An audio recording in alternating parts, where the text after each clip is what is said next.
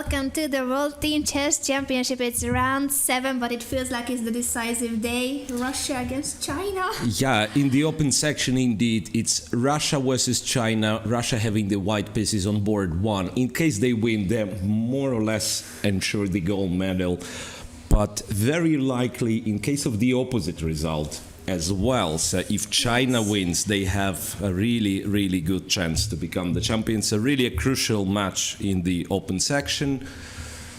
There we see the cross table, and as you mentioned, there's just a 1 point gap between China and Russia. So the team that wins today is almost sure to win the entire championship.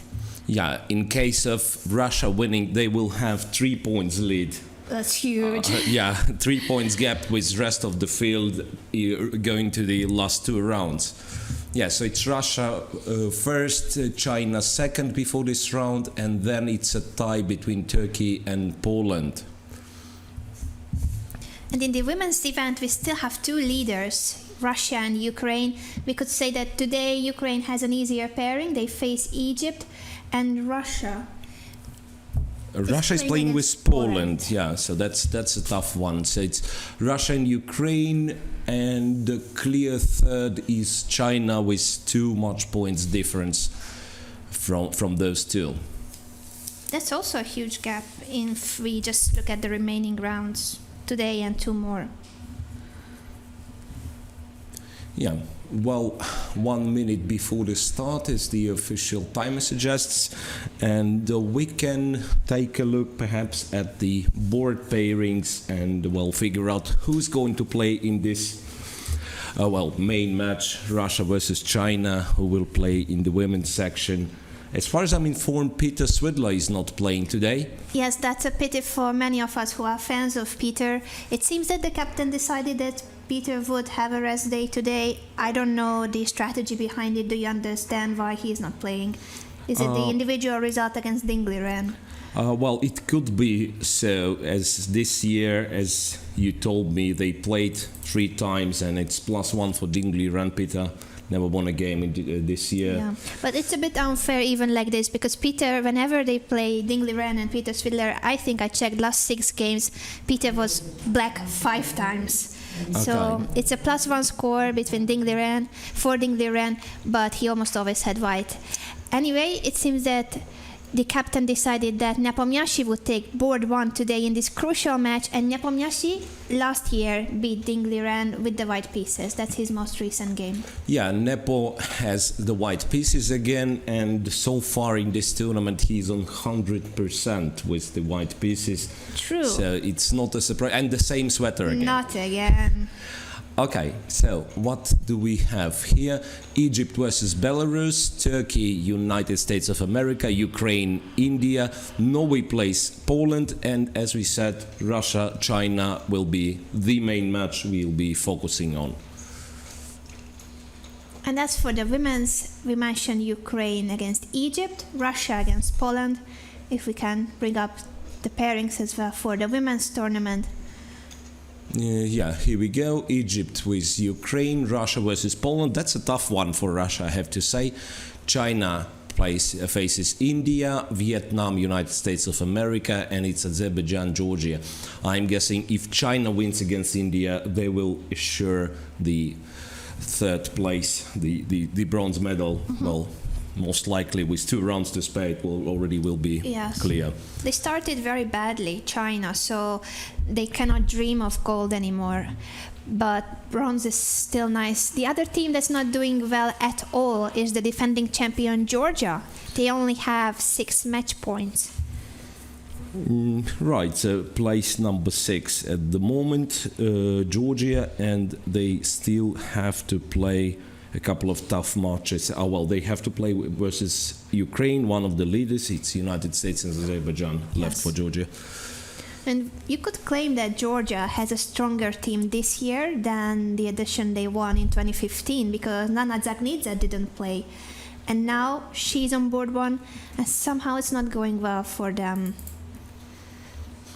Yeah, it's a bit strange because you have really a very good set of players, but seemingly like most of them, if not all of them, are out of form. Yeah, unfortunately, it happens. You never know who will be in good shape at this event. And also, if we are talking about the women's event, Valentina Gunina is not really in shape. Zhao Xu, the Chinese player, blundered a piece in 2 games, so she will not play the remaining rounds, I believe. She's not playing today either. Yeah, she's not playing today either. Right. So we are shown the main match of today. Russia versus China. Yeah, Nepomniachtchi on board 1 against Ding Liren. Then it's Vityugov against Yu Yang-yi, Matlakov with Wei Yi, and Fedoseev with the black pieces against Li Chao. Right. Let's start checking the openings. Yeah, the openings 3 times E1, E4 was played. So Nepomniachtchi goes for the Scotch, which one of the things you expect from him. Then it's a French defense in Yu Yang-yi versus Vityugov. Only 2 moves played, interestingly enough. Really? Yeah, so, Vityugov, as we've mentioned earlier, He's a French player. He's a French player. Yeah, he defense. has written a book about French defense, and a very good one. So it should not be a surprise on board 2. But interestingly enough, yeah, White is still not sure which variation to play. I think he has just made a move, but yeah, it's really curious that he was thinking, probably just calming himself down. Sometimes, as yesterday we heard from the team captain of India, Adiban was still in his preparation and he used half an hour because he just wanted to play slower. Yeah, then it's an English opening on board 3, Matlakov versus Wei Yi. I'll switch to this one. And, it started as an English opening. But, the position on the board at the moment after C takes, E takes, and D5, it's a transposition to pawn of Caro-Kann. It's interesting because, I used to know this position from pawn of Caro-Kann, but much more often nowadays you get this from the English opening. And it's a Berlin ending on board 4. Oh, we love it. Yeah, but that's in fact it was a bit ironic, I guess, this comment. But as for me, I really prefer to have a Berlin ending instead of this rookie 1 that line. Is true. I mean, that is really something that should be on the banned list of opening. This at least is a rich position, and in fact, for some reason D5 is not yet played. Okay, it is played. Queen takes D8. Yeah, it's interesting. I mean, I don't know if I've ever mentioned this thing, but if you check on the database, not quite sure, but this position was played first. I mean, it wasn't Kramnik who brought it to the stage, or one of the players who's present here, Alexei Alexandrov, who played it maybe 10 years before this match of Kramnik versus Kasparov. But the beginning of 20th century, they were already playing this Berlin line. Really? Yeah, so 19-something, 1905, for instance. There were already games in Berlin, and I can remember quite a funny ones where White would not take on D8 but play knight C3, then change his mind, take on D8, and after a couple of moves you would have the position where Black has fantastic version of Berlin because he can still castle long. So it just gives you the idea the early years of the Berlin. Yes, I mean, gives you the idea of understanding of chess of that time, even though they tactically they were quite skillful, those players, but yeah. Okay, and then H3, which is one of the moves, and I'm guessing perhaps the most aggressive one, because White is preparing for an early G4, and this can be quite forcing. In fact, G4 moving the knight, F4 expanding the kingside majority immediately. So this promises an interesting game, unlike this rookie 1 line.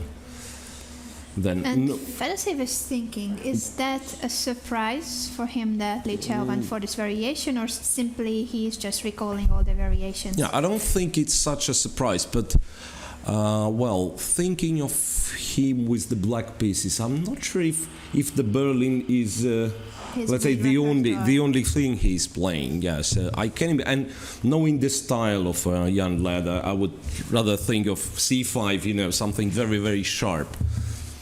So, not today. Yeah, not today. He has to be solid. Yeah, it's a crucial match. In case of a draw, I would still say that Russia is a huge favorite. Yeah, I mean, if the match goes 2-2. But if they lose, that could mean the end of their championship, at least for the gold, and that's the only medal that matters for Russia. They were not doing well in the Baku Chess Olympiad. Also, at the previous World Team Championship, they were not the champions, so they really badly won this gold. Yeah, absolutely. So last time they won the World Team Championship was 2013, I'm guessing. Yeah. So it was in Turkey. That's the one I remember as well. Right, so it's a French defense, as we already pointed out, on board 2 for Yu Yang and Vityugov. And I'm guessing it's too early to discuss this position. There must be tons of theory. That Queen D2, Black takes D4, plays Bishop C5, so on, so on. Yeah, Vityugov seems to be calm, in fact. So yeah, he was looking at Matlakov's position. Interestingly, yeah. Well, they come, apart from Lipumshi, they all come from St. Petersburg. All those players. Really? Yeah. And Peter as well. So Yeah, it's a Peter. pity Yeah, he's so not. that's like St. Petersburg representation. And then yeah. this composition is totally wrong. It should have been Peter on board 1, Nepomniachtchi out, and this Yeah. is, So you mean St. it's like Petersburg. China versus St. Petersburg match. Yeah, St. Petersburg against the rest of the world, Yeah. taking on everyone. Right. The other matches we might mention. Not sure. Or we already did. Yeah, India versus Ukraine. It's a tough one as well, but Ukraine is not doing very Yeah, well. it could have been. So what I wanted to say, it could have been, let's say, fight for the medals, but not for Ukraine in this tournament because they Yes. only have 4 match points That equal is with Belarus. Horrible for a team that was on the podium, shared first at the Chess Olympiad 8 months ago. Yeah, well, another interesting principal match, I would say, is Turkey versus the United States of America, and Turkish team doing remarkably well in this event. They Yes. only lost 1 game, still just this 1 game from yesterday, but And not a single match. yes. Yeah, so they are. I don't know really- what they have done, but it's definitely working. Yeah, well, they really do have an impressive tournament. Right, then it's Egypt versus Belarus. So apparently, a time for Belarus to try to score some match points. Well, They are doing as badly as Ukraine, yes, 4 match points. But today, US versus Turkey. yeah, If the United States wins, they catch Turkey. yeah. So they equal in points with Turkey, and if India is playing with, I've kind Ukraine. of forgotten. Yeah, India plays with Ukraine, and who's the opponent for Poland? It's Norway, right? Yeah, Poland faces Norway. Poland and Turkey are at Fighting for the bronze. shared third. Yeah, that will be incredible result for Turkey if they. Can you if they- imagine? yeah, and they are still to play with Egypt. So Yes, it's yeah, incredible how well they are doing. And also taking into account that this is the first World Team Championship to which they qualified. yeah, so they really improved the team, it seems. Yes. Yeah, if you have a look at the history of previous World Team Championships, Turkey played twice the events where Turkey was the organizer, so the organizer has a wild card. But this year they qualified because they finished 6th at the Chess Olympiad, best result ever in the Turkish chess history. Right, so, well, I don't even know if Where to go first? where to go first in this match of China versus Russia, because Fedoseev is still thinking after H3, which is, you know, a Surprising. bit surprising. So, I mean, I'm bringing this position back on board 4. Could it be that it was a bit of a bluff, this Berling? Because Could be. you know, I mean, I'm not entirely sure, but it feels like he's playing something else. He might have checked Li Chao's openings, and let's say Li Chao would play Rook E1 as the main line, or he would even play D3 or D3 as the main line. And then you kind of go for Berling because You know, to confess, I was doing this. I mean, I was playing Berlin I played it few times, expecting my opponents not to enter the ending, and yeah, Praying. yeah. And once I got caught by this against Andrei Volokitin, one of the very strong Ukrainian players who's missing here.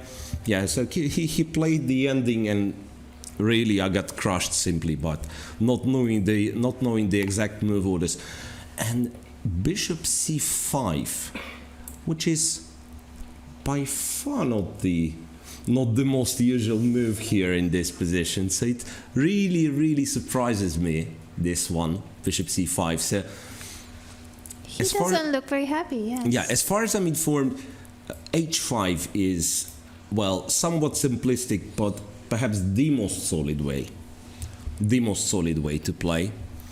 Yeah, and Say hi to our colleague. Yeah, one of the members of our crew. Right, so h5 is the most solid, and bishop d7 is perhaps the trickiest one, right, where white can start this g4 thing, and knight g5, and then and f4 later on. Yeah. Is this going to be the case where you are so smart with your preparation that you trick yourself? Well, not sure, because it's still, I don't think this bishop c5 is kind of, yeah, it should not be all that bad, and it should not be the move that he, let's say, just produced over the board. So it still must be a sort of preparation. But there is a certain, I mean, I'm not getting the idea, to be honest, because after something like knight c3, the bishop actually runs under a tempo, to say the least. Right, I don't know. I mean, perhaps it will have to go to e7 later on. Then what was the point of playing bishop c5? I don't know. Because you certainly don't want to play bishop b6. Some sort of knight g3? That's strange. Knight g3, check, king e8, and kind of trying to claim that this knight is stable. Well, King h2, bishop f2. I don't know. I mean, it's hard to believe. No, it's bishop f4. Pollux, yeah, bishop f4, and then knight e4, and getting all the tempi in the world.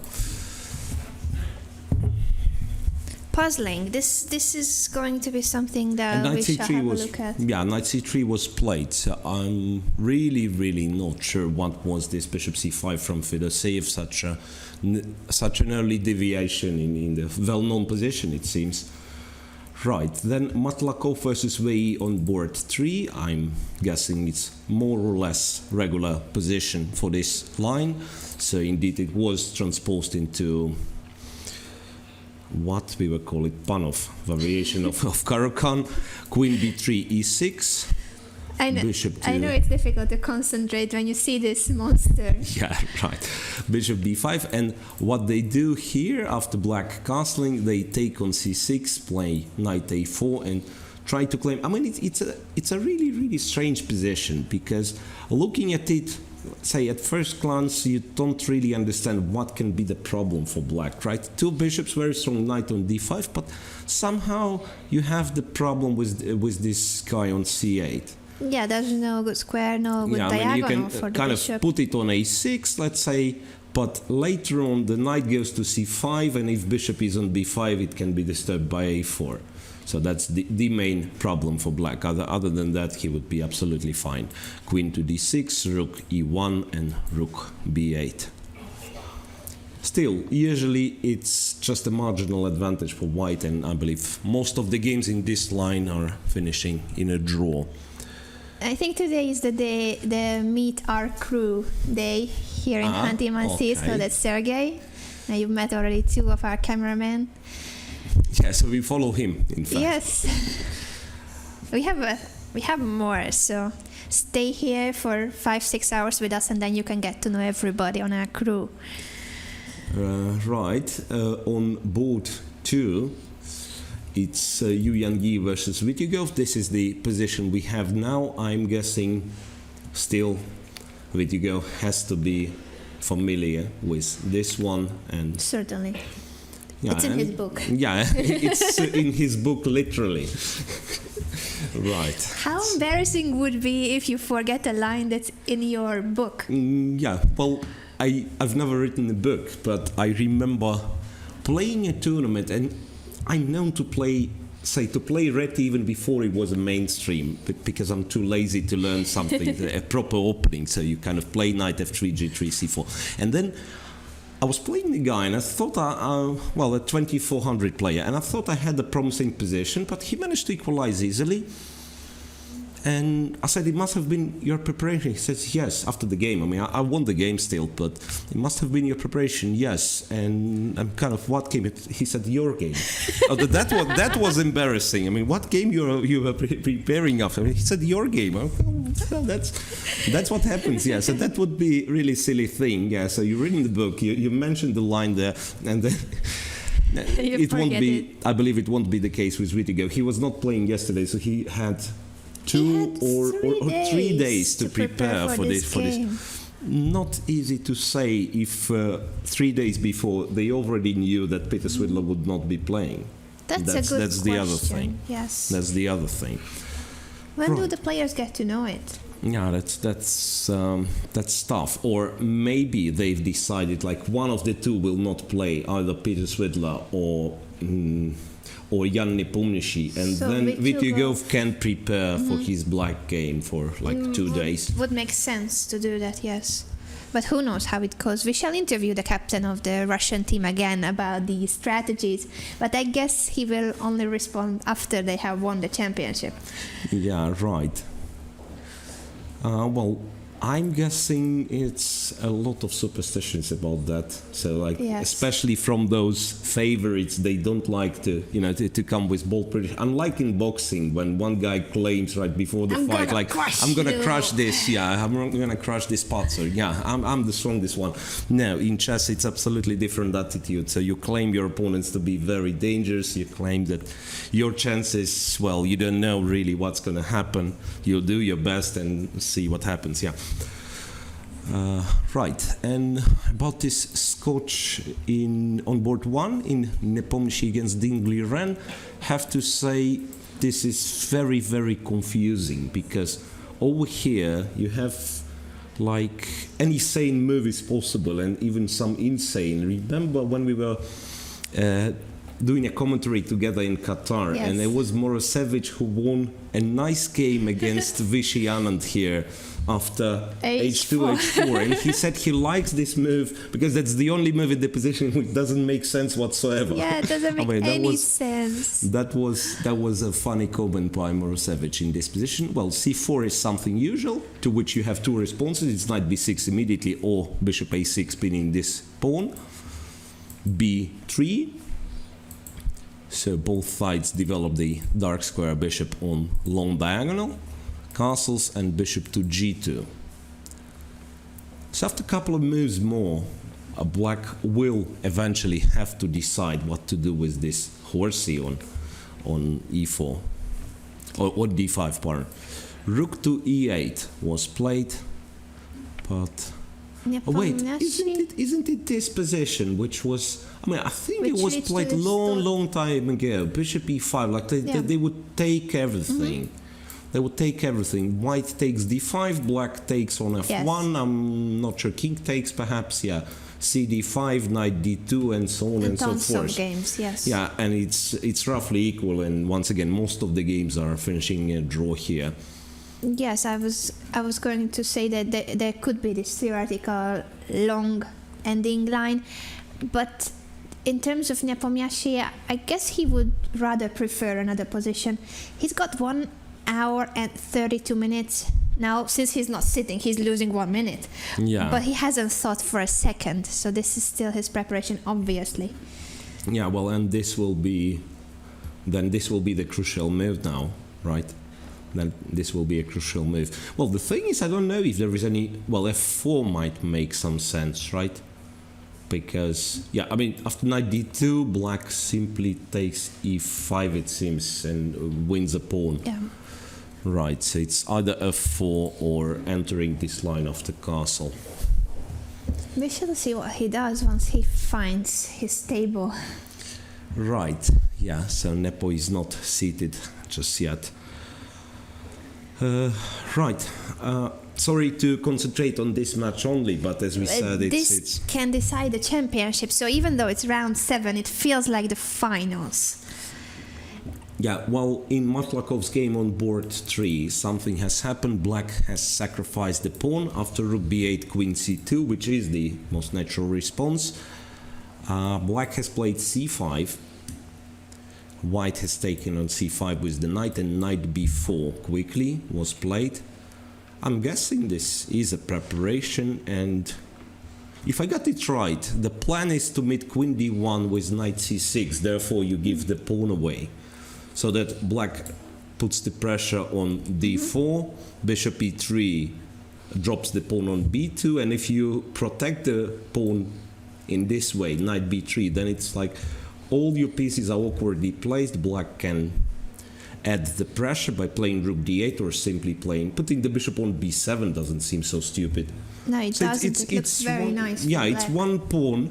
Yeah, but all the pieces, all of a sudden, all black pieces are working. And yes, Matlakov really has to find an antidote to this one. Well, queen c3 maybe is a bit more clever, so that after knight d5 I'll put the queen somewhere else. Don't know if it's a3 or a5, who knows. Yeah, and after knight c6 possibly, well, at least I can play bishop e3. I don't know where it leads to this. Anyway, this looks a bit more attractive than the other option for white. True. But it's still too early to speak, because it must be a theory in fact for both players. Yes, I think the time situation is similar. Both have used some time, but not much, if I can see it correctly. I also noticed that the Chinese players are wearing their uniform, everyone but not Li Chao. So what does that mean? Is he the player that has to win? And they marked him? I don't know.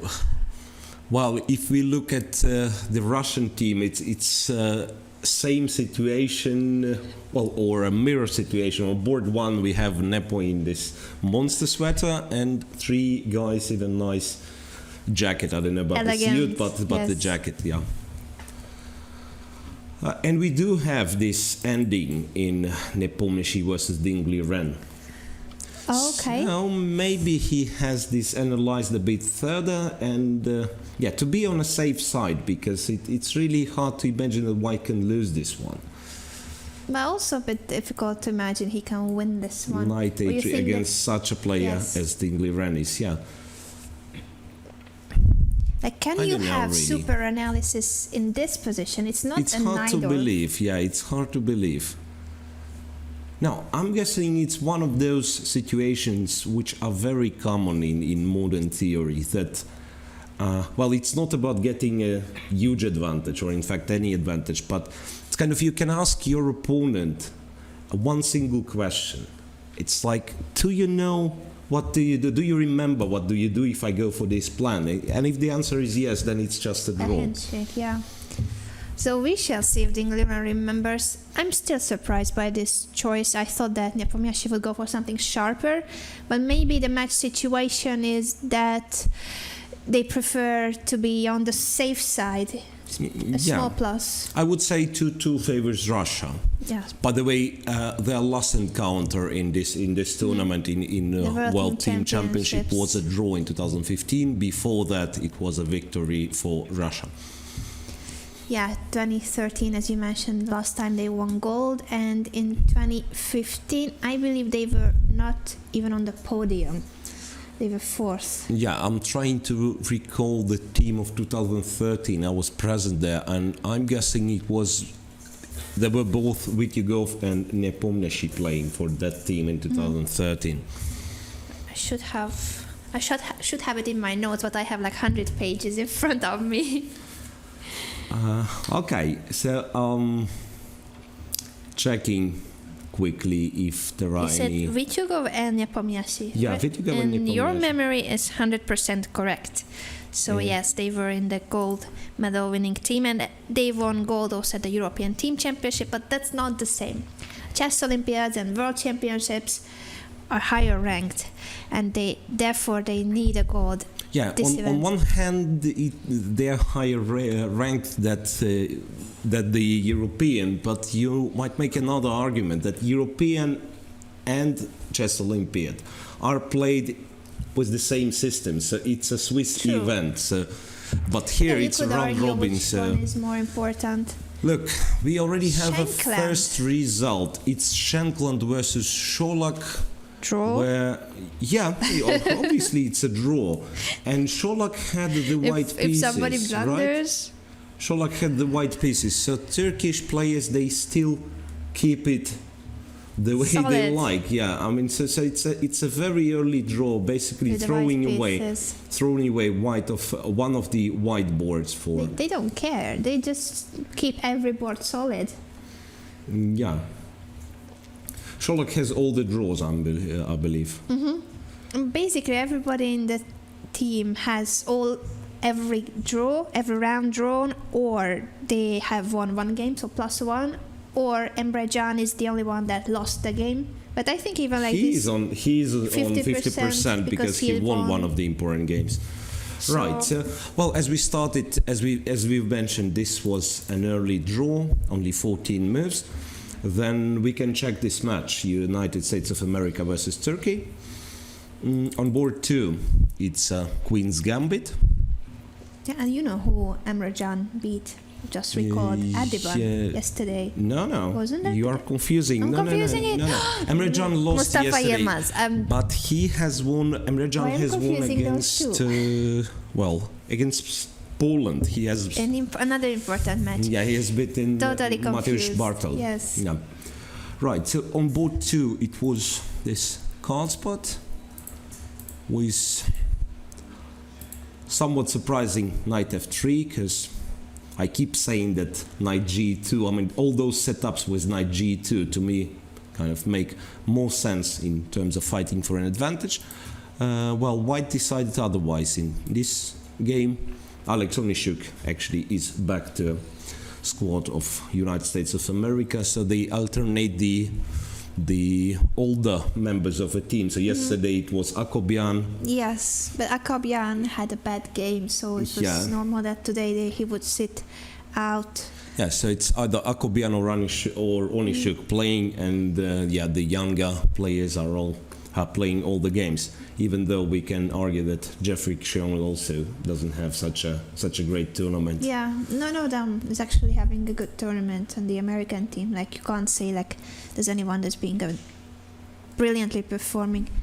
And there we see the Turkish players. Now I will remember the difference between Mustafa Yilmaz and Emre Can, because I'm confusing those two. So with Mustafa Yilmaz, glasses. Emre Can doesn't wear glasses. Well, he does, but not here. So that's not the. Doesn't help me. Yeah, it doesn't work in 100% of the cases. A Okay. different style of glasses. If Okay. you spot the So Queen c2, knight e5, then knight takes c3. What's that? Well, actually, I would think that white is getting somewhere here. This Pillsbury knight on e5, yeah. I like it.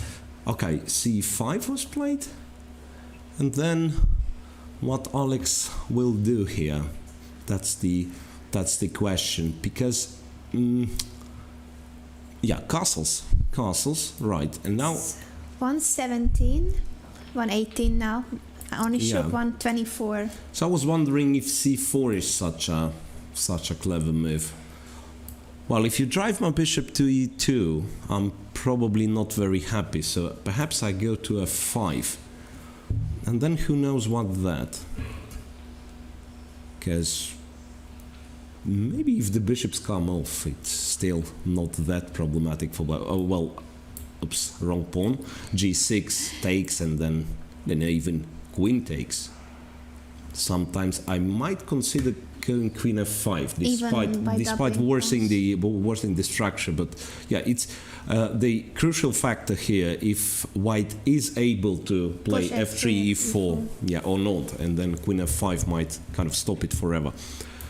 Right, so a complex position, but I'm guessing must be somewhat better for white on board 2. Then on board 3, Emre Can against Ray Robson. one of the modern approaches in Catalan. Knight bd7, queen c2. That's a very aggressive one. So black quickly plays knight e4. And after knight bd2 goes for g5. And I'm guessing that was the line where Natalia Buksa has blundered the pawn in the ladies section. Same idea she wanted, but not the same move or the end position. But it was like something like f5. Yes. White played the move, b6 takes, queen a4, bishop b7. Okay, it wasn't this line, because here instead of queen a4, of course I'll play queen c6. So it apparently was the knight on c3 in their game, right? But this one is precisely the position where Buksa blundered the pawn. It's like knight takes e4 followed by knight takes g5. So that's what you shall not do as black? Yeah, but this knight d6 seems like a nice move, so that postponing f5 for a little bit and, perhaps asking questions about this c4 pawn. Knight can be played to f5 later. And yeah, Ray Robson doesn't seem to be worried about his position with black. He's not impressed. Yeah, not impressed, really. And on the last board, it's Jeffrey Shaw with white against Shanal Wahab. What's that? Some sort of Queen's Indian? Right, so up to this point, everything's known. Rook e1. Well, used to be a popular line, and knight a6. I'm guessing this knight a6, it was played that time, sure. I think Sergei Tivyakov, one of the advocates of this line, said, I can remember him playing knight a6 practically in every line of this. Did he? Of this Queen's Indian, yeah. And it's such a bulletproof variation that he didn't mind repeating it? Yeah, it seems so. Right, takes. Okay, we got there where white structure, in fact, it would be much more usual if black doesn't have this bishop on e7, so it was a Nimzo, bishop went to b4, then taken on c3. It's hard to say if it favors black to have this bishop instead of a knight, in fact, because it doesn't look like it has that many prospects. Yeah. Knight c7, knight to d2. So I'm perfectly aware what white wants to do. I mean, it's f5 and then f4 and then f5, grabbing more space and trying to eventually to get some attack on the king side. As for black, it's a little bit tougher to understand what kind of counterplay black wants. Well, b5 is a possibility now, but where it leads, it's really hard to say. I mean, white perhaps can simply not react to this one by playing f4. If you take, you simply help white to get the knight on c4. It's a very solid, must be very, very solid position for black, but, a bit passive. Do you know Wahab as well that much as because you told me that you know the Turkish players quite well. Do you know him as well? Well, we had a training camp once, so I know him a bit, and he's known to work with a lot of strong players. I'm not me. I don't mean myself being a strong player, but really he worked with Bologan, with really, really strong grandmasters, well educated. Some years back he was not taking chess as serious as he takes it now. Mm-hmm. So I'm guessing he really improved over the past years. Yeah, he became a grandmaster. In terms of style, do you think that this position is a position that he enjoys? Because there are players like Sergei Karyakin that enjoy being on the defensive side, but is he that kind of player? It's hard to say. Even about Karyakin, I'm not quite sure that he enjoys it. Yeah, well, he defends well, but if you if you ask a chess player, do you really like passive positions where you have to defend carefully? I don't think you will get yes as an answer. Yeah, So- but then let me ask differently the question. Like, is he the kind of player that can hold this position and Yeah, I keep think on he can. defending? He can defend well, and if we recall the earlier rounds, he was the one to defend against Vladimir That is true. Fedosseev. This A pawn down in tough the game. ending, yeah, and then it was one of the longest games perhaps of the whole championship. So then it's fine, because if he was an aggressive, dynamic player, then he could just mainly commit self-suicide in such a position. Yeah, Bishop G5 was played. White goes for F4. What's the move here? Before it's played, can you tell me? In this position, Mm-hmm. now this is some exam. I'm nervous. No. It's not that serious, but I'm nervous. I'm guessing the point of Bishop G5, because it's obviously you would like these bishops to come off, Yes. right? So the point, but it looks like you're simply losing a tempo or something. I'm guessing the point is to play Bishop H6. This is what Is I it? thought. Yes, because then. How do you make further progress with white? I mean, G4, F4 will be taken, and in case of both F5 or FE5, I'll say let's look at this one. F5, then black exchanges the bishop, plays F6. Black is still quite passive, but perhaps not enough material to break through for white, and black can run away with the king, in fact. True. To somewhere like d7, and with this pawn structure, it's hard to imagine that white will get anywhere on the Yeah. queen side. On the other hand, if we imagine this, can we just go back to this position after F6? Like, I would like to ask our audience to imagine the same position with the black bishop on E7. Yeah, Like, how horrible would that be? yeah, really. So we can have this bishop e7, Let's show it. f5, and f6. Yes, and then your king is not running away because it will get checked from h5. And you have right? dead pieces. Yeah, and that's a general advice, in fact. So when you're lacking space, it's really, really nice. Usually it's really, really nice to exchange pieces. Yeah. Bishop h6 was played. And that makes white stuck a bit in his kingside actions.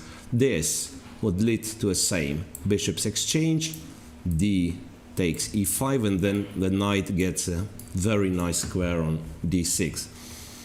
Once again, black will already kind of build the fortress. Knight on d6, f6, return the bishop to c8. Yeah, and he has played bishop h6, so this Yes. is indeed his idea. Well, he seems to be very, very solid here. Right, but white can try to avoid the exchange of the bishops, kind of to play, I don't know, rook f. I mean, in the end, I want to play king h1, bishop g1, and only then decide something. I mean, to solve this tension in the center, but I'll have to protect f4 for this. So it takes time, and black's bishop is not terribly misplaced on h6, because one day I'll play g6 and get it on g7. All of a sudden we will transpose to some sort of Indian setup, King's Indian, or yeah. Yeah, and white's knight is so far from the g4 square, so you can't threaten this bishop anytime soon. Yeah, it's like it will take 1, 2, 3 moves to get to g4, then you have to vacate the h2 square, and black can rival that by playing g7, g6, and returning the bishop on g7. So looks all solid for black. Once again, on all 4 boards, black is very, very solid. Or, well, 3 boards, in fact. Yeah, On remaining 4th board, 3 Turkish on- players are solid as Yeah. usual. I will check if there's any new tweet. Make sure that you tweet us using the hashtag #UgraChess. So hashtag #UgraChess. Tweet us your opinion about today's round, and let us know, who do you think will win today? Russia, China? None of them?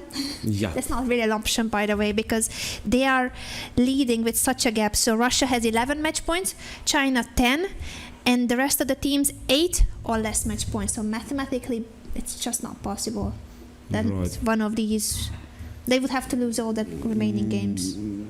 Which is once again not possible, because now they Yeah, play today, each other. like let's say today they draw. Yeah, to say today a draw, no, and then they. Yeah. okay. So it's Impossible. Russia or China. Yeah. It's Let Russia us or know. China already. It's clear. Yeah. Well, just to little review of this round again. Dingley, Ren, and Nepomniachtchi, they've got this ending which we've mentioned, which is usually is equal, or I'm not even sure who is trying here, because to me it doesn't look like white is better at all. Then a very complex position in Yu Yangyi versus Vityugov, all about maneuvering with somewhat blocked center. Still out of his book, I believe. Yeah, still I believe, yeah, indeed, that Vityugov has everything prepared. This rook a7 move is interesting. I'm guessing it has something to do with f6, knight taking f6, and then the rook will be useful on the 7th rank. Other than that, I'm not sure why you need rook. Maybe he wants a rook on c file, but the bishop still on c8, because yeah, how do you put the rook on c file here? You can play bishop b7 and rook c8, or rook a7, rook c7. This could be another idea, because bishop belongs to c8 here, strangely enough, because every now and again black will have to react to kingside actions by pushing his f-pawn, which much more often than not the pawn is taken immediately after f6 or en passant, and then you take with the knight and bishop protects e6.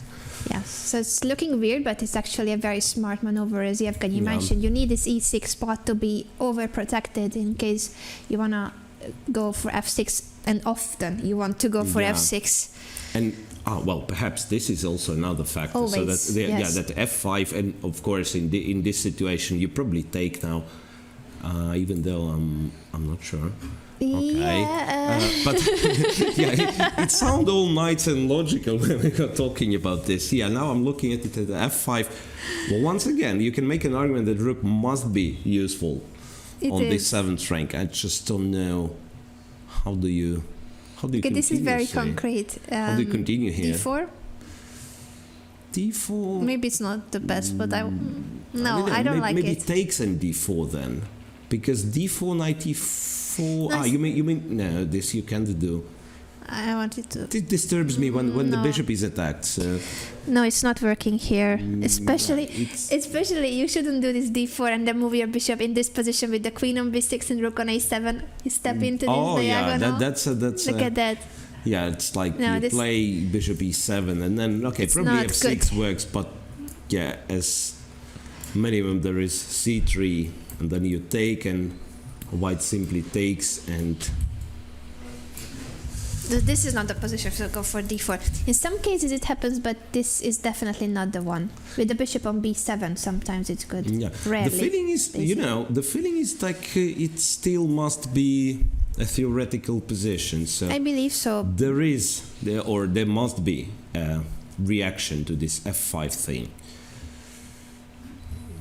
I wish I could remember, since I play the French myself, but I don't. I'm guessing he has to take.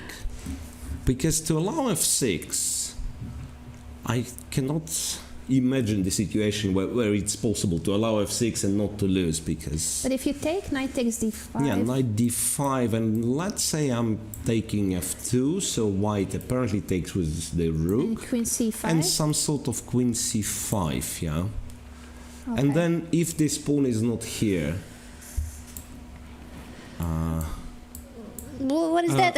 No. I mean, if the pawn is not here, if pawn is not on f5, then b4 wins the game. Yeah. This is what I wanted to point out. Yeah, that's beautiful. So queen takes, and then it would have been a check on h7. But the pawn is here. And g4, of course, is a silly move because I'll take the knight.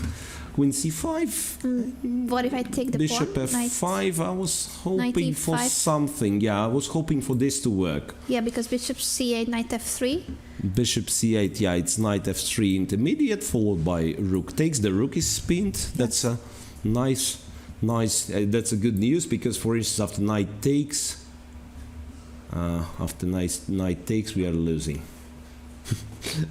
I was hoping for this, right? Yeah, but then it's c6. knight c6, and when I take the knight, I just unpin the rook on f2, and it will take f5. Also knight e7. Not to mention knight e7, yeah. So how do you make this work? Somehow after f5 you really, really have to find something. I think this was not that dangerous. I remember analyzing these moves, but of course I forgot everything by now. F5. Maybe, I mean, this should not be excluded, the possibility that black survives after f6 in some way, say, takes or starts by playing b4 and after knight a4, which is not the only move, but the most direct one, black would take and play something. And Oh, this is what I wanted with d4, but d4 was bad. With b4, it might work.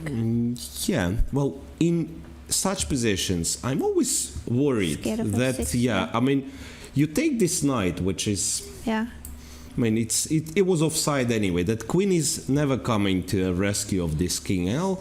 I might win by playing some slow moves like queen f4, queen g4. This looks very, very scary for black, if you ask me. It does look very scary. Yeah. You would need a black queen on f8, but it doesn't get Yeah, back. it's not Piece in time down simply. for white, but it could be a crushing attack. So f5. Did he play f5? Not yet. Not Is he yet. still thinking then? Yeah, so let's move. We have a lot of games really. Sure. But Yeah, it's- we just got stuck in this because it could be a critical moment, even though it's still theory. We just Yeah, don't this must be a remember. theory, right? Yeah. Well, something happens on board 4 in this match. Li Chao versus Vityugov on board 4. Fedoseev, who plays bishop pardon, c5. Fedoseev, right. So this bishop c5 was really puzzling. And after few more moves, b6, g4, Yeah. knight e7, and then knight a4. The bishop is kind of trapped. What on earth is this I mean, position for black? yeah, that's a terrible, terrible position for black, unless there is some tactic to solve the issue. That's what he's trying to. That's what he's trying to prove. h5, but then if white takes, what's that? Isn't his position just bad? It looks horrible. It looks horrible. I mean, I hope he can justify it by some dynamic play, but it looks horrible. Knight g5, for instance, and then takes here. This already feels like a serious advantage for white. And it wasn't the only move, this knight g5, because it seems that knight h2 might work. Which is, you know, a bit awkward, but on the other hand, yeah, now those pawns are weak. Yeah, what's that pawn structure? I have barely ever seen a Russian grandmaster of this level having this pawn structure, like in any opening. Triple pawns. I feel like Russian players always keep their structure healthy, unless it's working in some concrete way, some dynamic play, Yeah. but it doesn't look like in Yeah, this it doesn't position. look like indeed. So can he, for instance, well, after knight c5, no, this doesn't work at all, right? Knight e6, simply a piece down. So this cannot be right. Okay, well, we are going to swap the clocks in the match between India and China. It seems something went wrong. Harika and Juva and June are getting a new clock. Well, the match itself is very interesting, by the way. So perhaps let's. Yeah, we shall go to that one before the break, I believe. But this match between Russia and China in the open section is puzzling. What Yeah. is this position for Especially Fedoseev? this board 4 is really something strange. That's the current position, and indeed we don't see the reason why black cannot simply capture on c5, seemingly getting a serious advantage. So Harika is explaining something to an arbiter, which is very strange. I guess they might have just pushed the clock one more time than necessary. These things happen. It can't be move 40 that early, right? So No, I don't think so. Even if you are Nepomniachtchi and you play as if it was a blitz game, you still don't reach move 40 by playing for an hour. well. By the way, Nepomniachtchi, is it still Dingliran thinking? Uh, Because this match is already tense after 52 minutes of play. That's the position in Nepomniachtchi versus Dingley Ren. Once again, I don't really see how white is planning to make progress. some Puzzling tactical choice of ideas, opening. yeah, but it's 2 pawns and the rook against 2 minor pieces. It's not a 1 pawn, which is an adequate material. And no obvious weaknesses in the black's camp. No. So really strange. Strange choice by Nepomniachtchi, once again, going for this variation we don't really understand. But does he still have more time than the beginning of the game? Or he used 1 minute, 2 minutes? He wasn't at the board, so he lost some time. Could be. Yeah, he lost it on walking around. Right, so as we announced, let's move quickly to this India-China in the women's event. Or Russia-Poland is another interesting match, which we will probably check after the break. So now China-India quickly. Zhu Wenjun against Harika Dronovali. Nothing much to comment about. Yeah, this match is, by the way, for the bronze medal, because if India wins, then they will jump ahead of China. China is currently 3rd with 8 match points, 7 match points for India, so they can jump ahead. Poland faces Russia, so they are, let's say, unlikely to win. And in this case, well, actually, I don't know. I mean, the match is tough. Polish ladies, they can win, of course, but yeah, so far Russia is the favorite. Right, we are still shown Nepomniachtchi. Yeah, now it will change. We still have like 5 minutes to quickly browse between those games. That's the current position. Zhu Wenjun having the white pieces against Harika. Knight e4. No, what's that? That used to be a very tricky line, this one. I mean, it looks harmless, right? It looks does, like white gives away all the hope for an opening advantage. But if you recall that sometimes Vladimir Kramnik plays this, and I mean, there is a lot of poison. Magnus Carlsen as well. Yeah, there is a lot of poison in all those seemingly symmetrical positions, but a bit tricky in the way.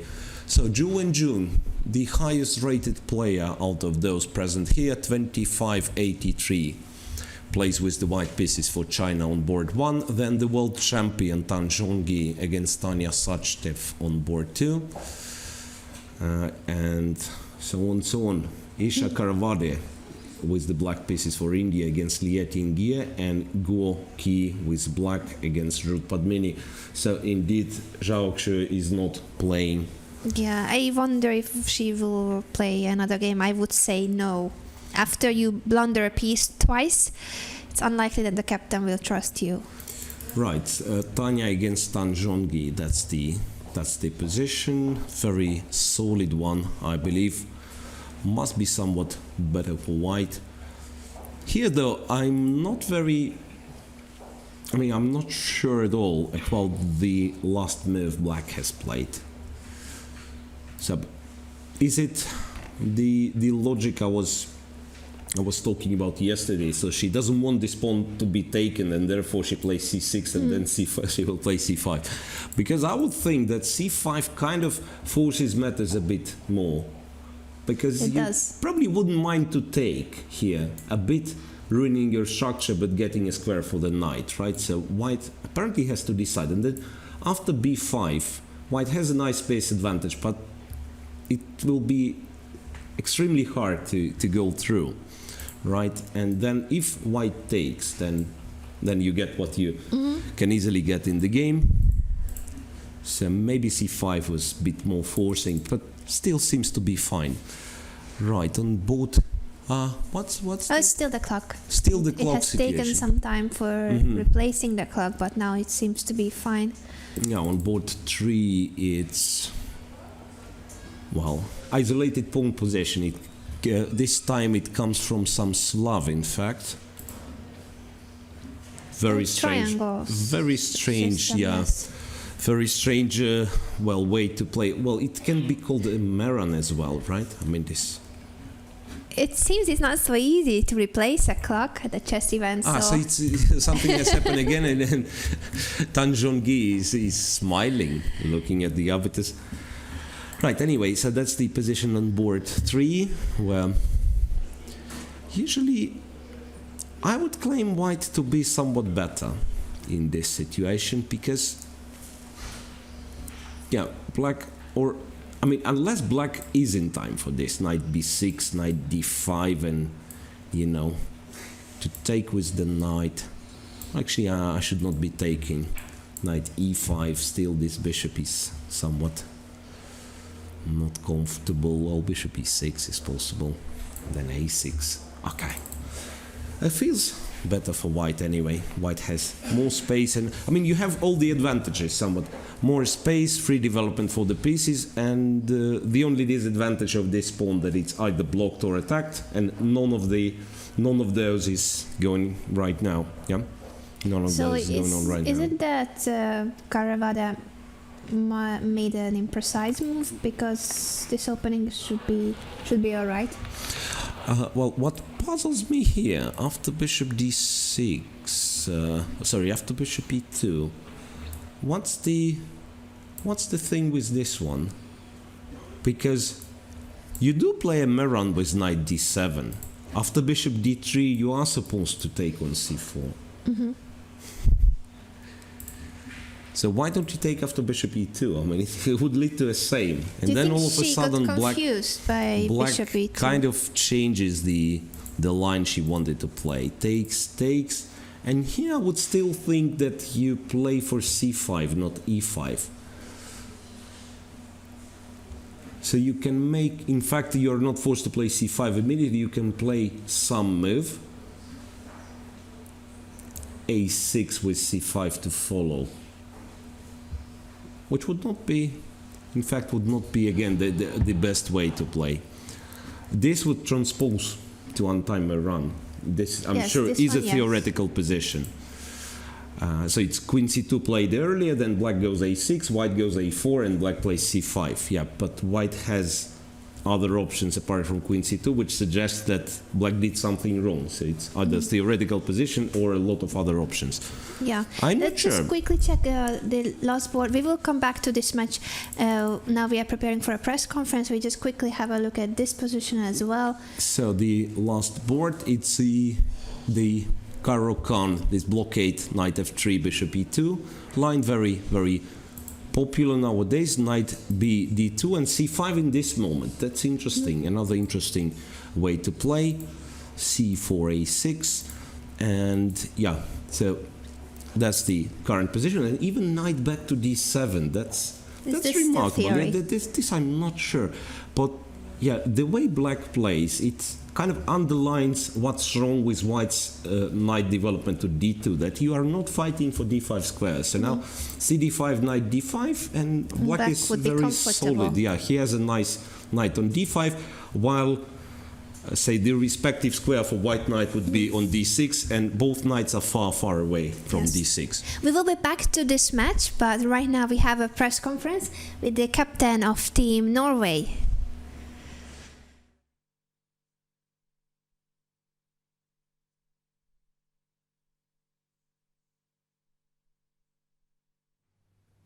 So, dear friends, we are in the press center of the World Team Chess Championships in Khanty-Mansiysk, and our guest is Jonathan Tisdall, the captain of Norwegian team. Дорогие друзья, мы в пресс-центре командных чемпионатов мира в Ханты-Мансийске, и у нас в гостях Джонатан Тисдаль, капитан команды Норвегии. So let's speak in general. What do you think about your teams playing here? Пожалуйста, скажите, что вы думаете о выступлении вашей команды на этом чемпионате? Well, we're not satisfied. Although we're probably going to end up where we're ranked, still we had hopes of doing better and maybe causing a few surprises. We had some chances to do this, but we haven't taken our chances. But we have sent a very, very young team, so the point is that we're going to give them some experience. So it's okay.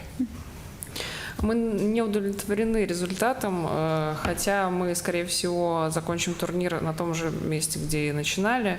Мы надеялись на лучшее и на то, что сможем показать пару сюрпризов. Но у нас очень молодая команда, Поэтому где-то не хватает опыта, так что, думаю, ничего страшного. Yes, and especially when Magnus Carlsen and Jon Ludwig Heimer are not playing. So, and for how many years have you been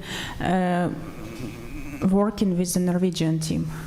Ну, действительно, Магнус Карлсон и Джон Людвиг Хаммер не играют. А как давно вы работаете с норвежской командой?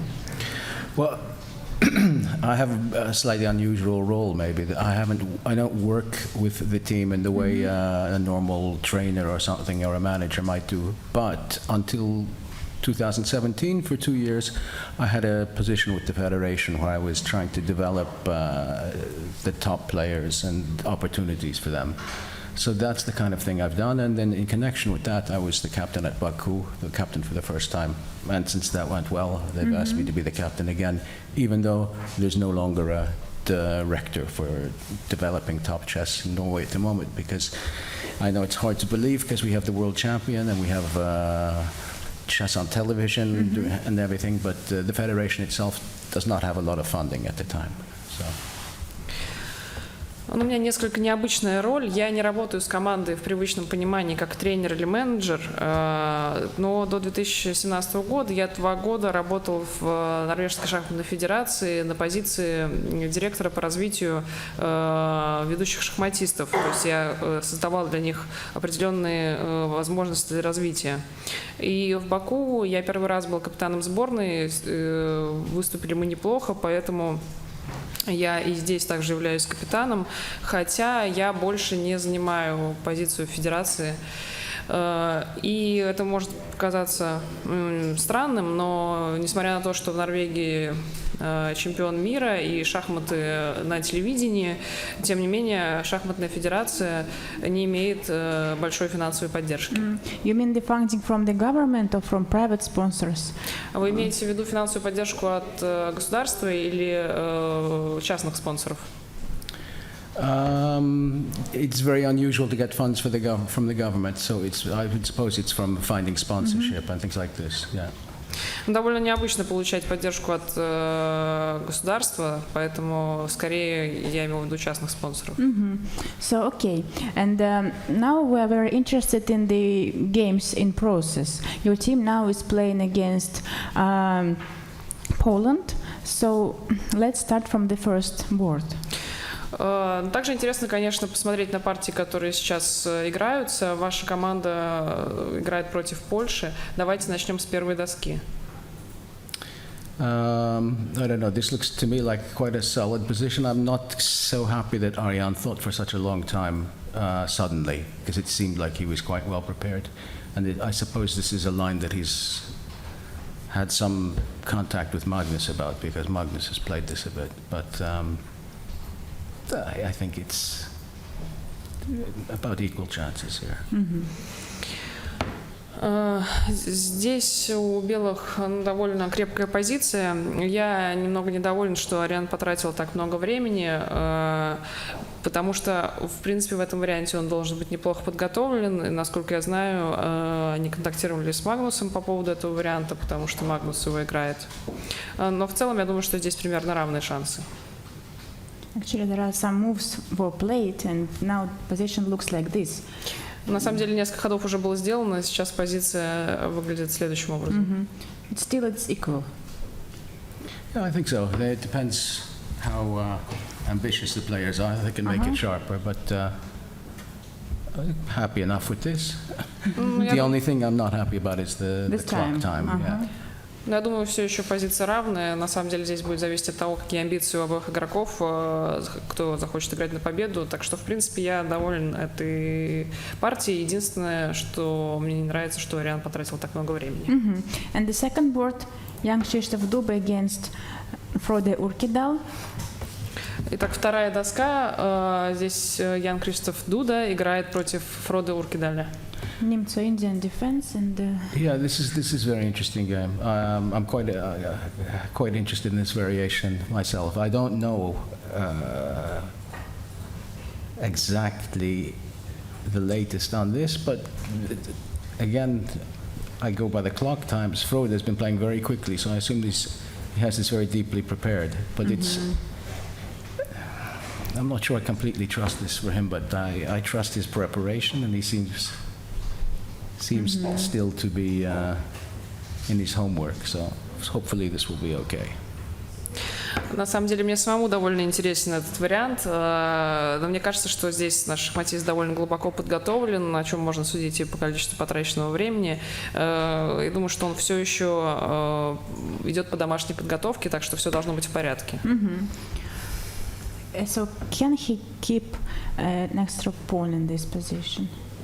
Могут ли черные удержать лишнюю пешку в этой позиции? What's happened? Somebody's moved, yeah? Yes, he took on c3. He took on Да, нет, c3. был сделан ход слон bc3.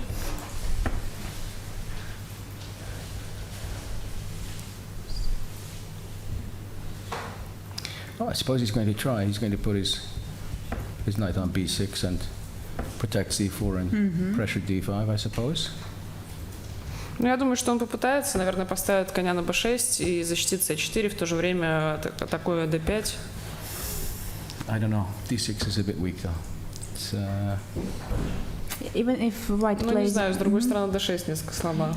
and even if white plays b takes c3, so he will play knight b6. Yes. yes. И даже после bc черные And that также d5 сыграют is конь very b6. Пешка d5 очень слаба. Okay, let's see what will happen here. And the next position is Okay. third bot. Johan Давайте Salomon. перейдем к третьей партии. Йохан Саломон играет белыми. The time is more or less equal.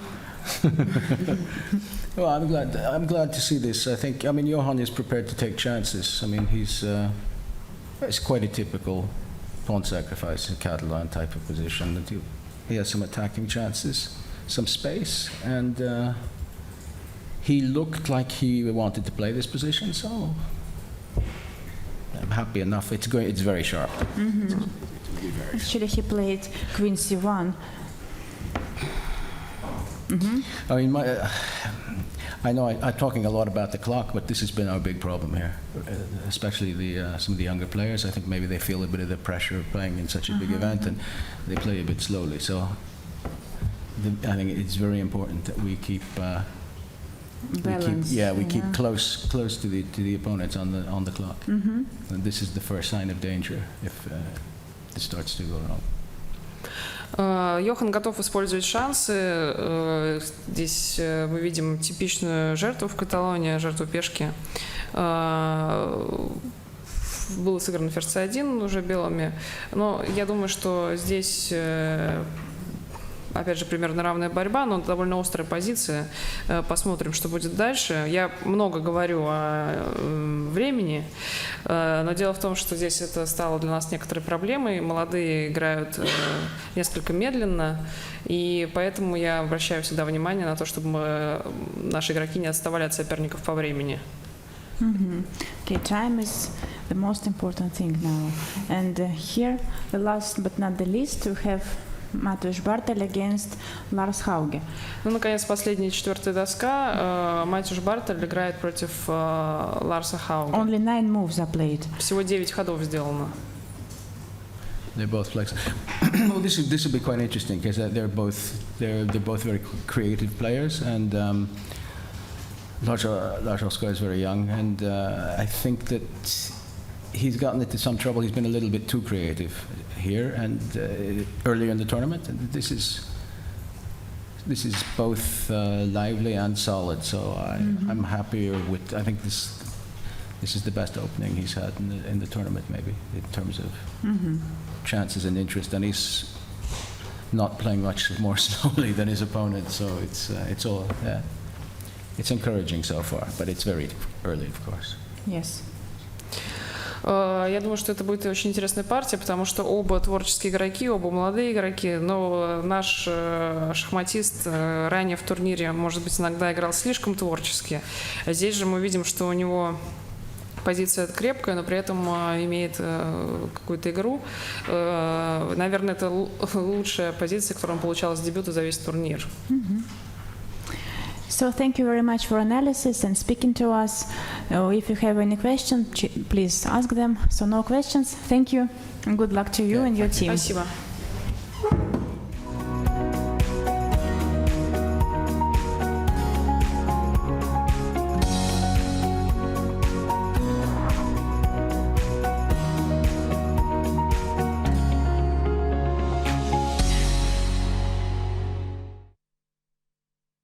very nice interview with the captain of the team of Norway. Yes, he said that they missed some chances, but their team is very young, missing Magnus Carlsen and John Ludwig Hammer. Not easy, but they are fighting here. Today they might have a good match result, but now we shall have a look at the women's event. The leaders, Russia and Ukraine, are leading, but today it seems that Russia has a tougher opponent, Poland. Yeah, Russia plays with Poland while Ukraine versus Egypt. I was checking Ukrainian match. It doesn't look that one-sided, but I believe they will win in the end. Right, as for Russia versus Poland, it's far less clear, so we can check this one board by board.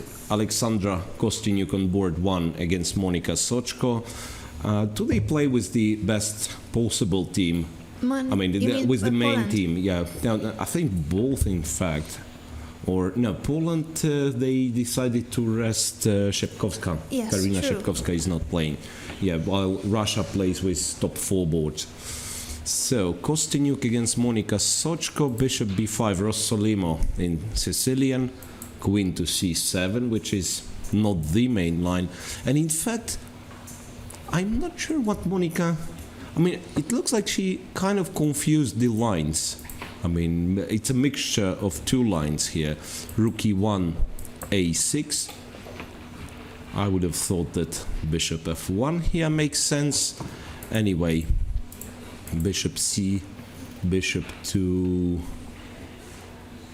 b7. And what's interesting, white didn't play d4 here. I have something to say about this position. Am I allowed? Yes, sure. Go for it. This is the theoretical line that I know.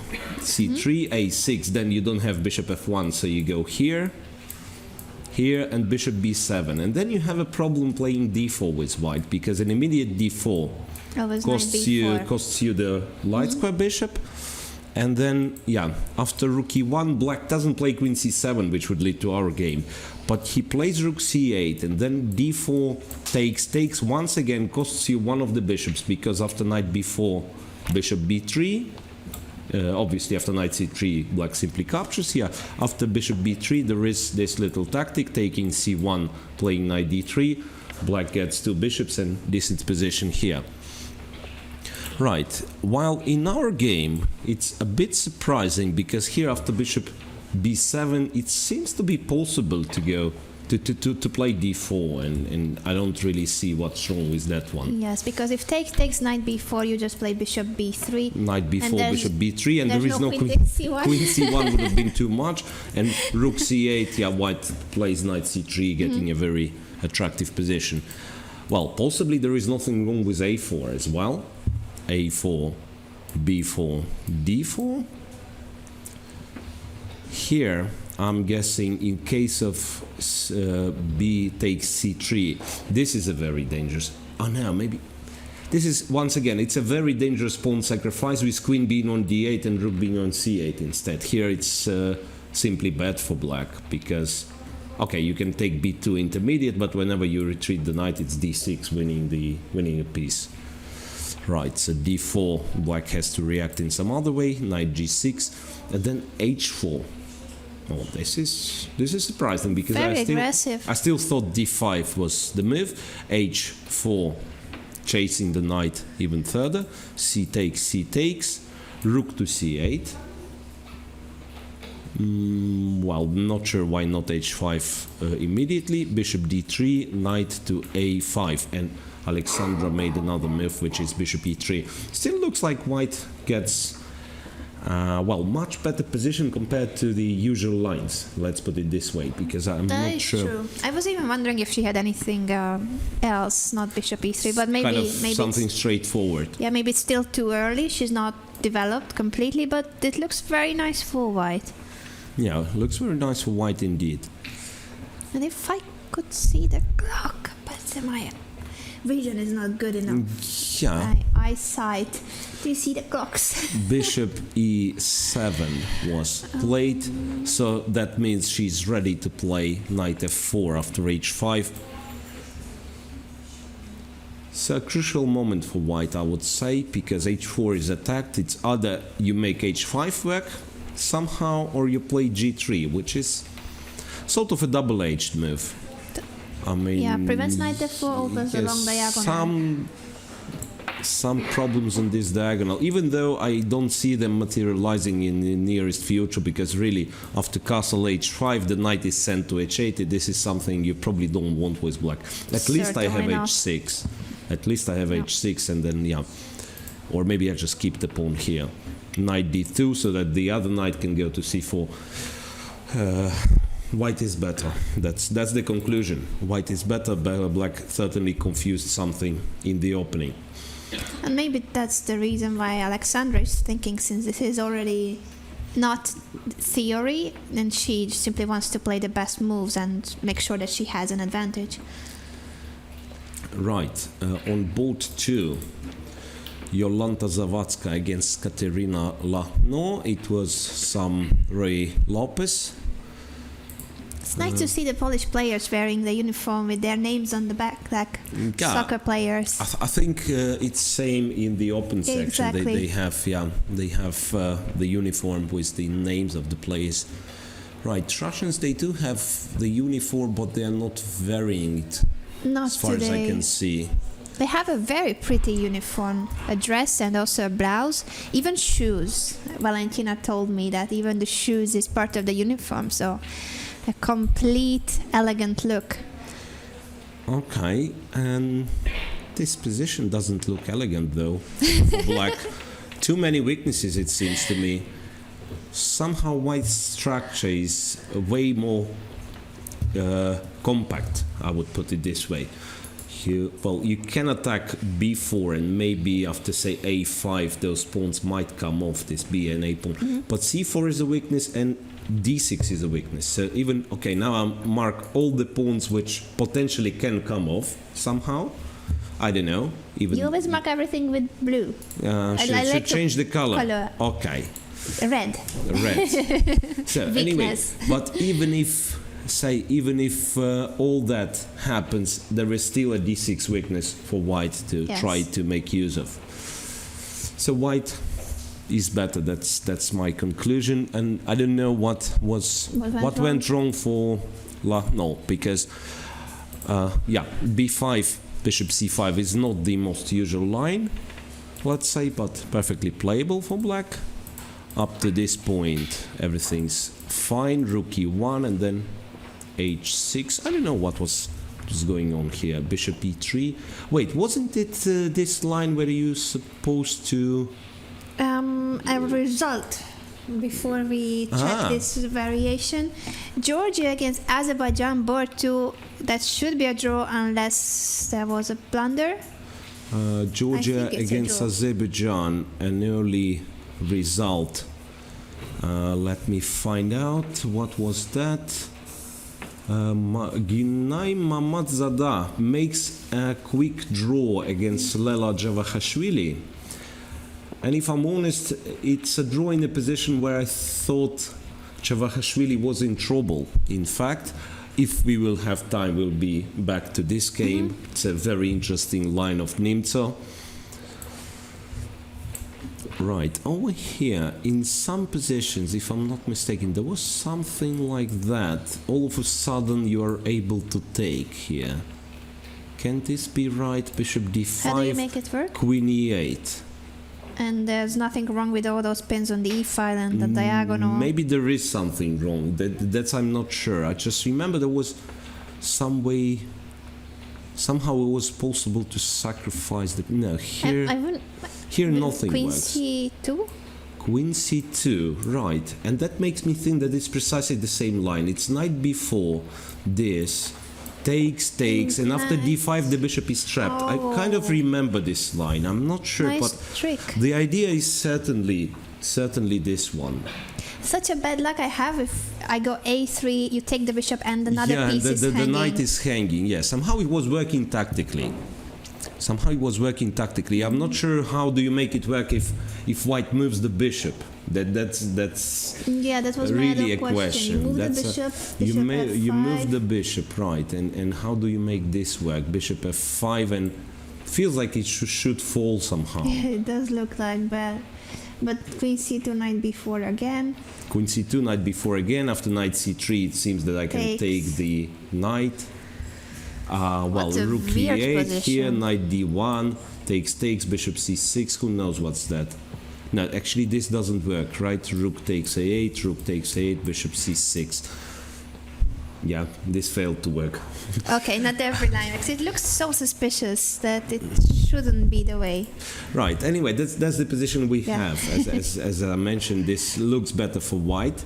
So Lachno is not doing all that well, unlike Kostyniuk on board 1. Board 3, Gunina against Claudia Coulon, and something really unexpected, 1 e4 from Gunina. Oh, I've just realized. She was Yes. strictly a d4 player. Never right? really touched the e2 pawn in her life Yeah. on move 1. Okay, so another Rossolima, this time with g6 and an immediate capture. And I'm guessing all that is... an early e5. That's, again, when you do not know the line very deep, I'm guessing. Because that's what I believe is the wrong move order. They reached the... Yeah, they've reached the normal position, but with a little bit wrong move order, because I kind of believe that knight f6 was kind of more precise, after which white plays knight c3, because bishop e3 here would allow c4 and exchange of those doubled pawns. But since black played d5 and closed the bishop, white could go for this idea, bishop e3, and knight would go to d2 and c4, which is kind of more flexible. And there is one very nice idea here, knight d2, knight With goes to b4, e7, you mean? yeah, knight c4, and then if you castle with black, white all of a sudden can This is break beautiful. through, I like break it. through with b4. Yeah, and after this capture, go a5. After this capture, take on c5, and it turns out that one white wins at least one of the pawns back, and in fact, white is much better in this line. Right, but what has happened after e5? White still went for knight c3, and I'm guessing this is just the usual position with castle short, because the other way is to play queen d2 and castle long for white. But if white approaches this one with castle short, then it's f4 idea, which white plays later on in the game. f4 takes with the rook. Black brings the knight to d4. That's the current situation. Queen g5, rook f4. So h3 cannot be touched. Yeah, f7 is hanging. Valentina Gunina playing the Rossolimo for the first time, but she seems very well prepared. Although she didn't know the tiny difference between the trick, e5 yeah. and knight f6. So, but as I said, it's like imprecise, well, at least what I think. It's an imprecise move order from black. So you probably, if it's your first time, let's say, playing this line, You and will not maybe... realize. Yeah, you probably are prepared for the best way Yes. black plays, and therefore after e5 you kind of simply transpose it to something you know.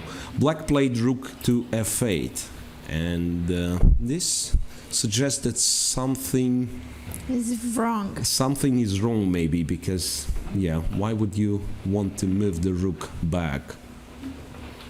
I mean, you want your f7 pawn to be protected, that I can understand, but why not rook d7?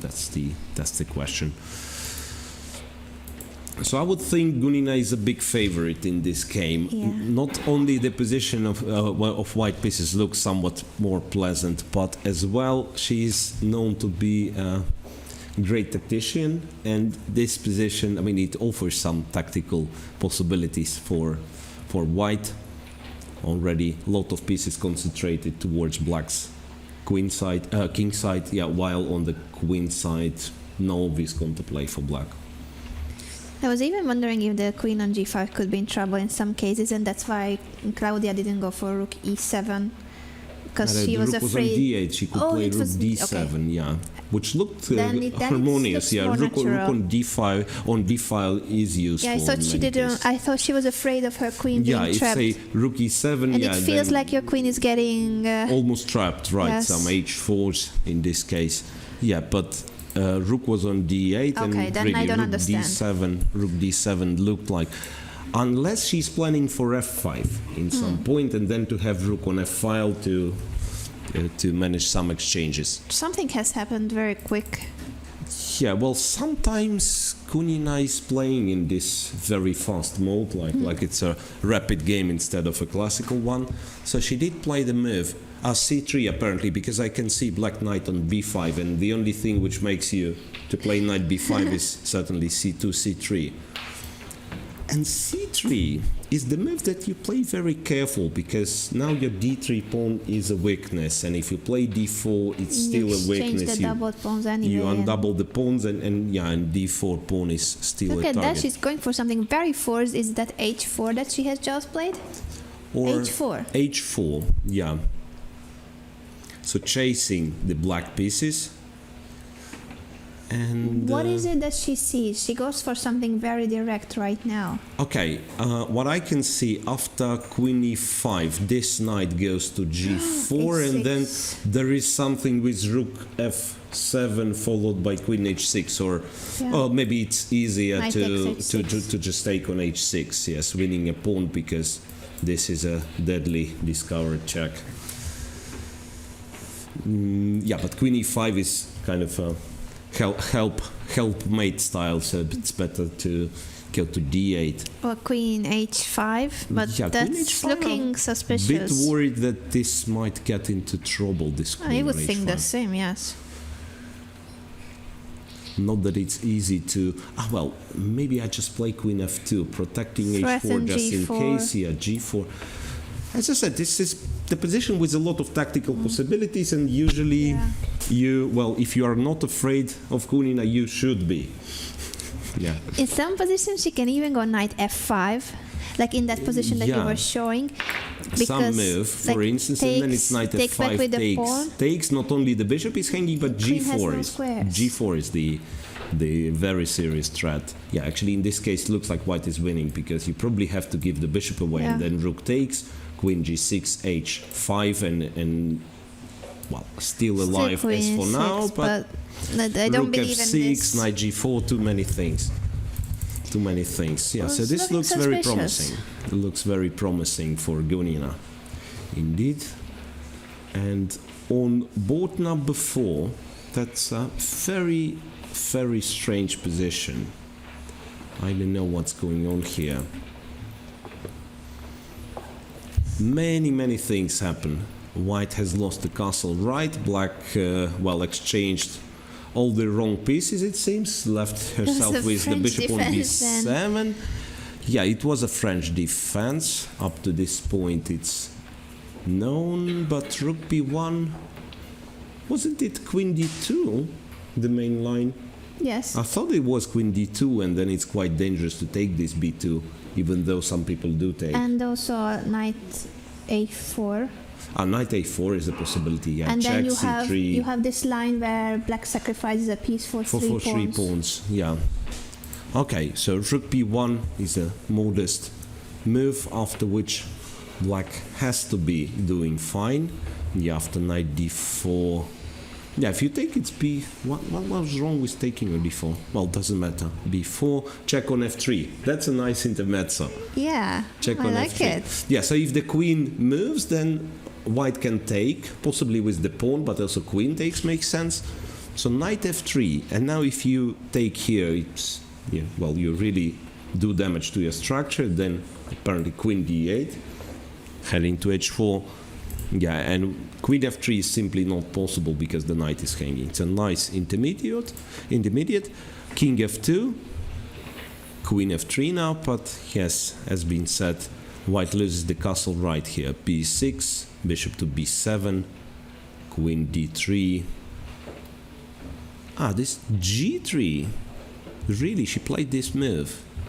Queen Looks d3. so weird, So opening d4 the is umbrella. already possible. d4 Yes. is already possible. But black played b5, so that after knight b2, it's d4 and then c3 is hanging.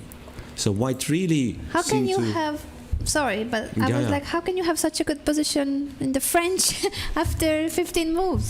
With black. Yeah, b6. I wish I could have this all the time. Yeah, g3 was too much. I mean, apparently black already does well because he will play bishop b7 and then f6 in the right moment. So Yes. that, but g3 Just- was a bit too Just much. losing even perhaps. more time and not developing Bishop pieces. b7. I don't know. This is probably also not very pleasant. But queen d3 seemed to fail tactically because knight c5. This is what happened. Knight c5, knight takes, pawn takes. Then another puzzling thing, because black plays a6, doesn't take the c5 pawn, which is surprising. And You that's have to a agree. check. It is Queen takes surprising. Yeah, c5. queen takes c5 with a check. I can imagine black is not getting that much of an advantage after queen d4 because this is hanging, and if you take, you probably lose this one back, a4. a6 and a4. What I don't understand, can you really have more after a6 if I play queen d4? Maybe she's not going to play rook c8. I thought rook c8 and then she wants to take, but maybe she's going to play castle and then f6, undermining that's a what she center. wants, Yeah, and- this one will fall sooner or later. Okay, Black clearly wants to play for more than a draw. yeah, absolutely.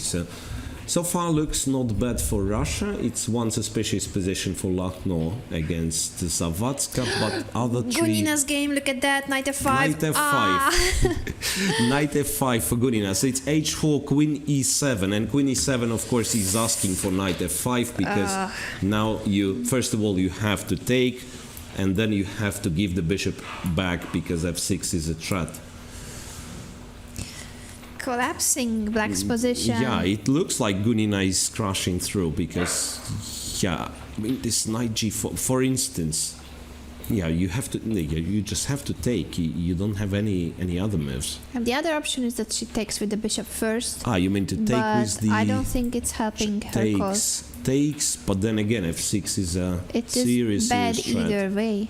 Somehow this knight on b5, if he's not in Completely time to... misplaced, yes. Yeah, you can bring it to d6 later, but this is the square you want your knight to control, and this is not possible. Yes, so Gunina really, really is close to winning. That will be our take on this one. Yeah. And as we said, today is the Meet Our Crew day, and you see our third cameraman there in the background. So, there was another match in the ladies section we were supposed to look at, or no, in the open. These Yeah, ones. Now let's- back to open section. I still want to look at once again the Russia-China match. I know that I might be... some of you might not be willing to look at that match all the time, but that is the one that will decide the gold medal. So we will briefly look at it and then move on to Yeah, the right. match of India against Ukraine. Ukraine. Yes. Right, so Russia-China, again, just quickly. Nothing seemed to change on board one. And I'm guessing what that's going on now is king e2, check, and rook a8 back. And it might end in a draw right now, after king e2, rook e8. And it might be that will not be the first game in the database, which ends in a draw this way. And Not- still we don't understand Nepomniachtchi's choice for opening. Yeah, or for opening or the choice of the outfit, because this monster suggests that he has to play for win. Had to go more aggressive. Okay, Is that's... Fedoseev in trouble? Okay, Nepo, by the way, he did play knight e3, so he's deviating from an earlier repetition. At least he's playing on. Right, Yu Yang and Vitugov, f5 was played, after which all the ideas combined. It's bishop takes f2, my bishop f2, and your d4. Oh, So He made it that's- work. He made it work somehow. Knight e4, e takes f5, knight g3. Well, he made it work till a certain extent, let's say. Still, I believe something like no g6 you can't play at all. How did he want to make it work? Yeah, because if the knight appears on f5 once again, Then it's really, really danger. scary. Really, really scary. So perhaps knight c5 will be played. That's I'm thinking. Knight c5, so that knight f5 I can take d3, simplify somehow. And rook really is useful on a7. The bishop is useful on c8. So that's clearly visible. It becomes why rook a7 and not bishop b7, because then you simply would not have a chance to protect f5. No, that would be probably like a losing position with the bishop on b7, or very bad if not losing, because suddenly your king side collapses. Now after knight c5, at least as you mentioned, he's threatening to take on d3. Also the bishop from c8 is defending. Yeah, so maybe bishop f5 and then who knows, maybe he's just in time to cover the squares somehow, even though it looks d4 is a bit weak and white still wants to take c8 and play knight f5. I would still pick white here, but I have to confess I didn't read Wityugov's book that I did, but I don't remember that attentive. everything. Yeah, I mean, obviously I have it, I'm guessing, and I took a look, but yeah, you cannot remember all the lines. On board 3, Matlakov against VE. This is a very slow game because after this novelty or the move which Matlakov didn't know was played, so they tend to spend a lot of time. Knight takes c5, knight d4, queen c3 after a very, very long time spent by Matlakov, bishop to b7.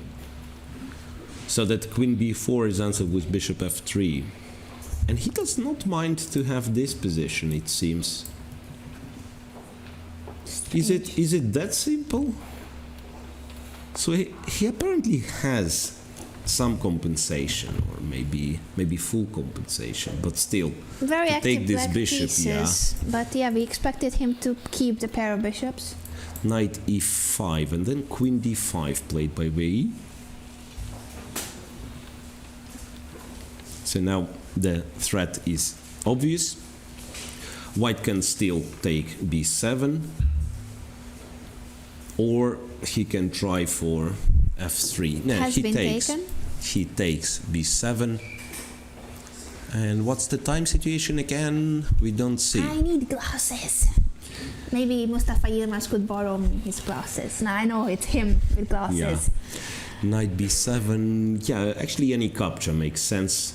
Rook b7 to prepare rooks to double, or queen takes, or Rook queen has takes, been played. Rook takes b7.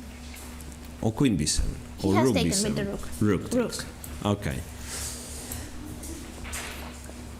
And rook takes, and how about a3 now?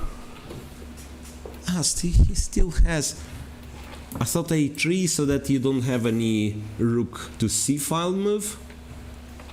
And knight c6 is not possible. I thought knight will go to a6, but he still has this little tricky move, knight a2, then he will take the bishop. And yeah, I think it might be the case that this is analyzed till, you know, till draw, till false, everything gets swapped. And for instance, if we imagine having some position where black takes c1,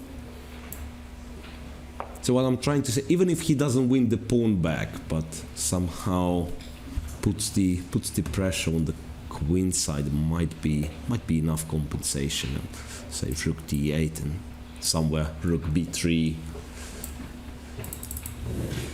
Who knows? Now we can see the clock, maybe? No, the reflection of the light is not allowing us. Okay, we'll see it sooner or later. So quickly, I'll check it. board 4, Lichao with Fedoseev, where indeed it's still this ugly triple pawns for Fedoseev, but he has managed to create some threats, it seems, on the h-file. I'm still wondering what was all that. There's tripled pawns on the c file. Took here, knight g5. 8g, knight g6, king b7, bishop e3.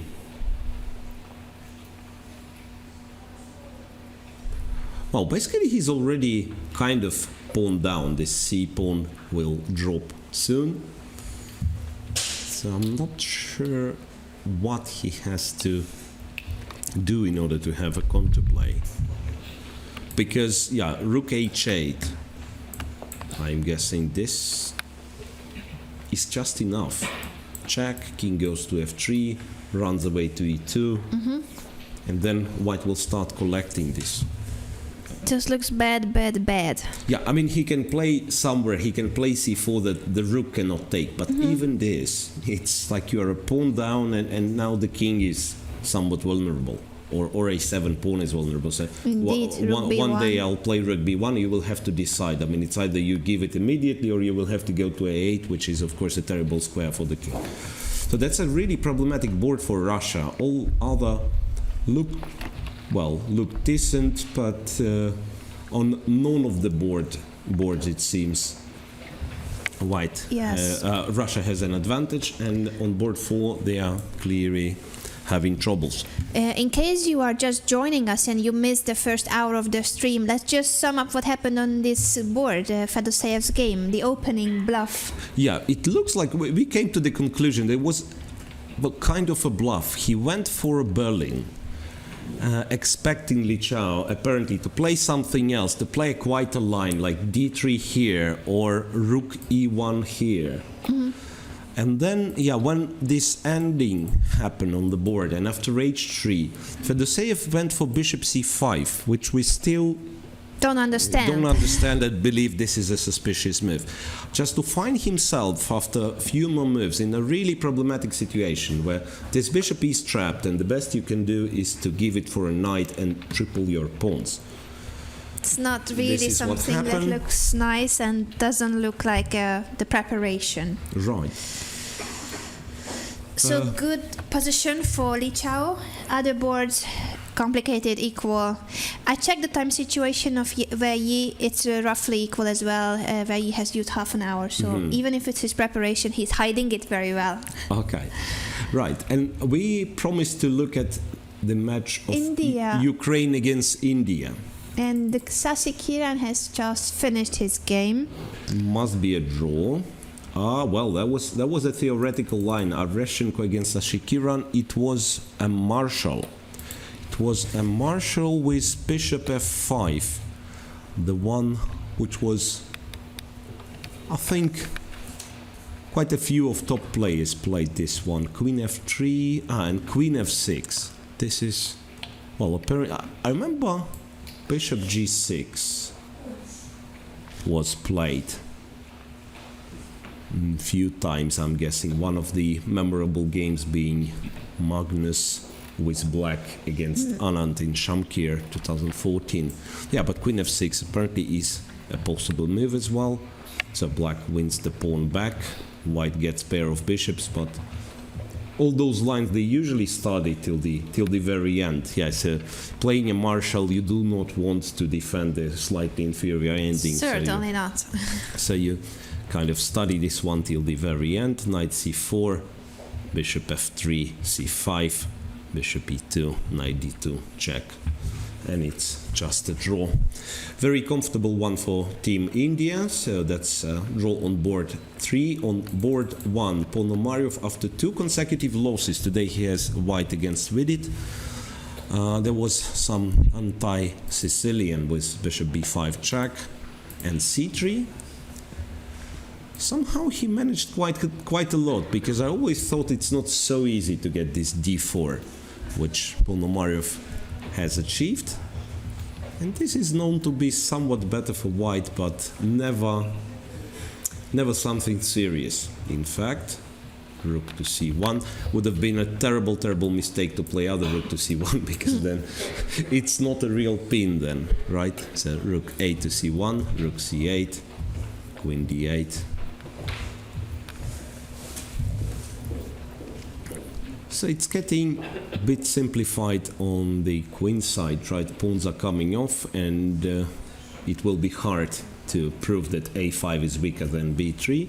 But still, white has more control over center. White might try to claim some advantage. Knight e1, so that the knight will be transferred somewhere. I don't know where it goes. Bishop will be moved and knight will go to d3 or knight c2. Maybe something long like a3 and b5 or c4. But I'm guessing the main purpose of this one is to play f3 to make sure that the pawn on e4 is safely protected, to make sure that this bishop will have difficulties becoming active. You know Ruslan very well, and we have seen him suffering in this event. Do you think that he can recover and today show his best chess, or is it affecting him that he is losing games that he was not supposed to? Well, it's hard to say. I mean, he has changed in last couple of years. He's not as active as a chess player, so it's a bit harder to understand his mood. Usually he's known to be a great fighter, and I would say it's really dangerous when you face him after a defeat, because he's very well motivated, you know, to take a revenge, to come back. And after 2 defeats? Yeah, How but does two it- in a row is a bit too much. And well, yesterday against Ding Liren, it was, I would say, it was a smooth game for Chinese. Ruslan simply misplayed Smooth game. smooth game, yeah, for Chinese. Ruslan misplayed the opening. Yeah, we were referring to this interview of Magnus Carlsen with a smooth or not so smooth game. Yeah, and before that it was not so smooth, where Ruslan had a great advantage against Wojtaszek, was winning at some point, but misplayed it. So, with him being not as active player as he used to, I'm guessing that's his type of chess he has to play. I mean, understanding some positional chess with longish plans, with because those kind of complicated things, right? So if you're not in the top form, you tend to miscalculate, or simply your brain tends to be a bit lazy. So you think, okay, I'll just make this move. Maybe not the most critical, Yes. but just not to get into some really sharp position. And if you avoid the most principal continuations in neither, you're accepting the bad positions then. We saw what happens if you don't play the best moves in the Najdorf, and that's how he lost to Radoslav Wojtaszek today. He's not repeating that mistake against Vidit, because Vidit is a very strong player himself, and also young, active, second of Anish Giri. You should be careful playing him. Right. So far at least it looks like Ponomarev is in control of what's going on. So the type of position he would not mind to try to play for win. Right. Atiban against Korobov on board 2. It was another French defense which transposed into an ending. I'm guessing Korobov was the one to beat Atiban with the black pieces at Olympiad, where Ukraine... I'm guessing they won in the end against India. I'm Yes. sure Korobov won with black against Atiban. That's the only result I remember from this match. But most likely I think that's what happened, they yes. won the match as well. Do you remember the opening by any chance? It was a Sicilian. It was a Okay. Sicilian Richter-Rauser. So today, French defense. Adiban also played the French once in his life against Sergei Karyakin, and he won. So maybe today he's a bit scared. It's a winning opening. Yeah. No, just joking. Okay, so what's this position? Again, I'm not sure as always. I mean, optically, it looks like black achieved a lot. I mean, getting Knight on this e4, knight on bishop's e4, the active. bishop, the problematic bishop is on b5, Bad doing a bishop. great job. Yeah, but still, in the long run, White's, I mean, those positional factors are favorable for White. Bishop e7, then Atiban takes on e4. But then it's d4, and then all of a sudden, No, I like I'm it. not sure. h4 is hanging for a moment, and bishop d3, so it won't be... Yeah, he plays g5. Plays g5, he still keeps the hope to win this soldier on e4, it seems. So his idea is that even though black can place the bishop on d3, later he will go knight g3 and take Yeah. the pawn. Well, which might be problematic, in fact. What do you do after this check? Because first I thought you want, since it's an ending, you want your king King to be c1, closer to but the center. But then yeah. rook goes to c8. And then all of a sudden, those things start to be hanging, right? So you can't play knight g3. Yeah, Your knight bishop g3, is there is taken. rook d4. Then let's go Right. king a1. Yeah, Even and though- after this check, king a1. And then what black's supposed to do? It's actually still not clear if black is in time to get real counterplay, because knight g3 and knight takes e4 is a sort of a threat. b5. Yeah. I wanna see if I'm in b5, time. This b4. and b4, so that if It the will be knight pinned in the takes, end. That doesn't the matter. bishop Yeah, you can take is back with a pawn. takes, Nothing. takes here, Takes. and possibly black would have some compensation, but doesn't feel like It's not much. full compensation, right? I thought, yeah, if let's say black's position is not as promising as we thought, if he has to fight for an equality, it can be.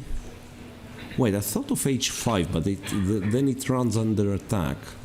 What was your point with h5? Yeah, the you want point to was- block the king side? Yeah, the point was that I wanted to play king h7. For some reason, I've forgotten that you can take h5. So that if you take, I wanted to claim with such a king on Wow. f5. I mean, with such a king on f5, with pawns being fixed on dark squares, it might be that black has full compensation, especially if rooks are coming off. You know, so I control the d file, the only open file in the position. So in order to make progress, white will have to exchange rooks, and then the king's activity becomes a factor. But of course, after knight g3, this is the pawn which is h5 hanging. pawn This is is hanging. unpleasant. Yeah. That could be Alright. suspicious if he's losing the e4 pawn. As you said, he might have some compensation, but a pawn is a pawn still. Yeah, that's right. So has to be careful. Well, once again, if you're happy with the draw with black, maybe you should not. Strangely enough, you should not go for this bishop d3. Maybe you just have to play bishop c6, double the rooks, and defend the position with two bishops pawn down, like they do in Marshall, for Yeah. instance. And Because as soon as you place your bishop on d3, once the pawn is taken from e4, it is gonna be hanging. yeah, the bishop is So- hanging. So it is an attractive move, right? A check, Yes. putting the bishop actively, but if it doesn't work, it doesn't work. Yeah. By the way, why it doesn't work? I don't know. This we never. We haven't checked it. We've never looked at. That's interesting because bishop could c5. be. So knight g3, I'll just take d4, right? And in this case, this looks very attractive because I Yeah. can protect my bishop with c4. No, black is perfectly fine. I changed my mind So- again. So Changed my we mind again. misevaluated this bishop yeah. d3. So this looks like Korobov is perfectly fine, Ponomarev is fine, board 3 is a draw, and on board 4 we have something which looked sharp. It's a Sicilian Nagy against Moisenko. Moisenko is the pawn up, but it's a doubled pawn on b file, and both of them are a bit weak. Both of them are a bit weak. So How did they get this? there was this knight c3 line. So Moisenko has a very narrow but well worked, let's say, well analyzed opening repertoire, and it includes a Sveshnikov or a early Sveshnikov, or some people used to call it Kalashnikov for some reason. I have no idea why. Well, if it has something to do with this machine gun or whatever. Yeah, Kalashnikov. Yeah, Kalashnikov still is line. I called mean, like that, isn't they it? call it this way. I don't know why. Takes e5 and then, yeah, not knight f6, but d6 at once. Yeah. Yes. Okay, and then knight c3 basically prevents you from playing this, because after knight f6, white is not playing d4, but goes for bishop b5. And then e5, bishop c4, and all that. Knight d2, so the knight is brought to d5. And that's precisely what he did. In a clever way, I have to say, so that he didn't play castle, saving a tempo on rook e1. Because, yeah, for instance, when we teach the kids how to play chess, you develop your pieces, then you make a castle. And here, castle, there is nothing wrong, but it will kind of lose you a tempo in this line. Castles, and if you want your knight to be on d5, you will have to play rook d1, and only then this route becomes available. So he tries to save a tempo on this one successfully, knight e3, and then he castles. But black doesn't seem to be impressed by all that. So black exchanges his own passive bishop by simply taking the knight on e3. This is still very, very solid, and yeah, And this is how they before get is this pawn before is structure. the pawn sacrifice Nagy went to play rook c8. Both knights hanging, so he plays queen d2, protecting his one. Queen d2, yeah. Oh, well, actually, this shows a bit of his, I'd say, aggressive intentions, because if you want to draw with white, you probably take Then take b6, everything. win the pawn back, and then most likely, yeah, you will exchange c2 for b7. So it gets But he wants fairly to play for a win. simplified. Yeah, so he's trying at least. So it's queen d2. After queen c6, black is heading for the same, basically. Knight e2. And he obviously made sure that knight c2 is not possible. I'm guessing it's rook c1 simply. So knight has to go to a6. And yeah, something has changed, by the way. Tanya's game, Tang Zhongyi against Tanya Sachdev, board to India versus China. Just a second, I'll figure out what kind of a result that was. India versus China. I'm guessing it's a draw. Everything, it's an Normally it ending. should be. Everything's blocked. Yeah, I'm taking a look at this position. There is not a result yet, but it is a draw. It is a draw for Tang Zhongyi with the black pieces, which makes it half a point each of these teams. Yeah, as we mentioned, China in the women's section is on third place, but in case India manages to win today, India will take over China. Yeah. And other than that, if the opposite happens, if China wins Then there's a huge and gap. Russia wins versus Poland, then it's a huge gap between the teams on the podium and rest of the field. True. So today it's decisive both in the open section and in the women's tournament. It could be about the podium, like not mathematically, because you can always think that the leaders will lose their remaining games, but if they are playing so well, it's unlikely that they will lose tomorrow and the day after. I think in the match of Egypt in the open section, I heard that there were some crazy games. So let's have a look at board one. It's Egypt against Belarus. Oh wow! It is a crazy position. It is a crazy position. Just look at it. It's three minor pieces versus the queen, and I know where it comes from. It's yeah, it's a theoretical line, in fact, and. H4, E6, and after F4, this knight takes C4, sacrifice. It was played. It was played, and there is quite some theory in this one. I'm guessing one of the highest rated games was played between Grishuk and Swidler. I do not remember who was playing with which color. A few years back. So it's takes, then B5, takes D5, and it's quite hard to explain what's going on. Yeah, basically, white is just a bit not in time to maintain the coordination. White is a bit not in time to castle. E5, bishop G4, and then he takes here, bishop D1 takes here. King G7, bishop C5, yeah. Wait. King G7. Yeah, that's remarkable. Bishop C5, H3. So he gives away the rook, for instance, right? And then white refuses to take it, and then it's here. So now it's four minor pieces at the moment, but you are not in time to save them all, yeah? Queen, rook B8, rook So this G2. is all theory. I'm not quite sure, but what I'm sure, I've seen it, and even this H3 move, I'm guessing it is a correct move for some reason. So you do not move the rook, but you play H3, right? And then don't ask me why, for example, white does not take F8 with a check. I have no answer to Crazy this one. line, indeed. Yeah. A crazy theoretical This position. takes rook B8, rook G2, and then A6. The rook is still there. The rook is Nobody still understands there. anything. Yeah, that's a bit puzzling, really. Goes here, queen h4, the rook is still there, bishop b3, and then all of a sudden rook goes The to... rook is not there anymore. So can we say that this rook is not taken because here the pair of bishops is so powerful No, that you don't maybe want what to give he, it? yeah, maybe this bishop is the key. So he wants to have control Bishop over d4. d4. So, for instance, if let's say in this position, if he tries to do the same, like kind of take on f8 with a check and then play bishop b3, maybe this d4 was what was maybe this d4 is what was disturbing him. Not easy to say though why it's so bad.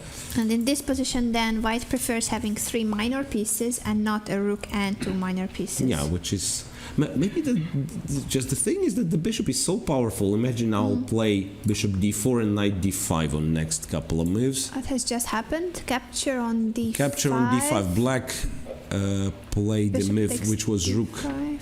Wait a sec, rook e8, and white takes d5 with the bishop, surprisingly, because I thought I thought knight takes was his idea. a check and knight d5 or Yes. an immediate knight d5, yeah. So he takes on d5 with the bishop.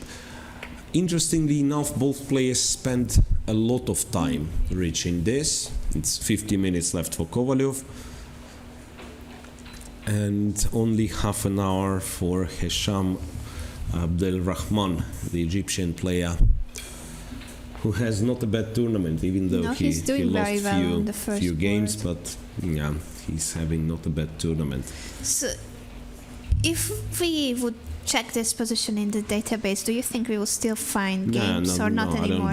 I don't believe. No, I'm sure this was played somewhere, or maybe it was like in the notes. I remember the crazy position was queen versus pieces.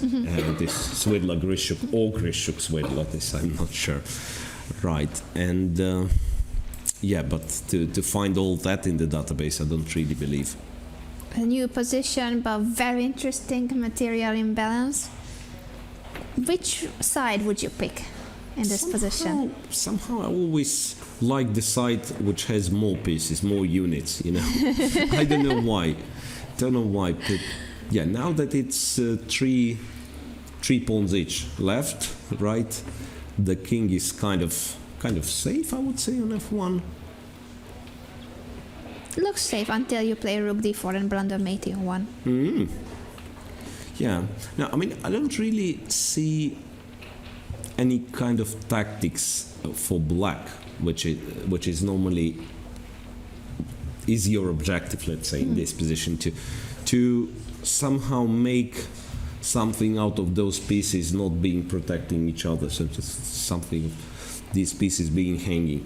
For instance, I thought of this, and then let's say, so now every single move I'm making is a bad move, in fact, but just to illustrate. So I thought, for instance, we are getting to this position, and then the rook is hanging, the bishop is hanging, there is still bishop d4, for instance. So somehow it feels like it's black king which is in more danger.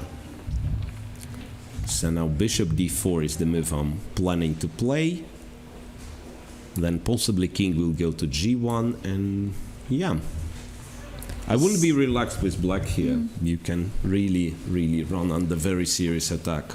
Exciting position here on board 1 between Egypt and Belarus. It's not about a podium for these two teams, but any game matters. So Yeah, this, well. for them, of course, is very important.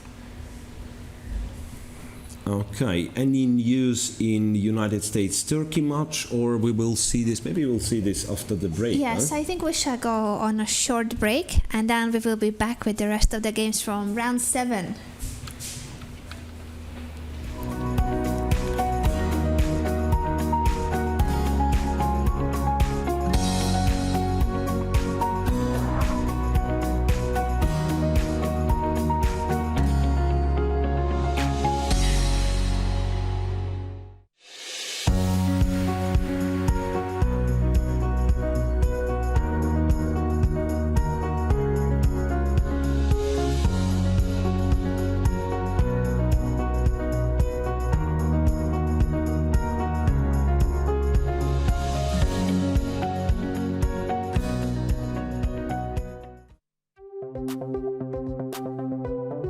Here I am now in one of the training halls of Ugracha's Academy with the review of round 6, round after the free day, where a lot of thrilling things has happened.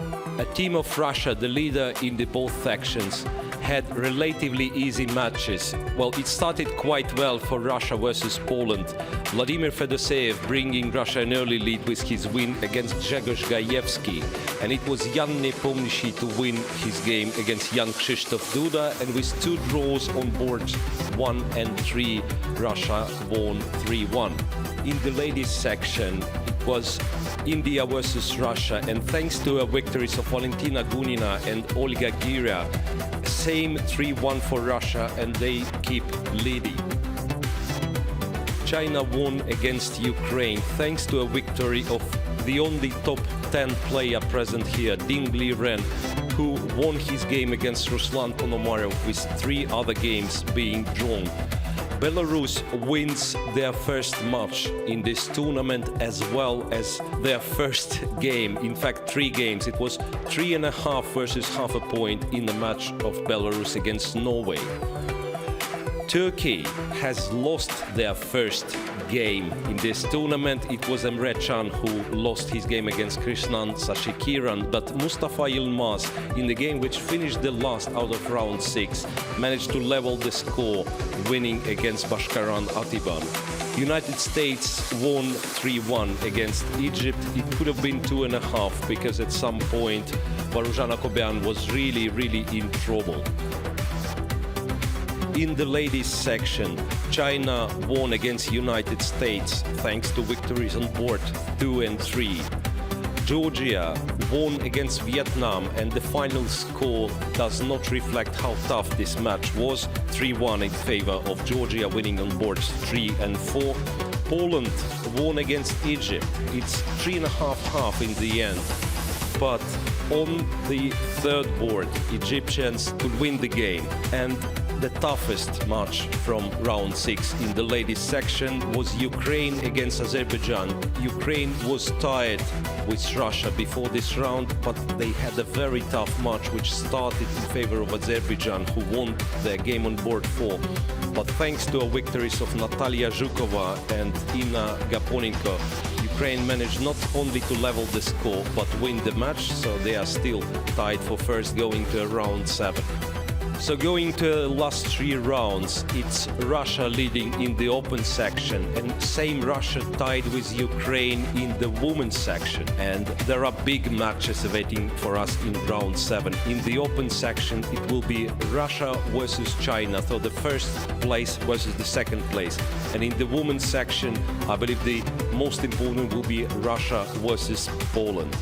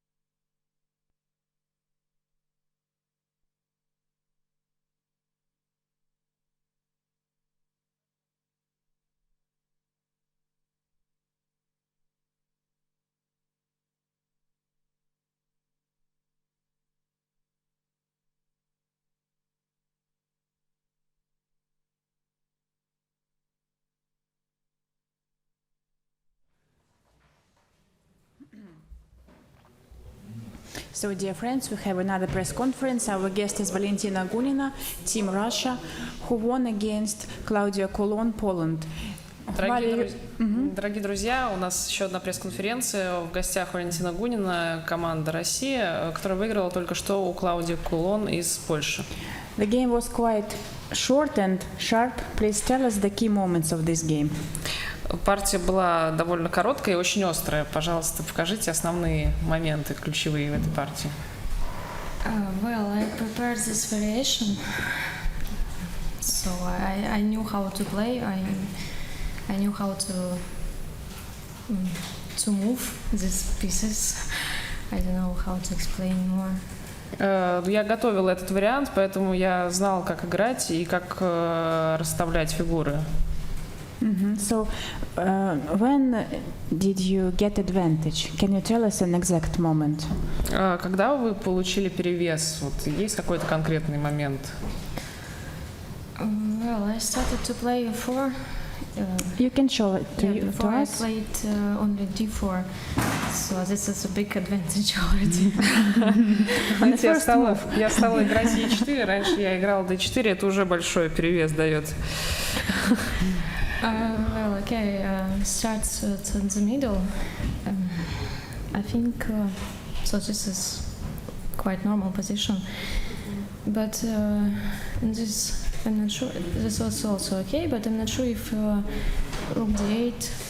Okay, it's normal move, but after I have a clear Advantage. Yes. Но до этого момента, мне кажется, все довольно нормально, была нормальная игра, но вот здесь ход ладья d8, он кажется нормальным, но я не уверена, может быть, после этого у меня уже, в принципе, есть чистый перевес. And you played bishop h6 here. This is also another idea to change bishops Was and it play poss- f4. Но идея в том, чтобы разменять слонов и сыграть f4. And was it possible for her to play bishop h8 here? Yes, also. Могли ли черные уклониться от размена, пойти слон h8? Okay, maybe I play like this, and when black play the normal plan, maybe You play I can f4. or something. Ну, я думаю, я могла бы сыграть ладья e1, и если черные продолжают нормальный план с конь f8, тогда я могу везде сыграть f4 также. And quite soon, black's position became a disaster. Как-то очень быстро позиция черных развалилась. Because I already told that I played d4 before, and now I have some new position, so it's I was really happy about it. So it's just some new variations. So I just was so happy to have something new, and okay, I just Okay. So you can play creative. yes, much more. And it suits your style most of all, yes? Ну, как я говорила, я раньше играла d4, и теперь, когда я играю e4, для меня так много нового в позициях, что это раскрывает творческий потенциал. Можно играть творчески, и я очень счастлива. And you started to play on both sides, and you also made this beautiful move. I think this is already done. Yes, it's one. So okay, rook at a8. Yes. Nothing to do. So in this night also. And you have an attack Здесь- on the king side. Да, здесь уже, мне кажется, огромная просто выигранная позиция у белых, потому что ладья на a8 ничего не делает, конь на b5 тоже ничего не делает. Yes, Valia, thank you very much for talking to us. Thank you. Спасибо, Валентина.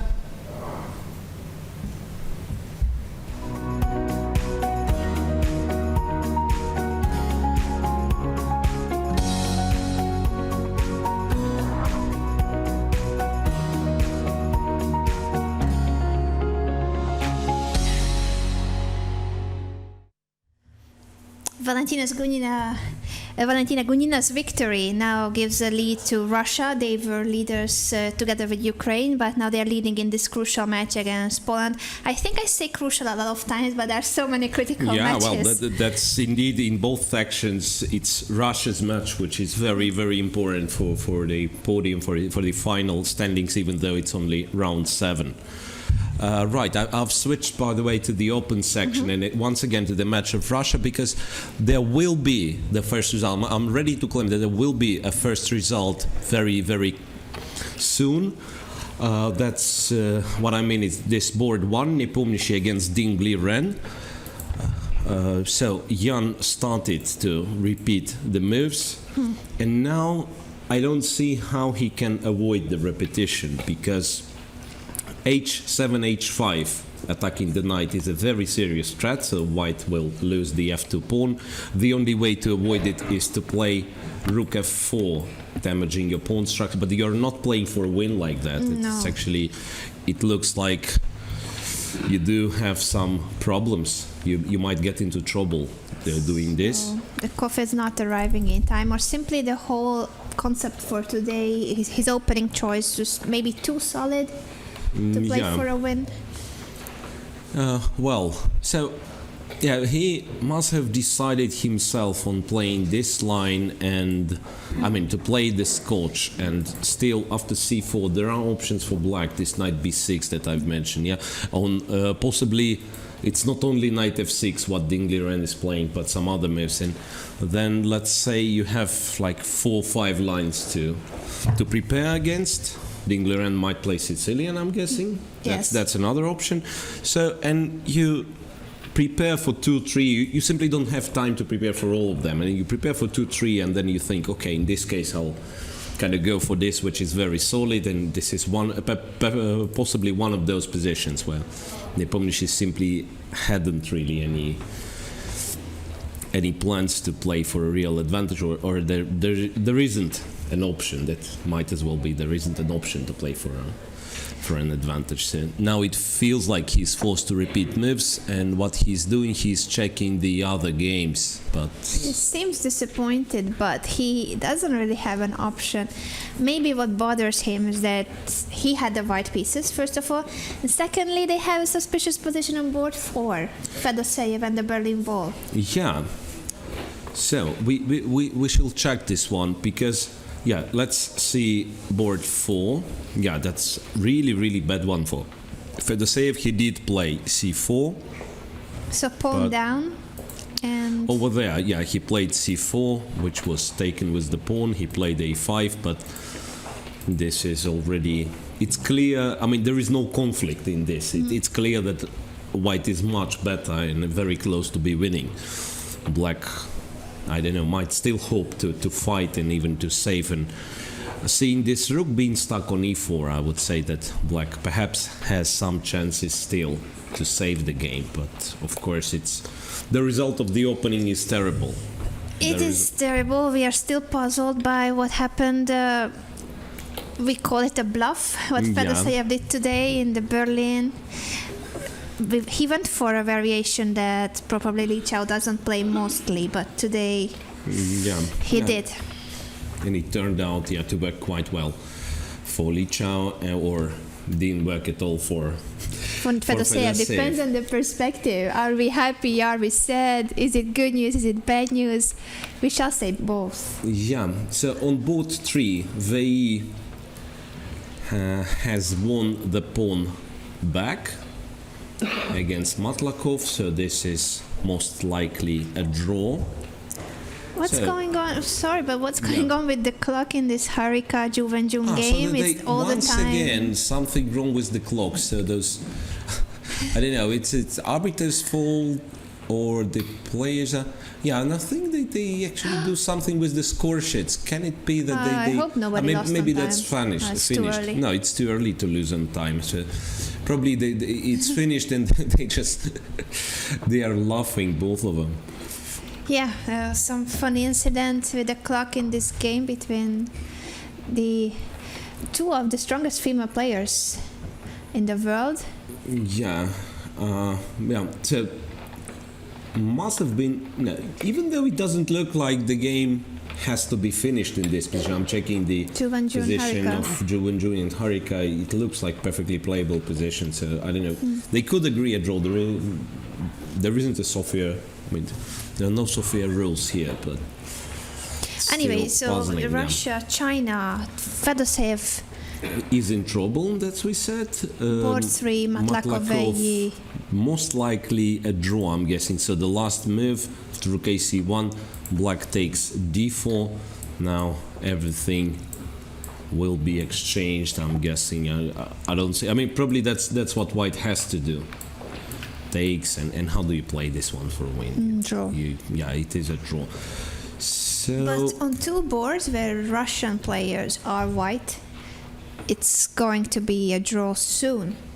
That leaves China with two white games, one of them being this very bad position for Fedoseev, and board 2. well, actually, Nepo's game is not a draw. Oh, It's not a draw. He found a way. I was whenever he starts repeating moves and looking at his facial expression, I'm starting to think, he wants a draw, but no, he has a 4. Right, he has a 4.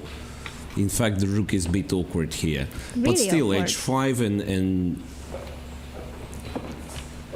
h5 and rook will escape via f6, so it's still Yes. balanced. after h5 you can play bishop d3, but it just leads to the exchange of your two minor pieces for a rook. Yeah, leaving black with some extra pawns. Maybe knight e5 is what you should do. We have a result on the top board between Poland Wojtaszek and and Norway. Ariantari, huh?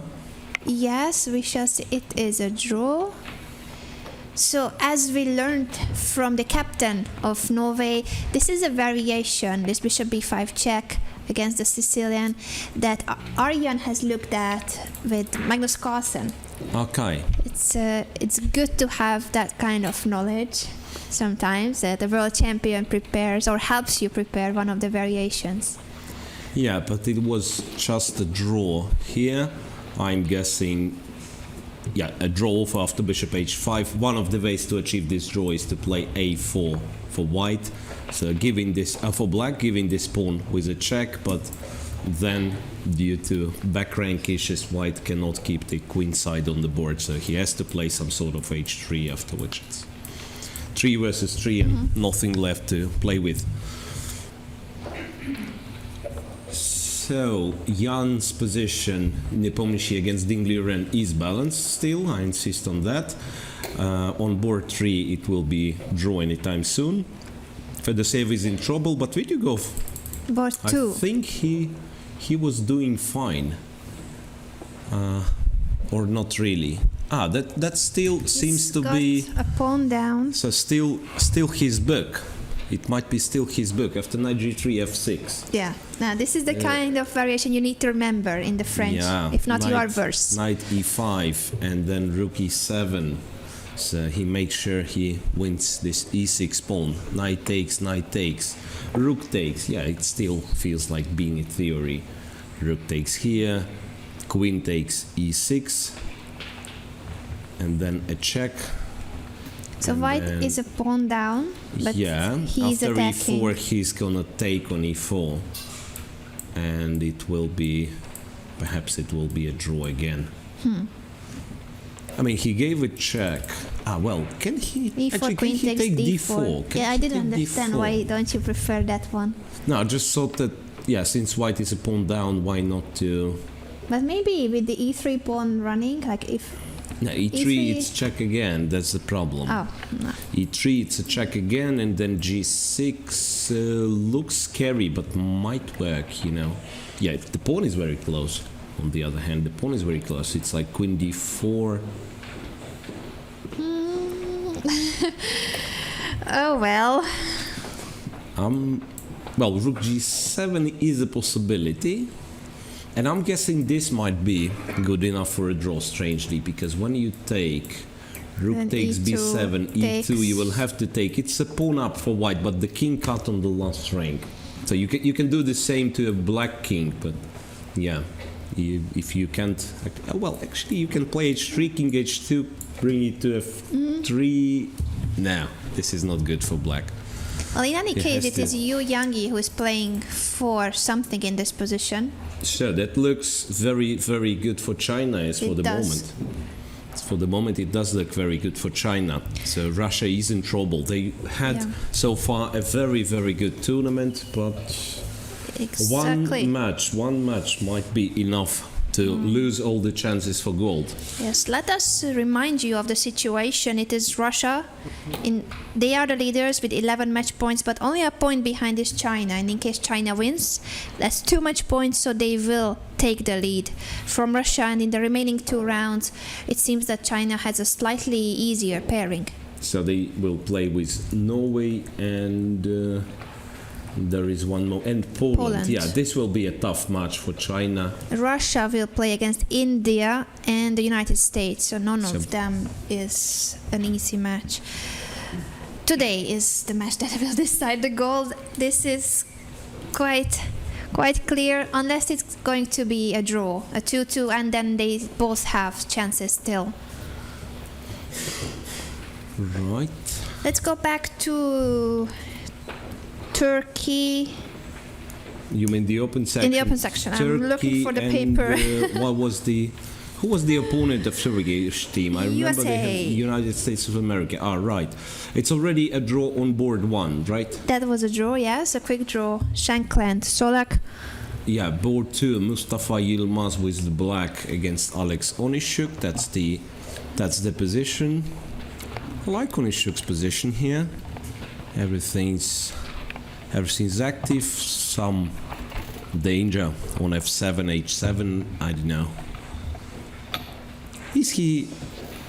Well, probably he is threatening to take twice on f7. It's just that it's hard to imagine the move for black which will not prevent it.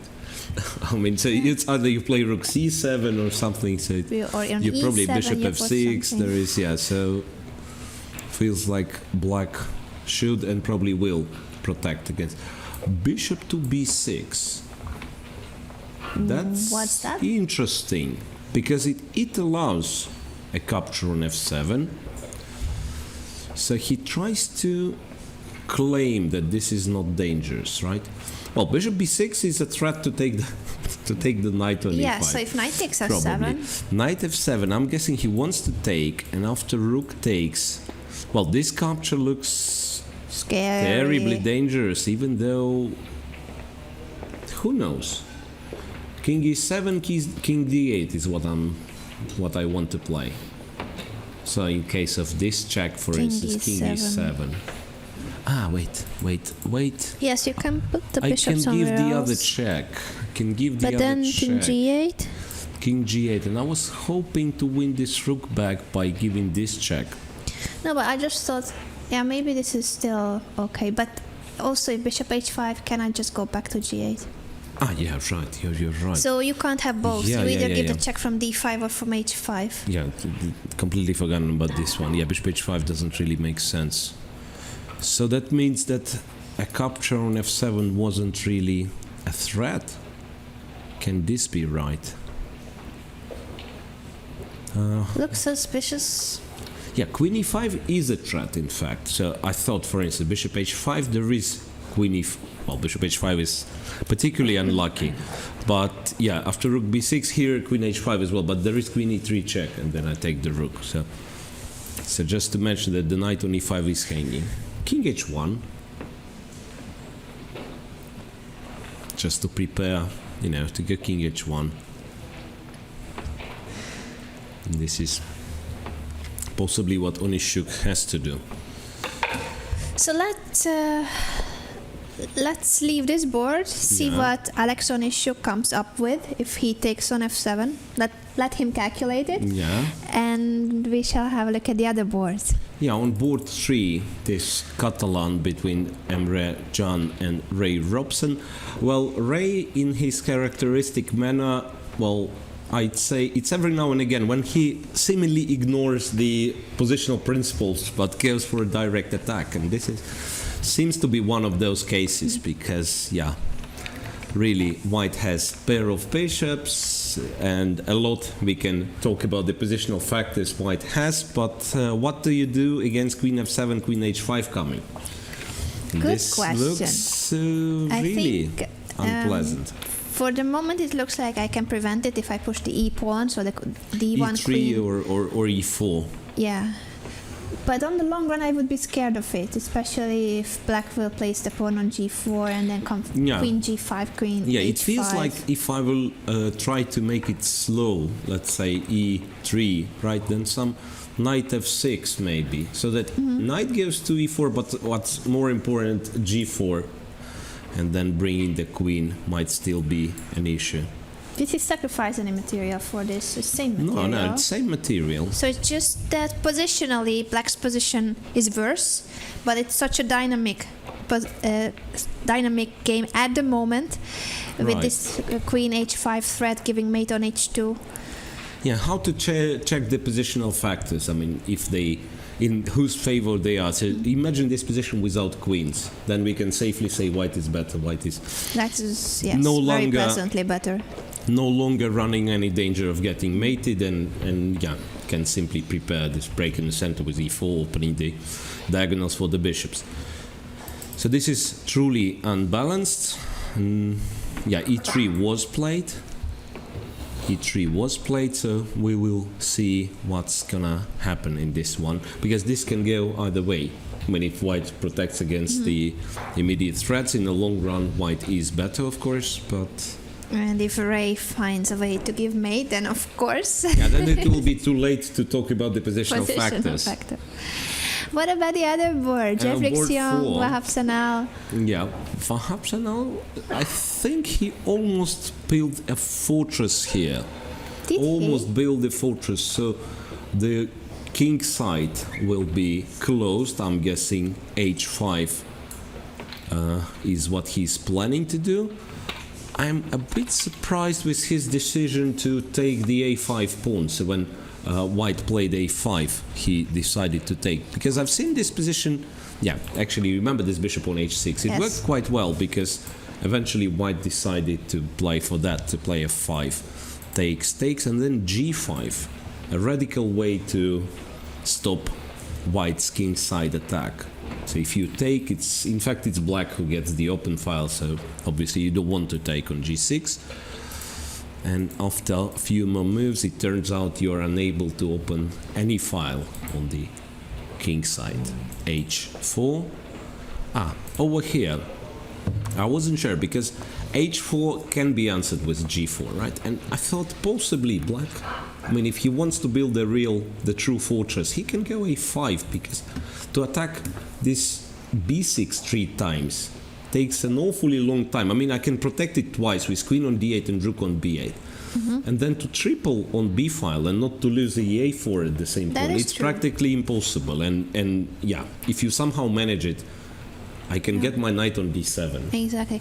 With one weakness in the position, you guys definitely know, but it's good to repeat. The position is, of course, defendable, but two weaknesses, now that's when trouble comes. So if this b6 pawn would have been a weakness, and then white manages to create another weakness on the other On flank, the king side, yeah. then it's gonna be dangerous. Now the situation is different. Black has taken on a5.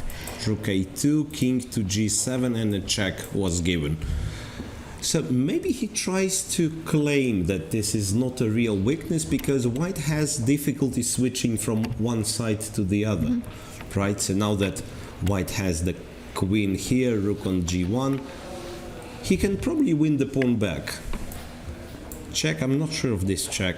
I mean, it's probably what he wants. It's queen h6, I guess. I'm guessing. Yes. Queen h6, king e7. So he blocks the h pawn for now, maybe hoping to get to g4, but once again it's very hard to believe. Black still looks very solid. After this, I'm not sure what he does. Does he play a4? Well, probably he should. Probably he should. Because if I take a5, then a7 is a real weakness, right? Not sure. Might be somewhat unpleasant for black all of a sudden, because it looked very, very safe. So promising position for the young Jeffrey Xiong against Wahab Sanal, who hasn't lost a game. Yeah, well, he had a couple of very difficult games, but he managed to defend. He managed to defend. So once again, overall, it looks like Team of Turkey has not a bad match. One draw already, solid on board 2, and balanced, but potentially maybe a better position on board 3. Emre Can against Ray Robson. On board 4. I think Yes. Joffrey can win this. I would bet on that.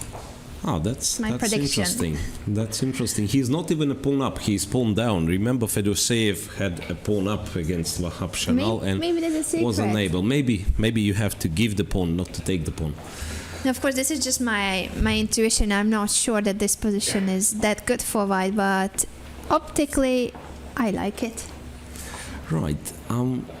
Thinking though, on the other hand, what we were talking this, right, Rook A1.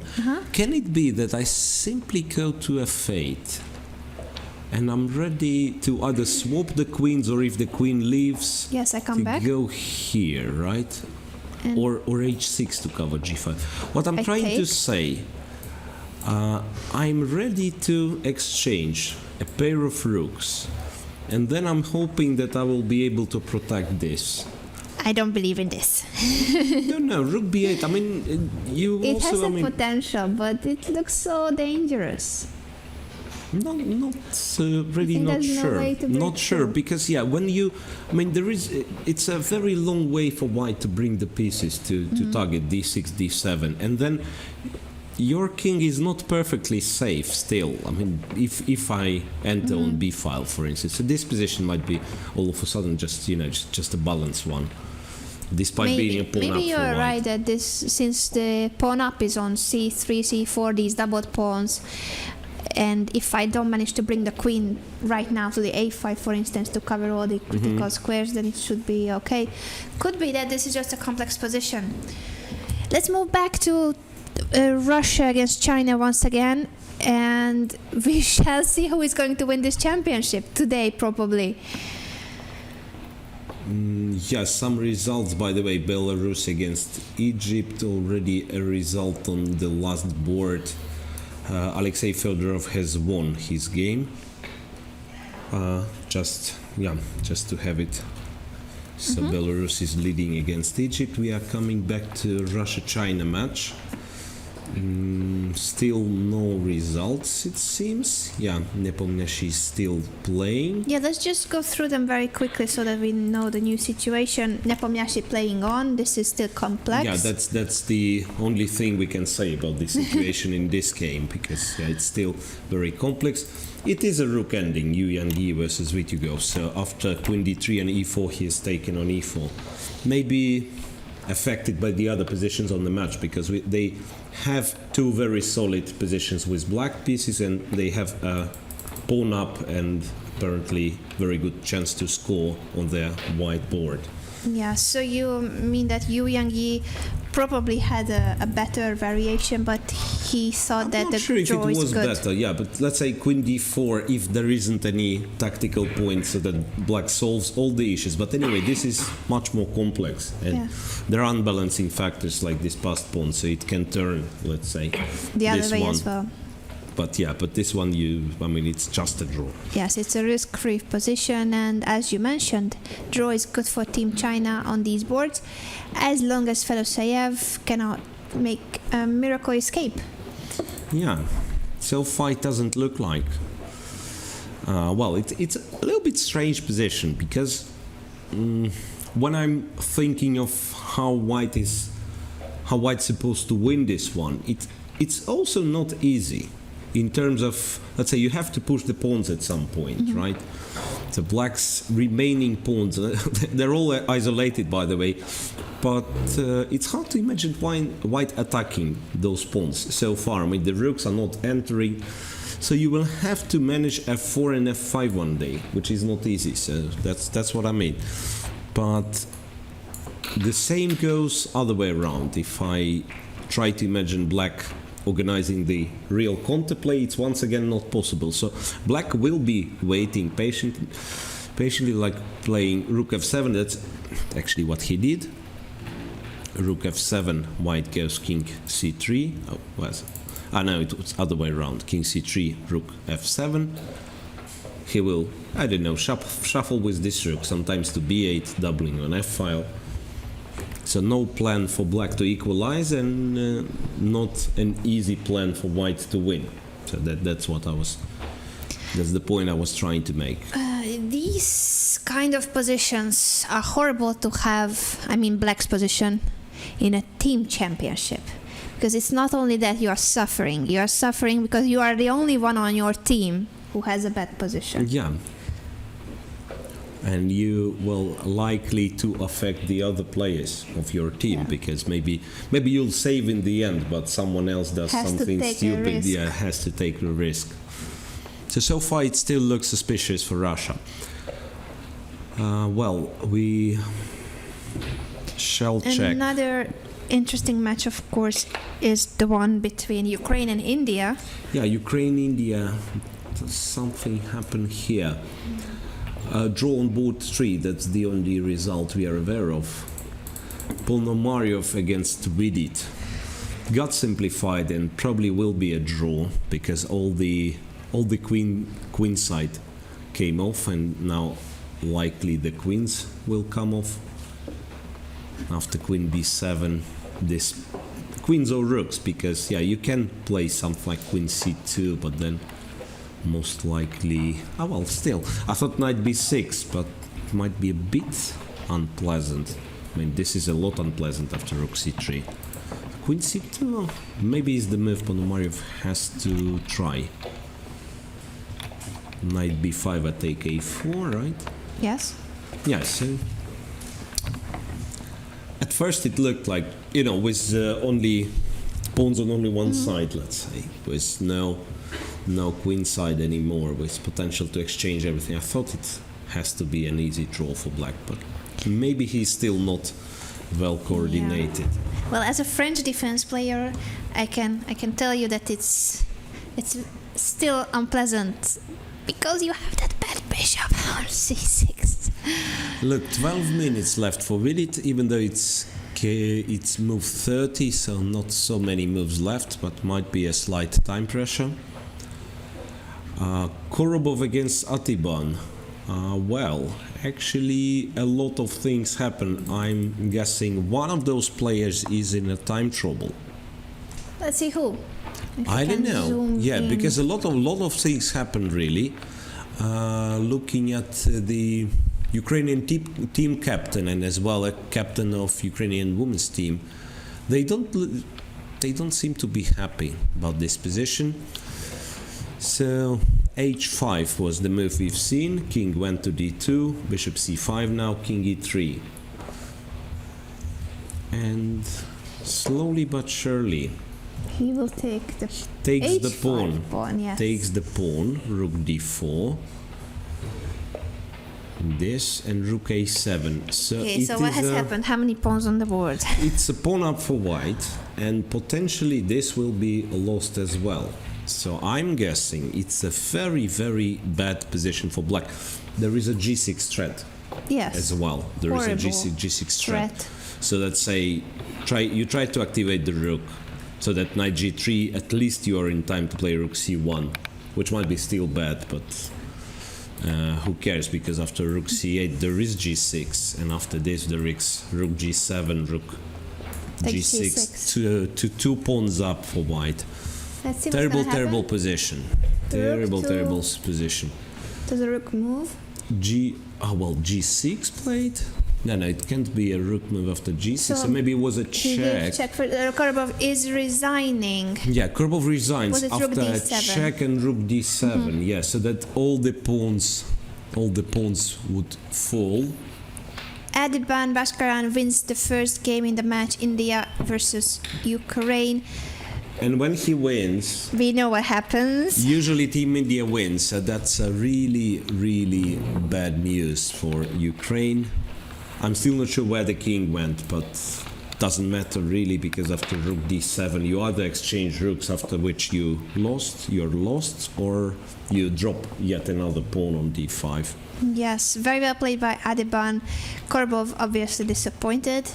is Well, it was rook d7 at once. immediate. Nice, Okay, so nice he really little made trick. the move, Yeah, it's the rook move first. it's same. Yeah, it's same line, but rook d7. Yeah, that's a nice little trick. Okay, so it makes it 1.5-1/2 in favor of Team India. with Ukraine really two- suffering. Yeah, with 2 games in progress. So board 1 and board 4, Ukraine needs to win both in order to win the match, or at least win one, make drawing the other to tie the match, because so far doesn't look that nice for Team Ukraine. Nagy against Moisenko, still an extra pawn on b6, which can be taken right now if Parimarjan Nagy wants it. Or he can play a move like knight e... No, he cannot play knight e2, there will be rook a2. So what happens if he takes? I'm guessing this is what is planned by Alexander Moisenko, to play knight d4 and after rook a6 to take with the pawn.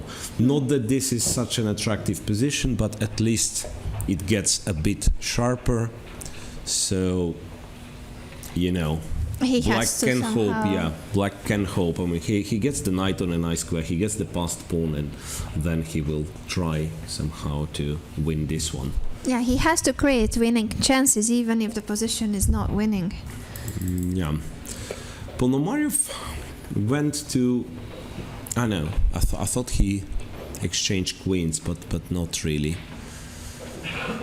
Yep, so b6 was taken. Well, the problem is though that after knight d4, white can play this move. Not willing to take on a6 because b7 is always hanging. Then you have a repetition like that. I don't know, But there as is rook black- b5 as well. Yeah, but as Oh. black is supposed to play for a win. Yeah, even a repetition is not the solution for Moisenko. No, he just cannot offer a draw or go for a draw line because it means that his team is losing. Yeah, it's -1. Ponomarev arguably has somewhat better position, but But not winning. not a winning one. So he really has to try Moisenko. He has to try to imbalance the situation if there is any chance. So overly, after that's third hour of play, let's look at every single match, announce the results, and Sure. yeah, see how the other games are looking. So Belarus, still Against a sharp Egypt. position on board 1. 3 minor pieces for the queen. It's still the same material on board 2. Alexei Alexandrov with the white pieces. Well, doesn't look like he has a good position, to be honest. So something happens to Alexei Alexandrov. Really, he is a strong grandmaster, I can assure you, but somehow has a very, very poor tournament. On board 3, it's a complex position, which we don't know what's gonna happen. That's the safe assumption. We really don't know. Equal material, opposite castle. Black has somewhat better organized pieces. The bishop on g3 is not doing much, but black's king is not safe enough, I would claim. And then the last move, knight f5. Yeah, those Egyptian players, they are very tricky in especially tactics. Yeah, but Belarus, as the relief, they have already won their On the last board. the last board, so it's +1 for Belarus, other 3 games being in progress. Turkey versus United States of America. There was a quick draw on board Quick 1 draw between on board Solak 1. and Shankland. Then all the rest is in progress, and there is a feeling like it might be decided on board 3. Emre Can versus Ray Robson, where Robson tries to prove he has an attack on the king side, while white obviously tries to prove the opposite, so that the attack is not dangerous. Now I kind of realize that g4 is not such a terrible threat, because Knight at least knight f4 f4 will cover h5 square. It depends So on the this might be- circumstances, because Yeah. if you move the knight from d3, then this a6 bishop will be threatening the f1 rook. I would still be scared here as white. Maybe it's just that I get scared often. b3, b3 for instance. Could be. Yeah, you go to a5, and yeah, and first after rook e1, so that g4, I have knight f4, then you might take, go to h5, and this is already something which disturbs me. Because check, you know, there isn't a mate as long as you do not exchange this bishop, but still being with the king on f1, it's kind of unpleasant. So this might be the game which will decide the entire match. As it happened in other matches too, Emre Can deciding the match and also not deciding the match in favor of his team. Right, so, and Ukraine, as we said, trailing -1, and they desperately need to win at least one of those remaining Yes, games. it's looking very good for Team India against Ukraine. And as we said, China versus Russia. Russia would have been a balanced match if not it for wasn't for Fedoseev. Yeah, it's a draw already between Matlakov and Vei, and it will be, all other will be draws as well, it seems. So it's up to Fedoseev whether he can hold this worse position against Li Chao. If not, China is very likely to be the leader, Russia, and take the lead with 2 rounds to go. Yep. And last match in the open section, which we still did not manage, Poland versus Norway, was a quick draw between Arian. Well, not so quick, but the game has already finished after less than 3 hours. Arian Tari and Radoslav Wojtaszek, with other 3 being in progress. Well, looks promising on board 2 for Polish, for Jan Krzysztof Duda against Frode Urkedal. And a couple of others are... Shall we show the position? Yeah, this one I can briefly show. Jan Krzysztof Duda with the white pieces against Frode Urkedal. So white has sacrificed the pawn a long time ago, but those doubled pawns, they are not really of a great help for black. In fact, it restricts the knight from coming, I mean this pawn on c4 from coming to a center. So there is a feeling like potentially, you know, this pawn on h6 and the fact that white possesses the e-file, it can develop into something very dangerous. How should I get this queen on f6? This is what I will be thinking with white. Eventually rook e1, and how about rook f8? I mean, if you play rook f8, then you do understand that something is right. I mean, something is not right. How you want it to be. Rook f8 to f6 apparently he wants to play. But yeah, can I just double here? Because queen g4, bishop d6, I'm guessing it's kind of lost for black. Should be. Yeah, so rook goes here, and then my next move, in fact, is rook e7. Because I'm guessing if I eliminate the queen, black will not have enough power to protect d6 The dark and squares. the dark squares. All the dark squares will be vulnerable. So this really looks promising Looks for Duda. winning for Duda. Yeah, I mean, especially if it's if all those assumptions are true, that rook e3, g4 cannot be taken, and yeah, well, g4 certainly cannot be taken. It's bishop d6, and already f8 is hanging. Rook e8 is a terrible threat. So this looks promising for Polish team. Board 3. Johan Salomon against Kasper Pierun.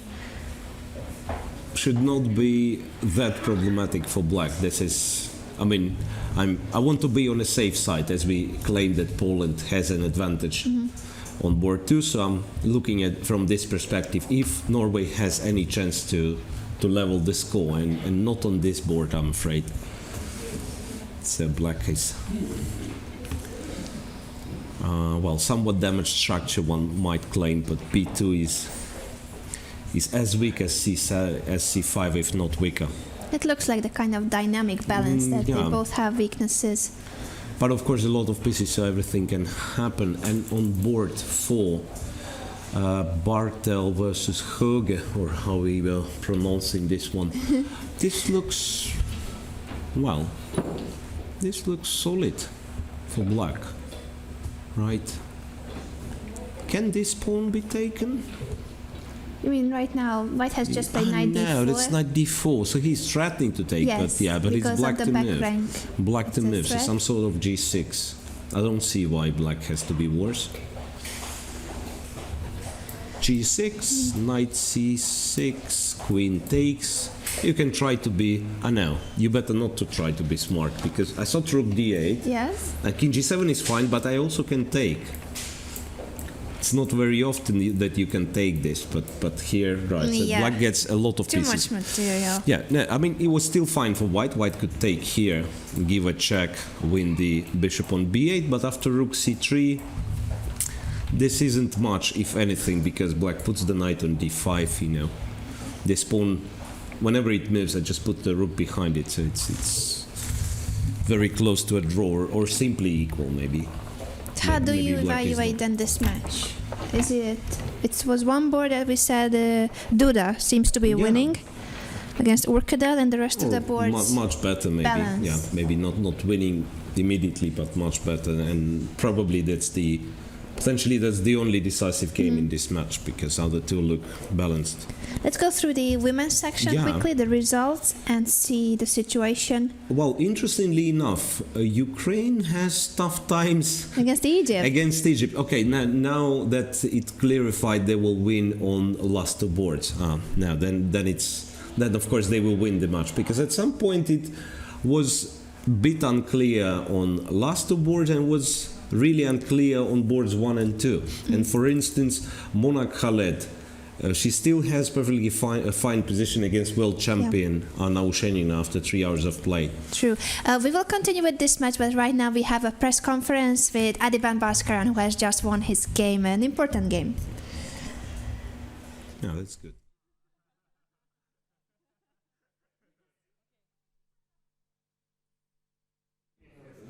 And we have another press conference. Our guest is Bhaskaran Adiban from India, who won his game against Anton Korob of Ukraine. У нас еще одна пресс-конференция. У нас в гостях Бhaskaran Adiban из Индии, который выиграл свою партию против Антона Коробова, команды Украины. So please tell us what happened here. When did you start winning? Actually, Пожалуйста, расскажите, что произошло в партии, где вы уже начали выигрывать. I think it was this Queen F is not so popular this moment. Then I played this King B1, and now we are in this. I'm not sure what I'm supposed to do. I just was playing over the board. Ферзь 5 не очень популярный ход. Я сыграл король b1, и здесь я уже не уверен, как нужно было играть. Просто играл уже из своей головы. Yeah, then this is, I think, the critical moment. We got into this endgame, which I think is totally fine for black. But I think at some point he went wrong after this. So I think until 16 more, black is totally fine. This was my assessment when I played. Вот эта позиция, мне кажется, критической. На самом деле здесь, на мой взгляд, у черных все в порядке. И мне кажется, он сыграл не очень хорошо уже в дальнейшем. Yeah, I think, so we went like this. Yeah, this position I'm pretty sure black is fine, but I was not sure how we should continue. Ну, опять же, мне кажется, здесь, в принципе, у черных наверняка все в порядке, но как точно нужно играть, я не уверен. Yeah. So I think he has to exchange the knight, that's what I was thinking, like take this knight and play this position and then go back. And long term try to exchange this dark square bishop, and I think black is totally fine. А может быть, черным стоило разменять, забрать коня на e2, вот над этим я думал, затем поставить коня на c5, и в долгой перспективе где-то нужно будет разменять чернопольного слона, и я думаю, что у черных все в порядке. Actually, what he played I thought was very good, like he provoked this move. But then suddenly, like this position, it's very funny. Like positionally, it looks totally bad for me, but I think I'm winning the c4 pawn, so my position is somehow. I think suddenly he was fighting for draw. I think after this, so I think this was the turning point of the game. Но то, что он сделал, на первый взгляд, кажется очень логичным, то есть вызвать ход c3, затем он брал слона, и вот получилась вот эта позиция, которая позиционно кажется абсолютно ужасной для белых, но на самом деле белые выигрывают пешку e4, и в принципе все в порядке.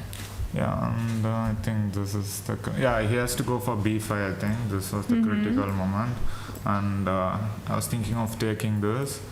Rook a8, bishop b6, rook, this was the funny line. So I tried to exchange this bishop, but still I was not very sure about this because his rook is very active, and I saw this very funny line.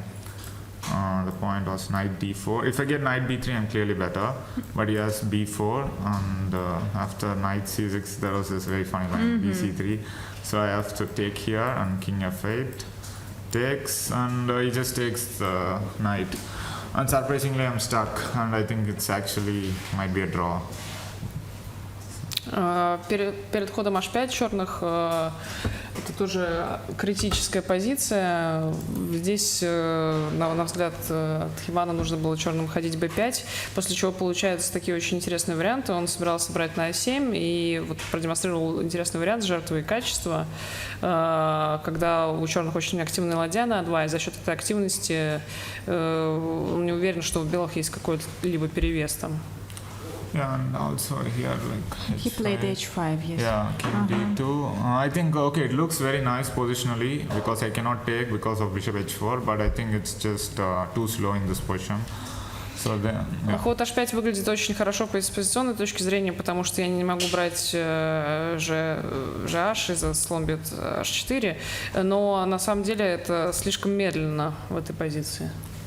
Yeah, I think he has to take this knight, give the c4 pawn, and try to hope for a fortress.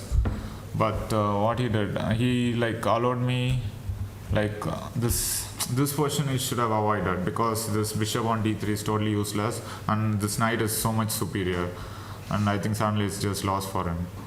Но я думаю, что черным стоило брать коня на e2, отдавать пешку на e4 и надеяться на крепость, потому что в этой позиции черные позволили мне поставить коня на g3, и теперь слон на d3 просто бесполезный, и конь намного лучше. Then we went for this line, and I think it is already very difficult for him after this. I just. Я думаю, что здесь уже для черных очень тяжелая позиция, вряд ли можно защититься. Yes, and then he missed g6. Yeah, rook g6, rook d7, d7. yes. But anyway, the point is, if he goes here, I play g6 myself, Yes. and I just have too You many take pawns here here. and- Takes on g6, just too Yes. many pawns. Ну, здесь, конечно, черные допустили большую ошибку за g6, но даже если бы черные сыграли, например, ладья c8, тогда я сам играю g6, беру еще на g7, у меня просто слишком много пешек. So was it your first game against Anton Korobov, or have you played before? No, we have played quite a lot. I played in Aeroflot once where I won, and then World Rapid I lost recently, so I really wanted to beat him this time. Играли ли вы ранее с Антоном Коробовым, или это ваша первая партия? Нет, мы с ним встречались раньше, последний раз он меня выиграл, поэтому мне очень хотелось его обыграть. And do we have any questions? Есть ли какие-то вопросы? So, no questions. Thank you very much, and good luck to you and your team. Yeah, Большое thanks. спасибо, Thanks a lot. удачи вам и команде.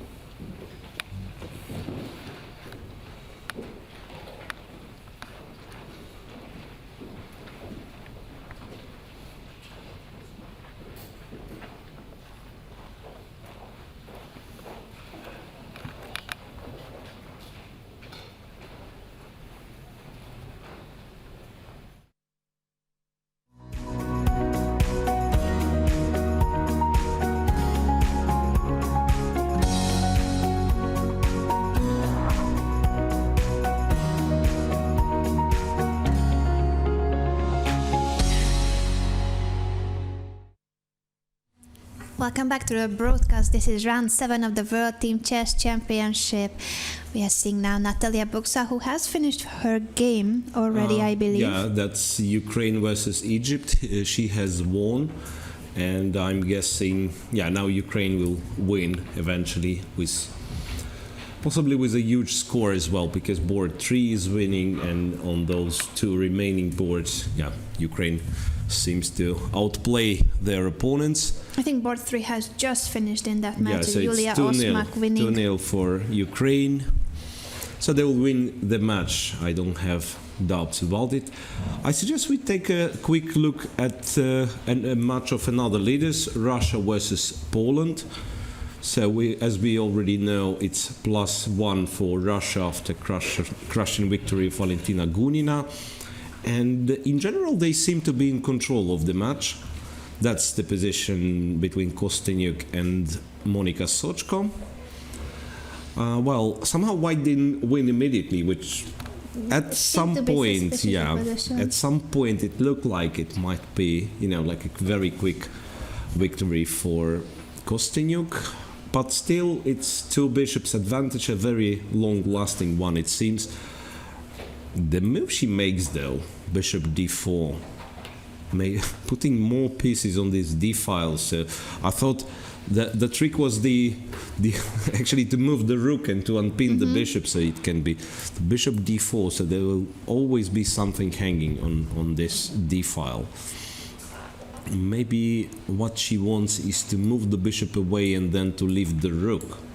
Can imagine. Therefore, bishop d4 to free the third rank. Still a little bit strange. This maneuver. Not the usual move, this bishop d4. But it might not change a lot, because what do you do as black? What do you do as black? That's a question remains to be answered. Right, Lahno is a pawn down. So remember, I could foresee it a long time ago that this will be a weak pawn on d6, and it fell. It fell finally. But I'm not sure if it will be easy for White to win. Even though, as black, I would be more concerned about my knight being on e8, not the absence of this pawn, because with the knight somewhere like g6, black would definitely have compensation. Or even on f5, that would be nice. On f5 would have been nice, but knight being stuck on e8, that's the only problematic board, I would say. The only problematic board for Russia. Gunina won, and on the last board, interestingly enough, with the black pieces, Goryachkina is already a pawn up, and it's not your casual 4 versus 3, which is a draw, because e5 is weak. It isn't. Once the black king becomes active, then this pawn will even be worse. Imagine just the black king on e6 after a trade of rooks. I'm guessing actually, she did lose the second pawn already. Did she? So, a few more moves were played after this move, and maybe you don't have an option, in fact. Because if you take c5, that's what she did. You are unable to protect against both rook takes e5 and rook c2. So she played king f3, rook takes h4. But this should be possible to win. Yeah, even though it's not so easy as the normally 2 pawns up would be. Right, because those pawns are doubled, but somehow slowly king... that should be the plan. King g7, h6, g5. So that White will have to take, and then you put the rook on 4th rank, and you somehow want to undouble the pawns. So this was a game that started out with the French defense. I guess it was a surprise preparation by Goryachkina.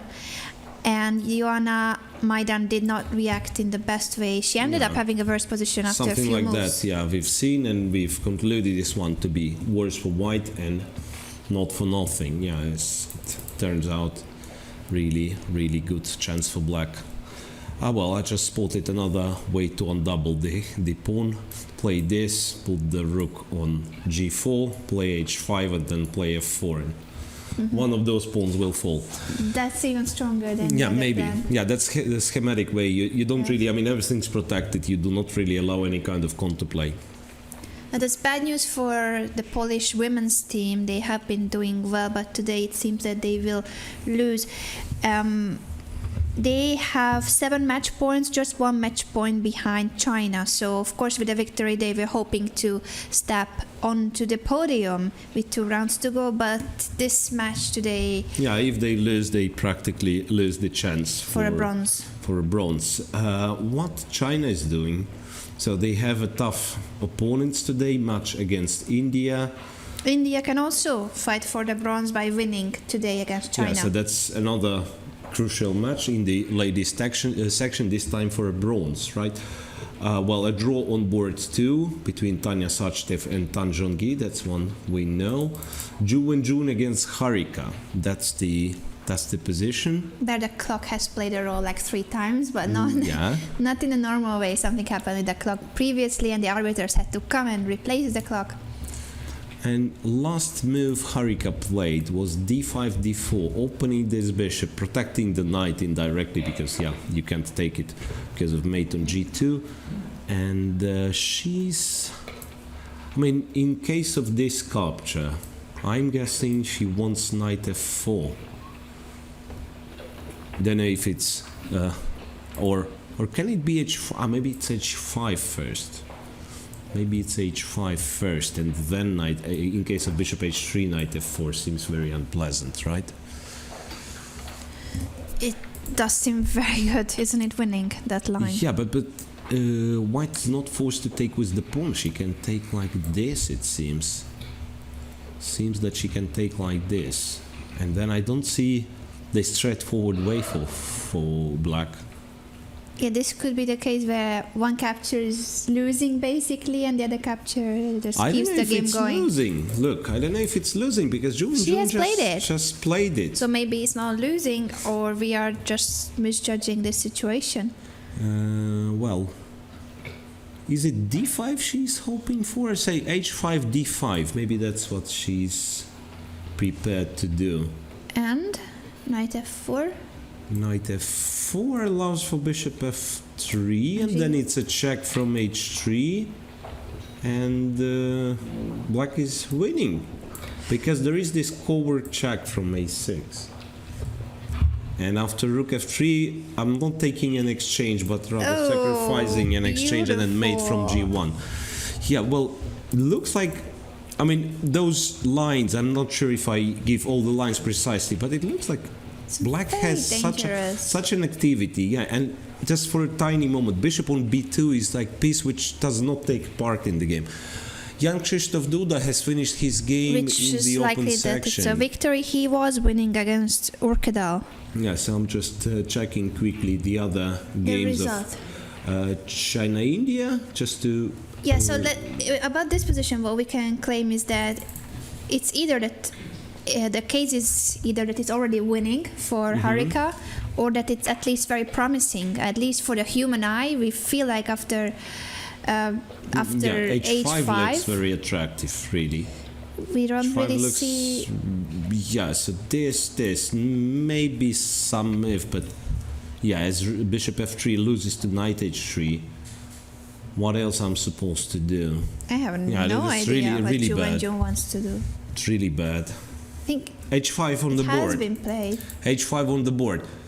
Harika She still is has- winning, I believe, unless we are missing some defense. Yeah, I'm still kind of want to be careful in predicting, in bold predictions, but I cannot really see a move apart from d5 because this feels being too Knight late. f4? This feels being too late because simple knight h3 cannot be stopped. Yeah, so then it's got to be d5. And then, as you said, knight f4, because initially I thought bishop d5 and black arguably is slightly, maybe not better at all. Yeah, it should be fine because the bishop is restricted with its own pawn, but But she doesn't need to go for this. but after d5, really, if you just play knight f4, and I don't see what to do for black. It really looks like Ju Wenjun is in trouble, and her teammates are also trying to calculate what's going on. The captain, we also see behind Ju Yeah. Wenjun lighting here. observing this board one game, if it's a victory for Harika, what's going on the rest of the boards for India? Will China have a chance to equalize? Well, most likely not on the last board. It's board 4, Root Padmini, with the white pieces for India against Go Ki, and it's Root Padmini who is better, Yeah. despite the equal material. With better pieces. Yeah, it's awkward for black, because knight is hanging in the air, and if knight is moving somewhere, then white will make it to 7th rank. Even though there is a... No, you don't want 2 rooks on 7th rank, so you probably play rook f7. Okay, maybe it's not better for white, but Definitely he cannot worse. lose this one. Yeah, he cannot lose this one.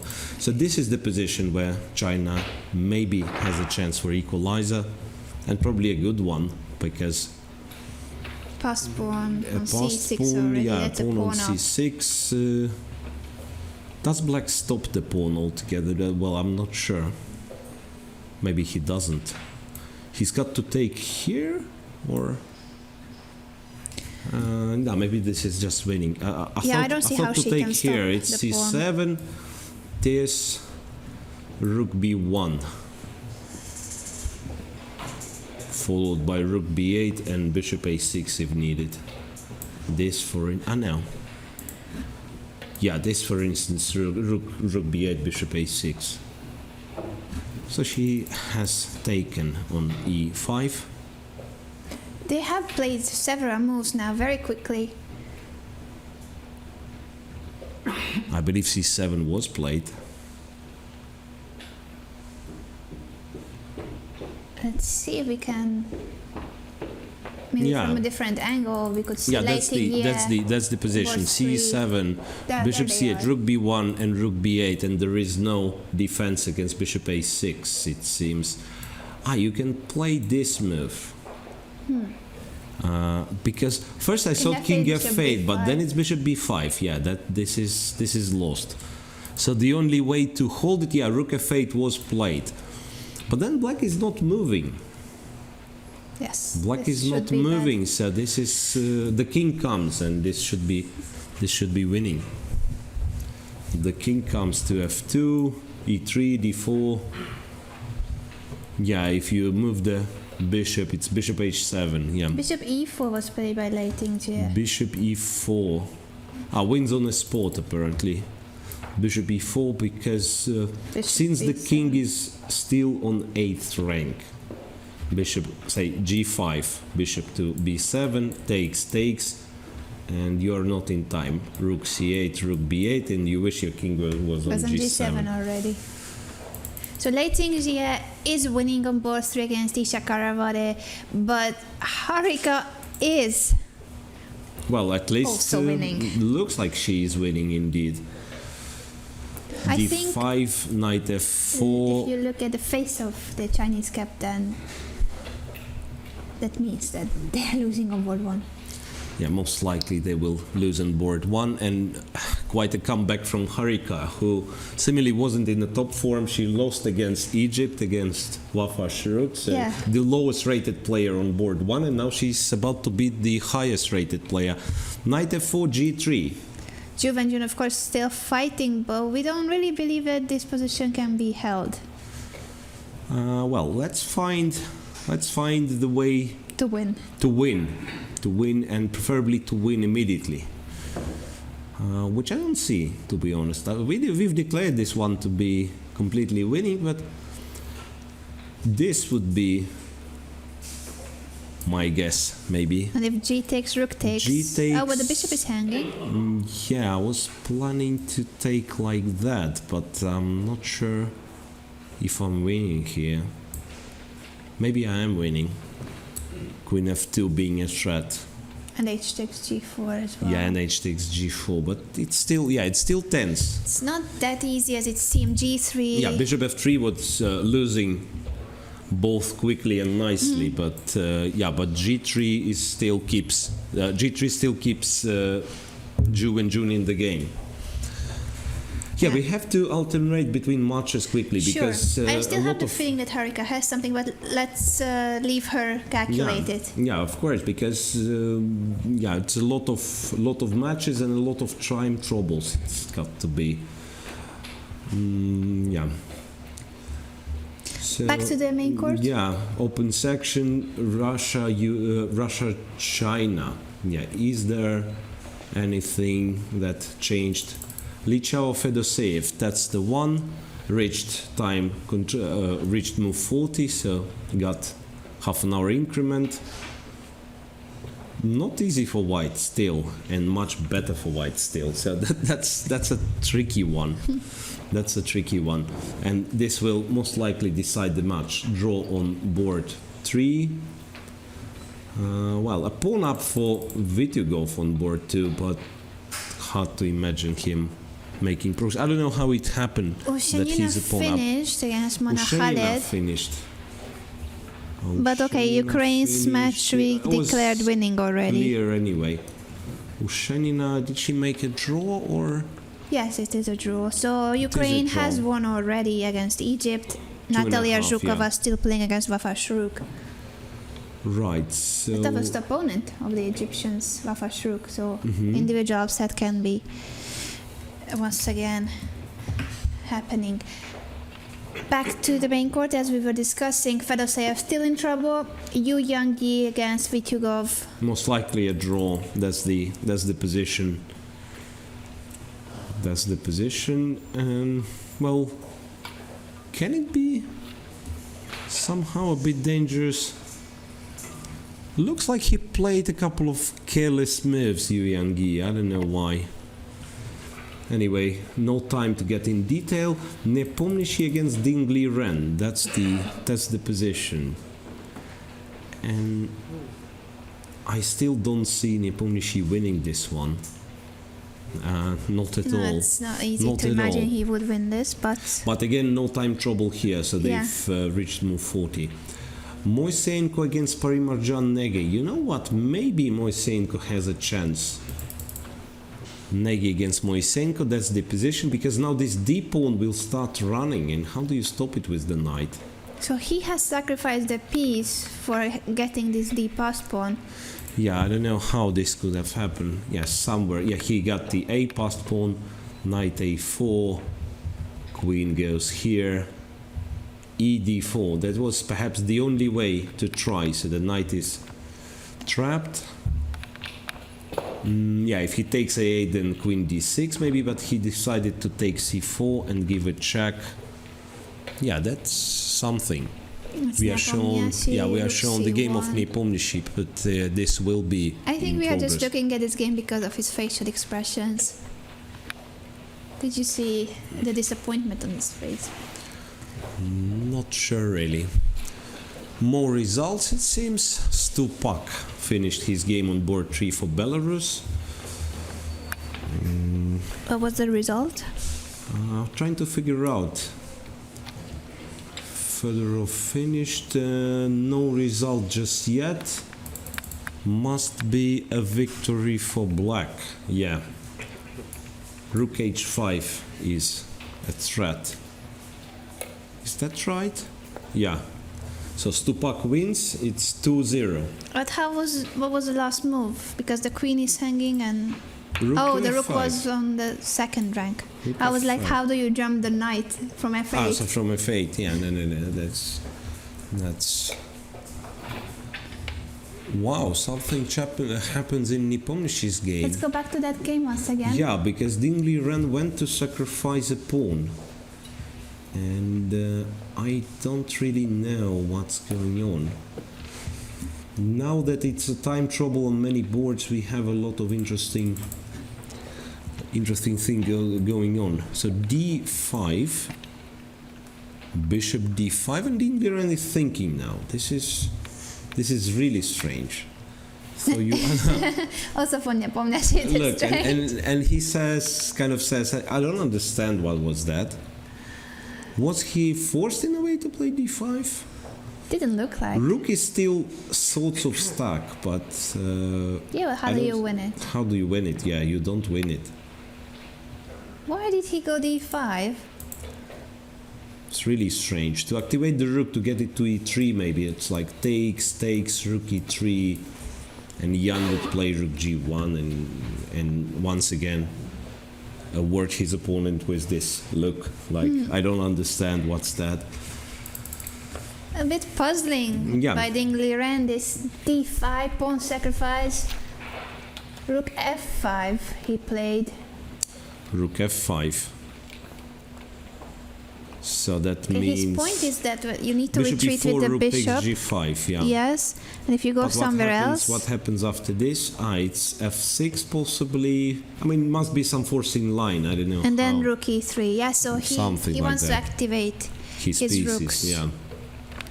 Even though after f6 the rook is still stuck here on f5.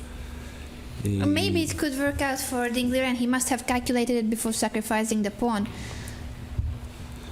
Okay, so, well, as I was mentioning, Ukraine-India, Moisenko's game, yeah, this d-passed pawn will be stopped by this knight. So knight d5 was played. Now d2 will be answered with knight e3, after which, I mean, I can promote, and this gives me an extra pawn, right? Queen a6, in case of queen a6, which is most likely the move. At least I can take f3, right? Take f3 and take e4, but this 3 versus 2 should be a draw. This should be a draw. So it isn't a real chance that he Who got. knows? Who knows? The king is somewhat stuck here. I mean, it's certainly a draw if the king is safe. With king on f2, it's a draw. But here it may be like g5, h5, some mating threats. Right, because that seems to be the only chance for Ukraine to save the match. Ponomaryov is better against Vidit, but as it's all on one side of the board, it's hard to believe White will really win this one. Black also gets something under attack, so this d4 pawn always hanging in various lines. Well, Turkey against United States of America, and here we have a result. Emre Can loses second in a row. Against Ray Robson. So Ray Robson wins the first game now in this match against Turkey for the American team. Yeah, so he managed to attack through this H file, it seems. Oh wow, look. Let's see B3. how he did it. Knight d2. Wow. Knight d2. So, well, that's a nice one. So sacrificing the knight for queen h5 for one move, basically, to get the queen on h5 to threaten h2. f3, g4. So attacking a piece down like nothing happened. And the king seemingly can disappear. King f2 and then run away. It's a check and this. So you can't take with the bishop. When you take with the king, it's knight e4, and king is getting stuck on f3. Bishop f1, king f7, and rook c2, so that rook f2 becomes a threat. Rook g2. Whoa! Rook f6. And we missed this. We h5. missed this game live. h5 with knight g5 threat. What a beautiful game. And queen f2 mate. Yeah, there was Ray no way. Robson with a brilliancy. Yeah, that's a really, really great game played by Ray Robson. Really nice attacking chess starting from 25, knight d2. A move that we did not see. Which makes it Beautiful victory. very promising for United States of America as they are leading +1. Just well, 1.5. 2 games going on. 2 games in progress. Here Onishuk against Mustafa Yilmaz. I'm guessing... well, it's hard to say. White is up a pawn, but black has 2 bishops and potentially some threats against the king on h1 as white pieces are somewhat stuck here on the queen side. So my guess would be that black should not risk much here. Who's to move here? Black. Black's to move. And doesn't he have bishop takes? Well, he didn't take. He played something else. He played bishop to f4. Onishuk replies with bishop c6. They're in time trouble. Okay. Yeah, they are in time trouble like everybody else is. I was really wondering why not bishop takes h3. I don't know. Ah, but wait a second. It's the Turkish player with the black pieces. He has to win. This is good for a draw. Ah, you mean, yeah, just Yeah, like but he- takes and he it's a cannot just make a perpetual. draw. No, he All can't right, make now a I draw. understand And it. probably there wasn't anything more than just a perpetual. Yeah, but I thought it was the other way around. That Uh-huh. it's Onishuk and not making a perpetual. Yeah, that's bits. Okay, and on board 4, this A pawn made a huge career. The A pawn for Wahab Shanal against Jeffrey Xiong. So how about your guess that Jeffrey's gonna win? Now it doesn't look likely. Well, but Ray Robson has won, so Yeah. maybe I guess the team score and not the war score. Yeah, well, the thing is that you can hardly win this one with black as well because it already looks like a fortress for white. This should Knight be a draw. F1, yeah. So that's probably a draw, and Let's go back to this one because it will decide the match. If that's Onishuk draws, the only America chance. wins. The only chance for Turkey to save. Looks like they are both playing. They are both under 1 minute. Both playing on seconds. So it was bishop c6, queen c7, d5. So now the bishop is hanging, and those pieces on the diagonal, b8 to h2, they are lined up in the wrong order. You want your queen in front of the bishop so that you will be trapped in mate. Now c4 is about to fall. What has he just played? Bishop to f5, and the then it's pawn has queen been c4. taken. Isn't and now- Onishuk just Yeah, clearly Onishuk- controlling everything? Now he's consolidating, he's 2 pawns up, and no longer it's an attack for black. It's just hopeless, it seems. d6 is a threat, so he will have to play some sort of bishop d6 or queen d6, then even knight d4, knight b5 is possible. No, United States of America will win this match. Beating Turkey. Turkey has not lost a single match. Yeah, But yet. Today it will happen. So yesterday they've lost their first game, and today they will lose, it seems, the first match. They've already lost one, and Mustafa Yilmaz seems to be losing as well. Well, very well played by the American team. Ray Robson's brilliant victory. That is, I think, we can clearly say that the game of the day. Yeah, that really looks nice, and if it was all correct, then really kudos to him. So Onishuk to make his move 40, and he decides himself on knight d4, even though, yeah, some people would prefer to keep the knight, to protect Close to the king. squares around the king, but he made it sure that it works, knight d4, and yeah, because this move, if it works, it kind of gives wins the game almost at once, because yeah, if you allow knight f5 it's all over, and if you move the bishop it's knight b5 winning the bishop on f4. It could be over right now, and Mustafa has 3 seconds. Bishop e4. With 2 seconds on the clock, he played bishop e4. Bishop e4 now, like anything wins. I'm guessing knight e6 should be winning a piece, simply. Is it Yes. simple? I mean, he's probably planning for bishop g2, but it's like few checks. Bishop g2 followed by rook b2.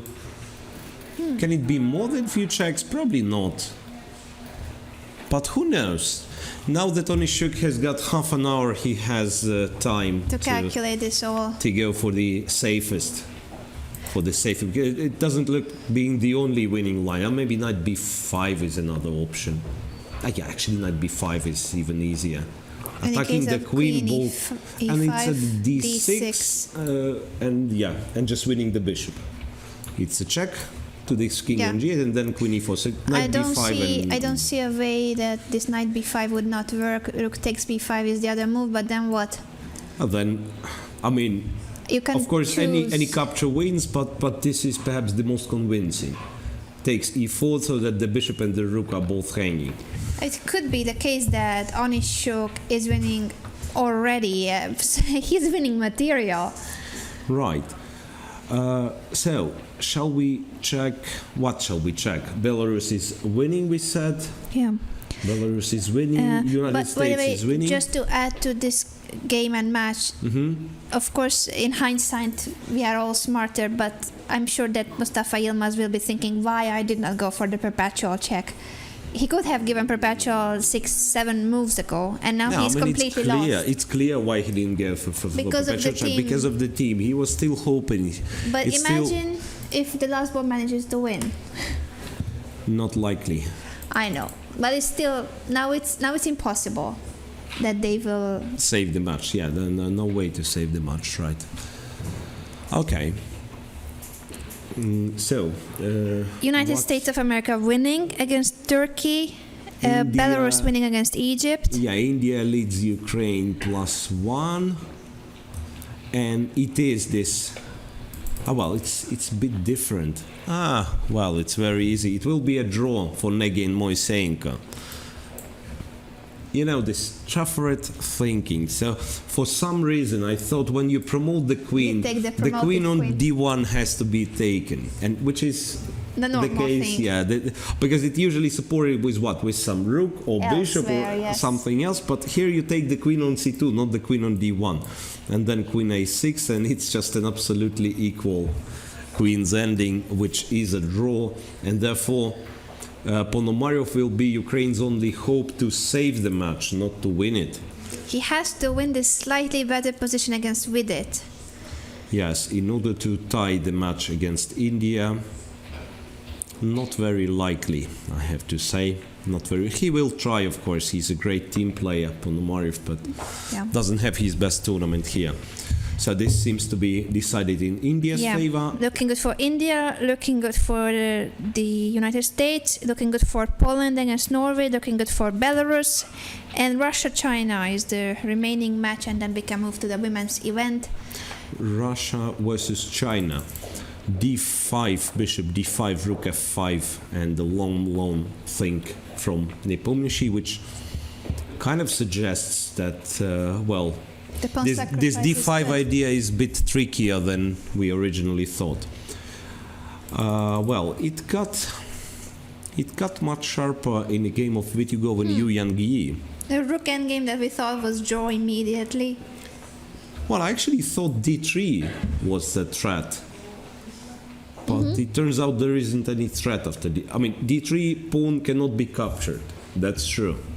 Because, king D3, That's it's always short. rook D1, That's short. and this, rook goes to G1, H1, F1, whatever, and then, an X-ray on this rook on A2.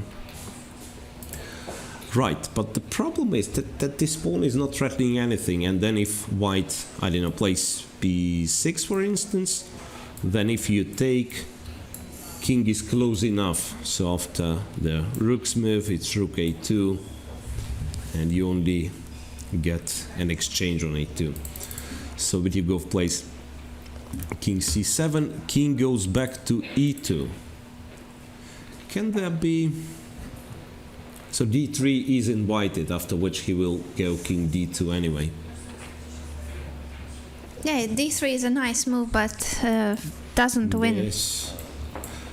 In fact, D3 gives him a chance to play king C3. True. But then what? And then again, king B2 is not possible because of D2. He's It's not interesting. threatening it. It's kind of almost a Zugzwang. Mutual Zugzwang. Yeah, Well, black can move his Black king, can but move. not threaten anything. it's interesting because, as far as I understand, with or without D3, white has strictly two moves. Because if he moves the rook, as say over here, if he moves the rook, then king will go over, take B5, and will probably get black some chances for a win. Right, so in this position, two moves are king to E2 and back, and if black gets the pawn here, so again, pawn cannot be captured, neither with pawn, neither with the king, so only two remaining moves are king C3 and back. Yeah. And we see that the governor of the Ugra region has come today to support the Russian teams, Natalia Komarova. So they have a friendly chat with the chief arbiter. I don't know what they are discussing. Certainly this position, this rook endgame. Rook ending, okay. Not the last board. They don't like Russians' position on the last board. Not It's not really. not the proper Berlin Wall played by Fedoseev. also reached move 40. Well, actually, I'm not sure of the plan Li Chao chooses g5, so that now if black manages to get g7, g6, he will practically, I mean, this majority will never turn into something serious, so it was more about not letting white rook to be activated. That's why he went rook h1 and not g6. I'm guessing in case of g6. Yeah, so g6 would stop Rook everything, but h4, the yeah, rooks this, will or collect rook the pawns. h8, and you know, somewhere to be it. Onyshuk Onyshuk wins. finishes. That means that the United States Already won. has Two won and a the half. match 2.5. with one game to go. One game is still being played on the last board. Jeffrey Xiong. He can even lose the game and still win the match, but he's not. Yeah, he's not even in close the to mood losing. for this. Yeah. So rook h1 from Fedoseev, and that's the crucial moment, maybe. Yeah. Just to add once again, this 2.5 result by the Olympic champions United States could seem like it was the normal result, but seeing how well the Turkish team has been doing here, this is such a huge achievement that a team can beat them. Yeah, well, they've almost seemed the favorites to be Yeah. Turkey versus United States, Exactly. even No, though I they are would have lower said- rated. I would have said that Turkey is doing much better than the Americans so far, so Okay. it was a tough match. Yeah, one more match we still forgotten to mention. Norway versus Poland. +1 for Poland on top two boards. Quick. Once again, I keep saying quick. It wasn't quick, but it's a draw for Tari and Wojtaszek, and then a victory for Jan Krzysztof Duda. Jon Solomon on board 3 versus Kasper Perun has an extra exchange, and apparently, no, rook e8 to c8, so that black seemingly can play rook g6, but so maybe this is one of those things that you miss. Rook c7, and then king is forced Yes. here, and then it's rook c6. But it was not missed, was it? Or what happened in the game? He went. No, I think that was missed. And it was an Really? exchange of tactical shots. Rook c5, bishop e5. White, could capture on e5, but he went for this. Wait a sec. Wasn't it? No, this is bad, right? I simply take too many bishops. And then capture And with the h rook. pawn and too many. Yeah, I mean, Yeah. just two rooks and a lot of extra pawns for white should be winning. Okay, so he takes b2, and then he was hoping for this to work. It's kind of a double attack. The rook is hanging, rook g6 is still a threat, but rook c8, and then nothing can be done. He simply plays bishop to f6, acknowledging the fact that he's an exchange down, and well, that's a lost position, obviously, which will make it even. One and a half. For Norway, yes. But then what was the mistake in this game once again? Or it was just I time trouble don't and know. I don't know. confusing I mean, position? Till some point it seemed fine. Maybe here where he started to fall apart. Well, actually f5 already feels very strange. Allowing Knight knight e5, e5. knight f5. So that's the. Perhaps Yeah. there was a blunder, Well played maybe. by Johan Solomon. Perhaps there was a blunder, and then already here, it's like winning for white thanks to this tactic rook c8. Will be an equalizer for Norway, but I'm afraid they are losing on the last board. There's something has happened in the time trouble, because it looked absolutely fine for black over here. Remember, we were not even sure if white is any better. This one, opposite colored bishops, and potentially it's black who can be better. In fact, because bishop on b1 now is not doing much. So what and happened later? Why is he worse now? He just, he blundered an exchange. That's my guess. Queen d7, c5, and what's the problem with rook d3? I'm still not sure. he went for rook d5, after which he's just lost. Okay, what's that? Rook d3, well, h4, and you cannot stop G5. g5. Is that the case? Is that the And he case? can't exchange queens. Yeah, no, nothing. No, he really misplayed it somewhere here, where he allowed c5. So that was still absolutely fine, it seems. Here, for instance, you just have to somehow, bishop d4 was, for instance, was Exactly. an absolutely fine move. After which black cannot be worse. This is puzzling that Lars Oskar Hauge went wrong in a position that seemed to be equal. So even though Johan Salomon will win, they are losing on the last board, and Poland will win the match. It was a tough match for Poland. They Yeah, it were was close really, to, really tough. I don't know if to losing it, but 2-2 could have been a result. Yeah, it was 2-2. Well, practically guaranteed for Norway, as they were winning on board 3 already sometime. So it will be a minimal victory for Poland. So, and for the ladies section, Let's see once again the leaders: Russia, Poland, and Ukraine has already won against it Egypt. has So already Russia, won, Poland. but there might be a minor surprise on. Once again, Wafashruk. Yeah, on this board of Zhukova and Wafashruk, because, well, it's so unbalanced. I don't know what's going on here. First of all, Zhukova had such bishop on g2. So as long as what's this? How did she reach this position? I don't know, but this was the position. And then what? If you Well, don't ever take the Yeah, e2 pawn, if you then, don't touch anything, it's just a draw. but she wants more. Black wants to win. So she of course. has taken d6, knight b3. Well, I'm not sure of this knight b3 because knight was still holding this bishop Yeah. here. So in fact, maybe in this position, if black plays king e6, isn't he winning simply, or isn't she winning? I think No, she it is. was completely I mean, lost. the g2 bishop is dead, and you have this e3 was pass pawn, completely a4 lost. pass pawn.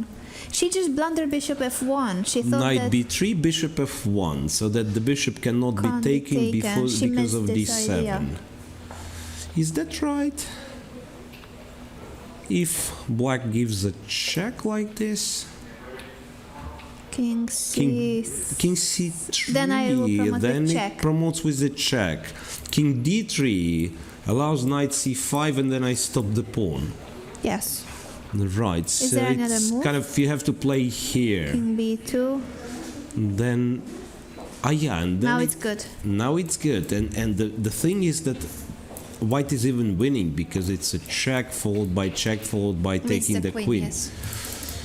Right, so that means bishop cannot be captured, it seems. If I move back, then this probably after bishop c4, white should be out of danger. So at least, say, even though still bishop e6, it's a huge improvement compared to having bishop on Yes, g2. indeed. Wafashruk must have missed this bishop f1 move. But I still don't think that she's lost here. I mean, she will lose. I don't think she will lose. Obviously, she's not lost. No, but she's playing for a win, so it must be a disappointment Knight that she missed c5 this. is another possibility, after which I don't know what happens. The knight is getting stuck. Knight c5, yeah, once again, obviously, after this capture, I can take and then stop the pawns with the king. Well, probably Wafashruk was winning, maybe still, but it was much easier without allowing bishop f1. Right. Well, the thing is, as you said, this match is decided already. Well, how about Russia and Poland? Russia is leading With +1. 1-0? Yeah, but now it is still a pawn up on the second board. Jolanta Zawadzka against Katerina Lachno. Kosteniuk Sochko on board one? That's very unpleasant. I find it very unpleasant for black, right? Yes. Not only white is a pawn up, but he's very Very active. active pieces for Jolanta. Sochko versus Kosteniuk. Kosteniuk indeed got herself pinned here. So this is what happens when you play bishop d4. That's a bit strange.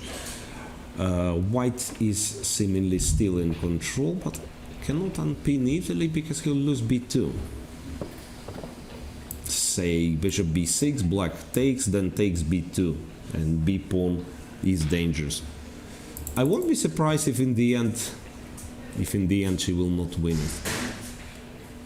Promising position that Alexandra had before, and now it's a bit more complex. And the remaining board 4, we thought... Board 4, we thought Goryachkina must be winning, and apparently she still is. So Russia will win, doesn't matter what, because... Goryachkina levels the score, and then they... No, Well, no. No, sorry, They're already 2-0. +1. I was it's thinking 2-0 and- Jolanta wins, but that's yeah, 1-1. Kostyniuk cannot really lose this one. Yeah, indeed. So this is looking good for Russia. At least 2.5 for Russia. And China, India, where China, India, you will be surprised, but Zhou and Jun Harika was a draw. It was a draw and a quick one. After g3, Harika did not find anything better than to take h-g4. After this, queen d4 might have been the move she missed, because no queen f2, and after queen f3, white plays e6, and she's faster to create a threat on g7. yeah, we thought that Harika had something. It was such a promising attack, but maybe Zhou Wenjun defended very well, and there's nothing more than a draw. Maybe in this position you have to look for alternatives, because yeah, this was a bit too primitive. Closing the g file, maybe there was something else, like captures on d5, knight takes or bishop takes. Anyway, it's another draw on board 2. Board 3, Lietingia has won, so Ruth Padmini has to win in order to level the score, and this is unlikely because Gorky seemingly has everything under control. Goryachkina wins, it seems. 2-0 to Russia against Poland.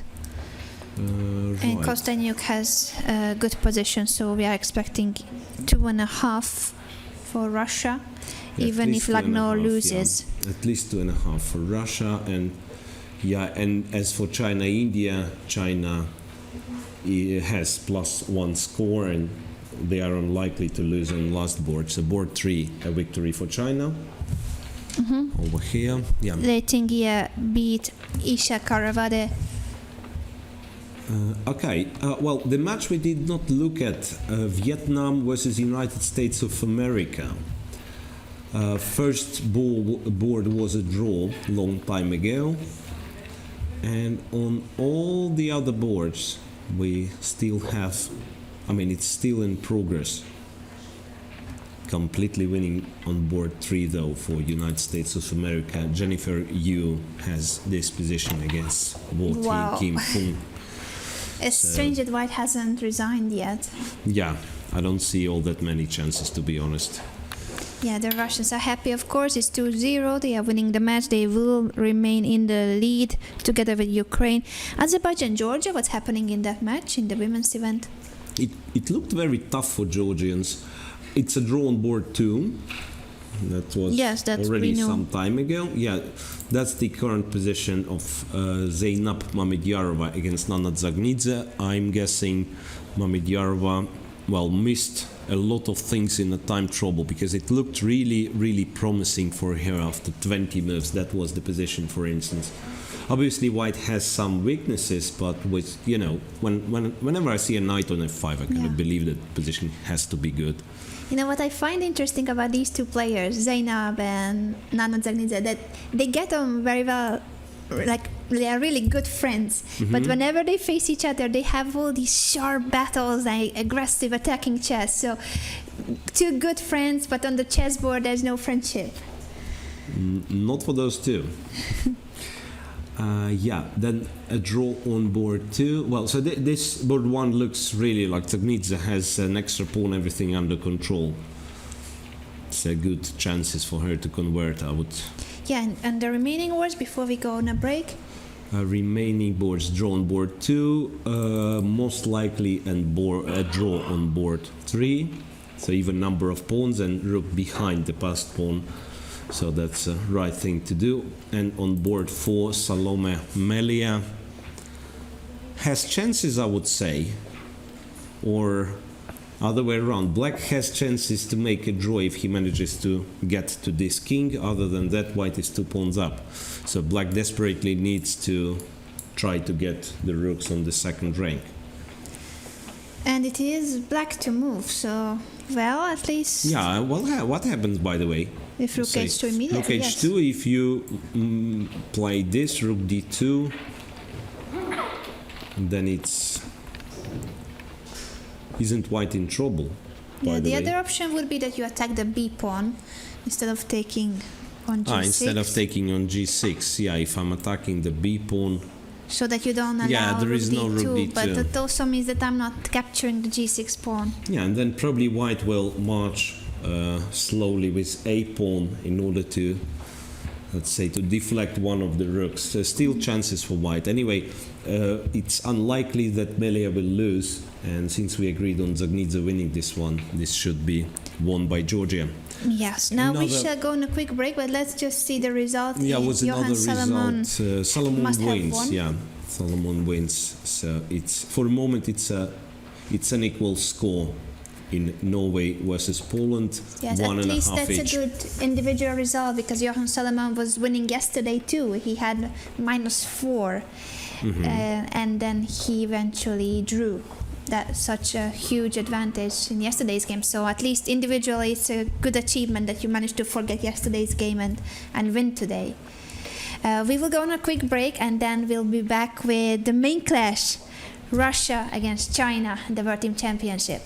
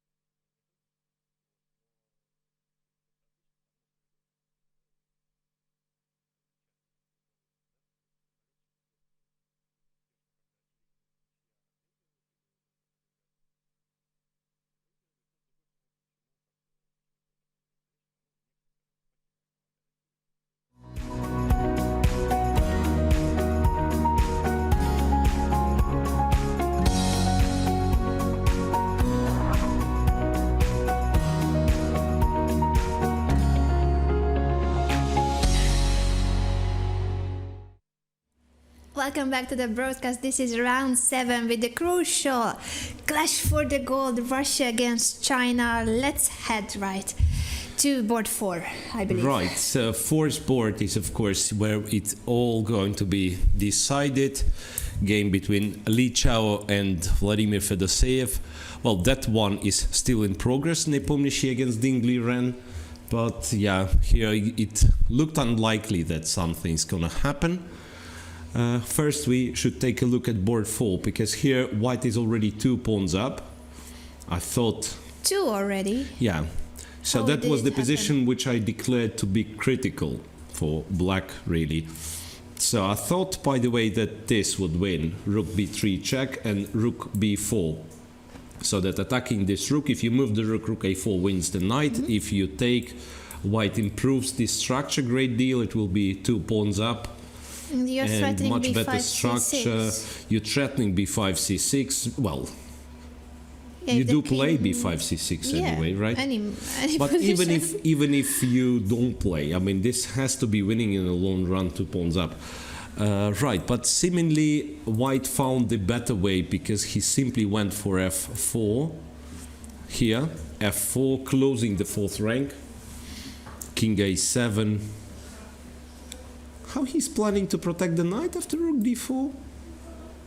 King b7 back, so that there isn't a check There's no here. check now. Rook b4 is not possible. And if rook a4, then he If just... rook a4, no, there isn't Yeah. anything. Knight b8, check followed by rook 8. Rook d4 played, and it will be a lead for China. This was a game that seemed to be good for white for the whole time. It was, Right from the start. It was an opening slip. If we look at Fedoyev's choice for today, the Berlin, and he seemed not to be well prepared in the line that he entered. Might have been the case that Li Chao, of course, played something that he usually doesn't, or he doesn't play this often. Yeah, so, well, it's Jan Nepomniachtchi and his, among stone, his sweater, the only two who can has save to Russia. Save Russia. Shall we check this one? Yeah, Of well, we course. did not mention Vityugov already has finished in a draw. 2 right? draws, this is 1-1. Fedoseev losing, Nepomniachtchi has to win. That's the position they have, and not really. I think it's developed a bit further, because I've seen something else. I'm not sure if it is the position that those two have on the board. There is a feeling like it's this game for some reason is not updating. I just seen Jan moving. Maybe that's the one. Rook e1. Rook e1. Creating some tactical tricks, possibly. Well, first of all, he's ready to play rook e2 here, not to drop the a2 And pawn. it happened. Rook h2, rook e2 is on the board. Rook h2, rook e2 is on the board. So black can take, king takes, and maybe activate the other rook. Yeah, it doesn't look like white is winning anyway. Oh, he has to work really hard if he wants to create winning chances. And that's such a bad situation for Russia. They have the highest rated player, Ding Liren, with the black pieces defending this position. They have to beat this guy in order to level the score, to tie the match. So before this round we were talking about Russia winning, and then they would almost assure the gold medal. Now they desperately need a tie in this match, otherwise they will be overtaken by China into going to last 2 rounds.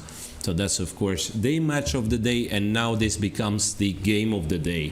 Nepomniachtchi against Ding Liren of the remaining hour of broadcast, of course. Yes. This is the game we will be watching, following closely. Ukraine loses to India. It seems Ponomarev is still trying, but it's hard to believe that And I position is- think the match Norway against Poland has finished. So if we can just have a look at the last game that Norway finished against there. Poland, Last board, just a Lars second. Oskar Hoge against Mateusz Bartel. Yeah, it was 1.5, and the last Bartel has won game, indeed. Bartel has won. In the end, by the way, this pin on this f6 knight did work. It's 2.5 1.5 in favor of Poland, but it could have been a 2-2 if Lars Oskar Hoge did not go wrong in this middle game position that was equal. Right, still 2 games in progress for Belarus and Egypt. Well, this crazy game on Board 1, Egypt, board one, Belarus. yeah, Kovalyov with black against Hesham Abdelrahman seemingly goes Kovalyov's way. So the queen proves to be stronger than number of pieces supported with the passed pawns. I mean, the queen supported with passed pawns on the well. So this will be a victory for black, and therefore the last remaining game where Alexei Alexandrov tries to save the rook ending being pawned down will not matter for the result of the match. Yes, Belarus will win the match against Egypt. If this game is won on board 1, then it's already 3-0 for Belarus. Let's go back to Nepomniachtchi Dingley Ren because they have traded rooks. I'm just checking if there are More results. more results. No, Turkey is still playing, but they've lost. They lost the match against the already. United States. India with Ukraine. India leading +1. Ponomarev needs to win, which is perhaps not possible. Well, will be very tough, but he will keep playing, and that's it. Yeah, and then we go this back is to the Nepomniachtchi game that again. will decide. Then we go back to Nepomniachtchi again. In the ladies section, somehow it's more or less Decided the matches, yes. decided. The matches are Most of more or them. less decided. So, back to Nepo, and what can we say about this position? Black just played king to c6. So after rook h2, rook e2, Dingley Ren decided to trade rooks. g4 was played. Oh, sorry, and there are new moves. king d6, f5 takes. I was just going to ask you, why do you think a trade of rooks happened, and for whom is it good not to have the other rook? Well, I don't think it dramatically changes the valuation of this position, but generally I would think it favors black because the less pieces you have, let's say, the freer you are to use the king, because if we imagine, say, this rook getting somewhere here, there might have been some threats to black's king. Now that the king is absolutely safe, well, that's the position. Rook h7 was played. I still don't see Nepomniachtchi winning this one. It looks like Dingley Ren is doing very fine. Yeah, a2 is hanging. Well, if you play a4, then you have difficulties protecting this one. I mean, you can protect it, but it's got to be a draw like that. I mean, by simple repetition. Maybe I don't that's it. think. Maybe there's just no way that Jan Nepomniachtchi can escape from a draw. Well, look what happens. He's short on time, it seems. He's like down to 6 minutes or something. Is it 6? Wow. Yes, Fine, 6 yeah, minutes. 6 minutes. Dingley Ren plays much faster this time than Jan Nepomniachtchi. It's uncharacteristic of Jan Nepomniachtchi to be low on time, but I think it's also the match situation because Fedoseev was in this bad position forever, for the whole game. Yeah, and Jan at some point he was, say, looking at Fedoseev's game, he was tempted to repeat the moves. Is there But he by couldn't. any chance the way White can... Right, I mean, if White would have been in time to regroup, like play... I mean, bishop from e6 now would protect all the pawns, right? So if I can put the bishop on e6 and free the knight so that I can remaneuver it and try to attack some pawns. I still don't believe that it can be something for White, but at least, I mean, to try. Not that Dingley Ren is the player, then you're easily confused with knight maneuvers, right? I mean, it has to be something a bit more complex Yes, in order I to don't make think him, that he will suffer here. yeah, to make him make a mistake. So this will be a draw, and that will be a very painful loss for Russia. So they will root for Poland in the last round to To beat China. to beat China, or at least to tie with them. And what about the board points? Russia had more board points, 17, while China had 16. Yes, but today it's gonna come back. Today it's gonna come back. It will be equal 18 and a half, but one match point more for China. Yeah. Board 4. Fedoseev resigns. Board It's 4 a is finished. game that went wrong for Fedoseev early on, hours ago in the opening, and Li Chao, he was just increasing his advantage. A very important point for China that could give them the gold. Wow. Yeah, that's. So that will be their second gold, right? They are the defending Yeah, champion. they are the defending champions. I'm breaking the equipment here. Okay. So, what's going on with Ukraine versus Egypt ladies? Nothing goes on. 2.5. Zhukov was playing. I'm checking the ladies section because what can we do? This game will be, of course, will be kept in progress by Jan Nepomniachtchi, but it's hard to see him winning, right? It is really hard, and it's a very hard situation for Nepomniachtchi.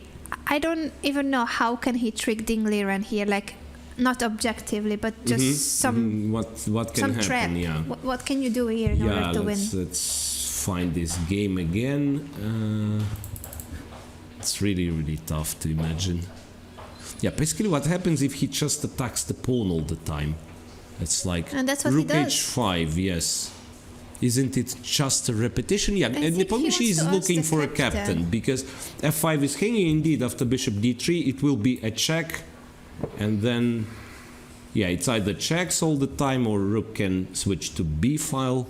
No, you can't really play this one for a win. And you reach this point where if you want to force issues, then you will end up losing your pawns. Like he cannot go crazy here. Yeah.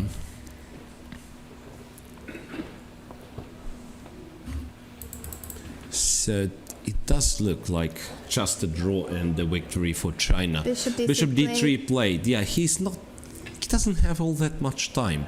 Oh, and this is a draw. You already showed this variation. It's gonna be. Yeah, well, a- king f3 maybe. Okay. So that just to keep this game. No, it doesn't keep the game going. I thought for king e4, but then I'm blundering the piece.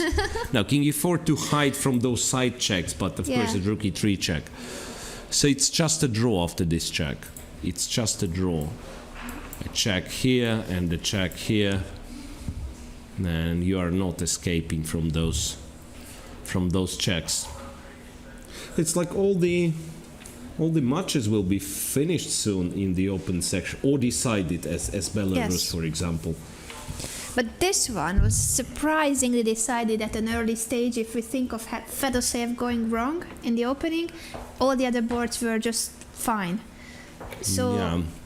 Russia didn't really have any real chance on other boards. I mean, nobody had a chance to doesn't win. look like they had chances. Well, he goes for king e1. Can't it all of a sudden change so that black will start playing for a win? Because I would be Why not? a bit worried, Why with not? king on e1.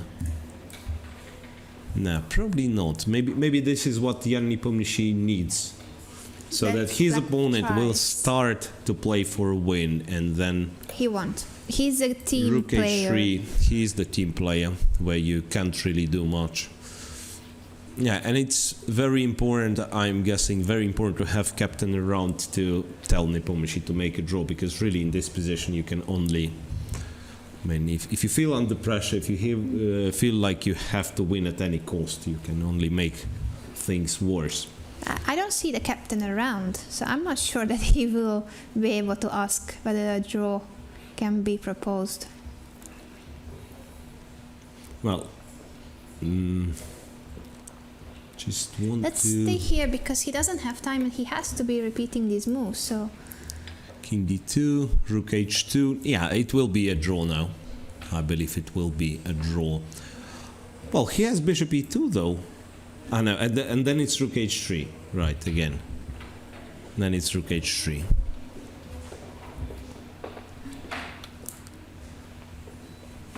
is looking around. 5 minutes left for Jan Nepomniachtchi. He has to win this game, but he cannot. This is Kovalyov winning on board 1 for Belarus, making it 3-0 3-0. against Egypt. And a draw on the remaining board, so it's 3.5 Belarus, Yeah, Egypt. 3.5 for Belarus versus Egypt. Let's go back to Nepomniachtchi because it's going to be over. Interestingly enough, Belarus is doing better than Ukraine now. So, yeah, Ukraine, the silver medalist of the Olympiad, has a poor tournament in the open section, but they are doing much better in the open section, of course. So In the women's Nepomniachtchi, section. Yeah, Nepomniachtchi makes a draw. That's I'm sure. Will make it, or but let's see the last moments of the game, if we can go back with our camera as well to Nepomniachtchi against Ding Liren, Russia against China for the first place of the World Team Championship. nothing can be done, I'm afraid. So simply nothing can be done here. Not even a monster can save you. I mean, this game, of course, individually it's not a bad result, but King E1, Rook to H3, H3, King and it's a D2, draw. and now Rook H2 will be a threefold repetition. And he's not even asking the arbiter. He's that confident that he can give a so check. Nepomniachtchi starts thinking, it was threefold already. Yeah, but you can't really do anything. You can't do anything, so it doesn't. So he can wait for a draw offer from Jan Nepomniachtchi. So it was King. No, it wasn't a threefold because it was Rook H2 with King on E2. All right, okay. Then it was Rook H2 with King on D2 and another Rook H2 with King on D2. So it was 2 times Bishop E2. So he is still trying, but it's not He's possible. still trying, after Rook but H3. Rook H3, yes, he will have. I mean, he can go here, Rook H5, he can go here, Same and position. then Rook H2 will be the threefold. So that's kind of a to make sure that he did everything he could. But how about Rook F2 now? Yeah, he can try. Anyway, while he is thinking, because Ding Liren might try to play for a win, we have an interview with his teammate, the one that will decide this match, Li Chao.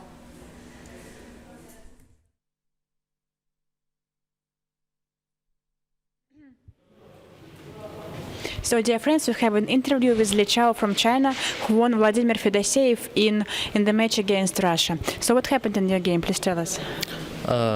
Actually, today I just want to play some not so active positions, so I choose this opening, and I think he's an attack player, so that's why I changed the queen. And finally, I think in opening he played bishop c5. I have no idea about this move, but I think after that I have good position. But I think when he played knight g6, I found rook e1 this kind of idea, and I think after that white should be simple better. Yeah. Was there any mistake from his part in the end of the game? I think somehow like after rook d3 and he played rook g1, I think maybe this is a serious mistake. But for now, I never check computer, so I don't know. But when I playing, I think rook g1 is a mistake. Have you ever played against him before? Yes, I lost him in open. Final game, and a very important game for me. So that's why today, of course, I want to win, but this is a team match, so that's why I want to play some not so active. Yeah. So, are you happy with your playing till this moment? I mean, in the event in general. Yeah, of course, I was so happy because, when I play with America and Turkey, I lost two real chance to win. So I think today maybe lucky is come back. So I'm so happy. So my last question about Khanty-Mansiysk. So how do you feel here? I feel here very comfortable, but weather sometimes not so good. But when I'm sleeping, and always raining. So, but I like this kind of weather. So I was so happy here. So thank you very much and good luck to you. Thank you. Li Chao, as he mentioned, he lost his previous game against Fedoseev, so now he wanted to win, of course, but it's a team championship important. That's why Nepomniachtchi is playing, because it is a team championship, even though his position cannot be won. He might regret playing, because now Yes. Rook F2 was played by Ding Liren. And how do you keep F5 alive? He's Because- not repeating anymore. Yeah, of course not. Knight G7, King E5, and just look at this knight. I mean, but black is better simply. Black is better if not winning, so that was not very clever decision, I'm afraid. Yeah, it's understandable that you need to play for a win, but you have to stay objective, because after this, I don't even know what you have to do. Well, possibly something like that. But how tricky have you... Knight G7, yeah, Knight protecting the D8 pawn. probably was too dangerous. I don't know. Knight G7, King E5. After King E5, the knight is dominated, and after, yeah, look, I go here, and then it seems unavoidable that I will play Rook G2 and win the pawn on F5. We are shown the end of another game. It's But I board think Malia won. for Georgia against Azerbaijan. So it was drawn board 1. Melia has won, right? It's Melia 1.5 has won. half. Well, it's a very tough match, in fact.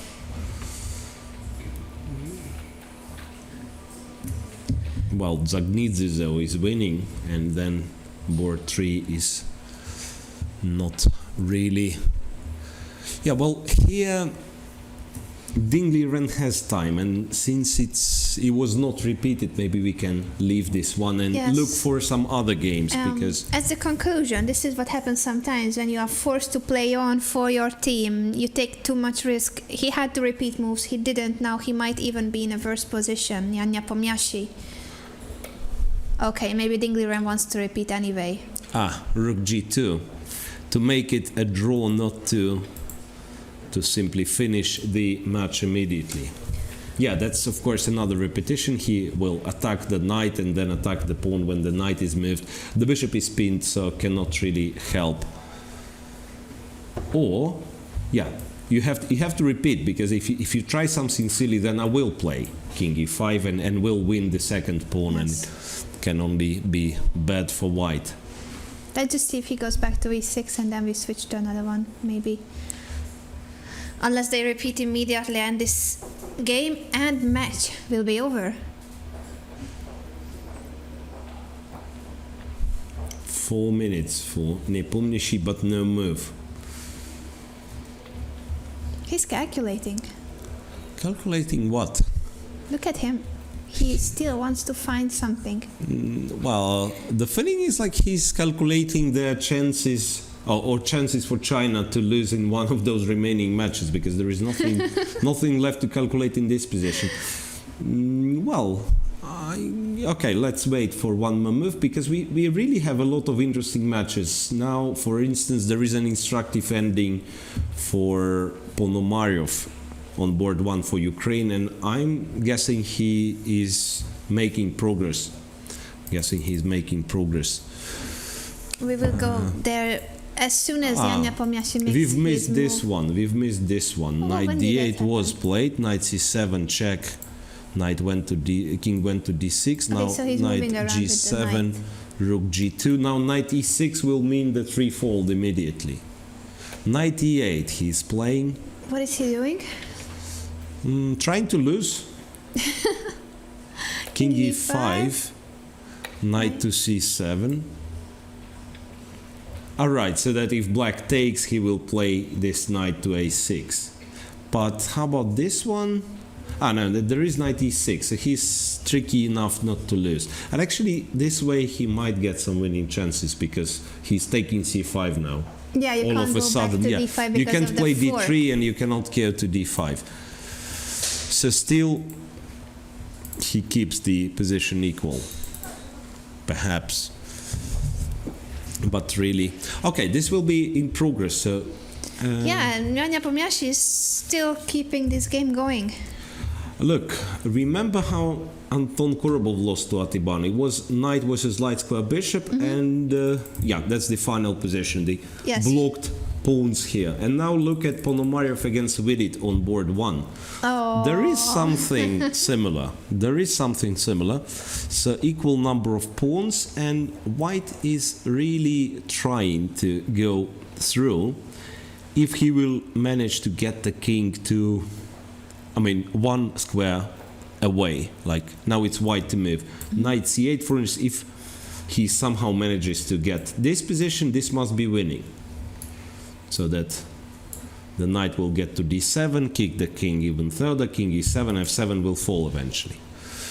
The thing is that after this check, he'll go to e8. And then who knows if it's possible to do anything here. Apparently not, but Ponomarev will be trying. He played knight... I know, he didn't play anything.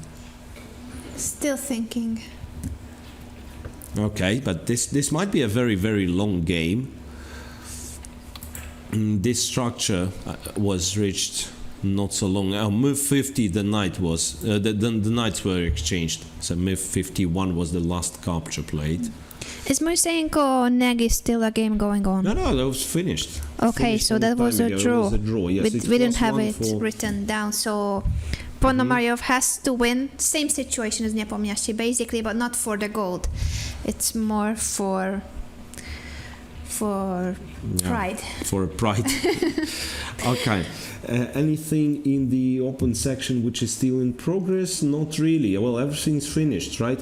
Then in the ladies, Ukraine wins against Egypt, but by a tiny margin of +1. And Vafa Shuruk once again manages to beat a very strong opponent, this time Natalia Zhukova. How did that game finish? Can we just see the last moves? Yeah. Vafa Shuruk once again upsetting a strong player after Harika now. Natalia Zhukova is her new victim. After bishop f1, I thought it would be fine for white. King goes here, king a3, knight d6, king takes, and maybe it was bad already. King Even by d5, missing bishop f1, she was fine. b6, knight c4. That's a nice point. Well played. Knight c4, so that in this line she's promoting with white is first to promote, but she promotes with a check, exchanges the queens, and then she's faster to get to f3 pawn. Very well played by Vafa Shuruk. It seems as if it was the other way around. The higher rated player is black. Very, very good calculating a endgame technique calculation. Long line and winning in the ending. Batiashvili has just finished her game, Yeah, well, Georgia, Azerbaijan. I'll check it just to mention first that Poland, Russia is still in progress. Lucknow is still a pawn down. I'm not sure if she will lose, but she is a pawn down. But Kostyniuk seemingly has everything under control. We have to There go is back some, to there this is some game. sharpness. No. Just a second. China, India is in progress. By the way, India might be making a draw against China in the ladies section. Let's go then on the board so that we show the positions. Board 4. China leads +1 thanks to a victory of Liet Ingia with draws on top 2 boards. And now white is a pawn up in the knight's ending, and those... I know, white, now a lot of moves came here, and now white is completely winning. There is nothing to talk about. It's h6, king e2, and knight h2, and you can't really do anything. So it will be a draw. Manages to win and level the score against the strong team of China. Yeah, which gives a chance to Georgia, in fact, because they will win. They will have 8 points, equal with India, and China will be just 1 point ahead with 9. Poland will go down as their seemingly losing to Russia. Yeah, Georgia approaching the podium, the defending champions. It was a 2-2 draw for Vietnam and the United States of America, draws on top boards, and both games won with the black pieces on boards 3 and 4. So it's Jennifer Yu to win against Wo Ti Kim, and on board 4, Thi-Banh Nguyen won against Akshita Gorti. And what about Georgia, Azerbaijan? Georgia, draw on boards 2 and 3, a victory for Georgia on the last one. And Only Zainab Mamedjerova playing against Nana Dzagnidze, and Zainab. Dzagnidze is 2 pawns up in the queen's Okay, ending. So I was going to say Zainab has to win, but she can't then. she cannot win. Right, and that was it. And we are back to what? To Nepomniachtchi again? Okay, you wanted to talk about Poland Russia, so let's go for Poland Yeah, Russia first, then we Poland, move Russia. back to Okay. Nepomniachtchi's game. I mean, just to check what happens in those games. That's the game of Katerina Lakno. Somehow she managed to win the pawn back. Yeah, how did she do that? It was something like that where I thought black is really, really in trouble, and then she simply went here, taken took the pawn. this. Wasn't something like king... Was something like this winning? Because this is usually how you win these positions. You go for an attack. Indeed, Roth Padmini wins her game. It's 2-2 between India and China. A very dramatic match with victory for China on board 3 by Lei Tingyue, and now Roth Padmini leveling the score. Okay. So that's the position for Zawadzka and Lakno, and this doesn't look as winning as it was. Doesn't look winning at all, to be honest. Now I'm guessing black is holding comfortably. And anyway, on board 1, Kostyniuk is in control. Kostyniuk is in control against Monika Sochko. She might not win still, but yeah, how can you lose this one with white? So Russia certainly wins the match. And Still will be leading together with Ukraine, and they will face each other in the last round. yeah, but before that, in round 8, Ukraine has a very, very tough match against Georgia. Yes, and Russia will play Egypt. Yeah. Although seeing how well Rafa Shruk is doing, and now that they have their board 1, Mona Khaled, it could be a tough match even against Egypt. Right, and if we come back to those few remaining games in the open section, how many are remaining in the open section? It's Shanal Wahab plays for individual result only. I would claim this because he cannot save the match. But he First can, match that Turkey loses. yeah, first match that Turkey loses. Then Ponomaryov tries to save the match, and Nepomniachtchi, well, he's trying to win this position once again. I cannot imagine how this can happen. King E1.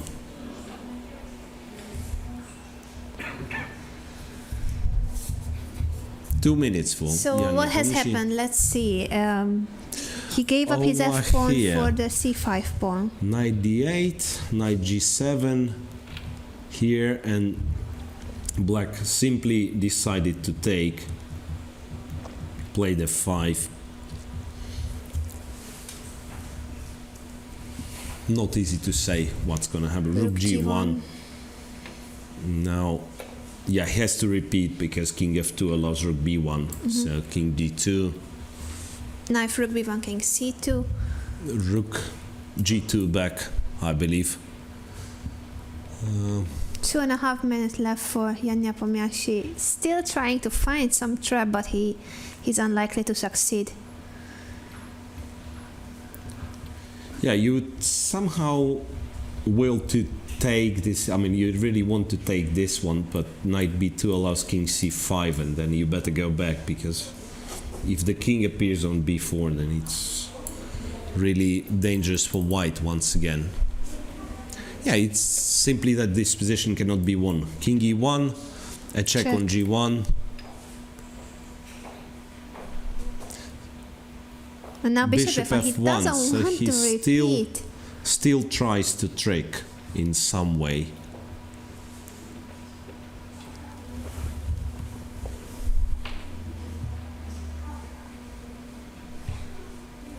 Rook to G3, not that he can trick.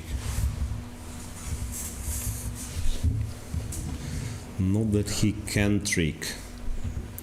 It is really what you said. Maybe at some point Ding Liren will start playing for a win, though he doesn't need to. And I think he's doing very well. The systematically repeating moves, and he would go for the draw even if he was slightly better.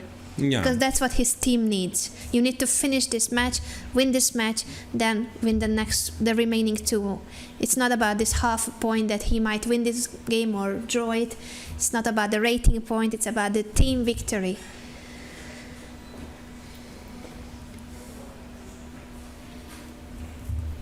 Two minutes. 2 minutes for Jan Nepomniachtchi.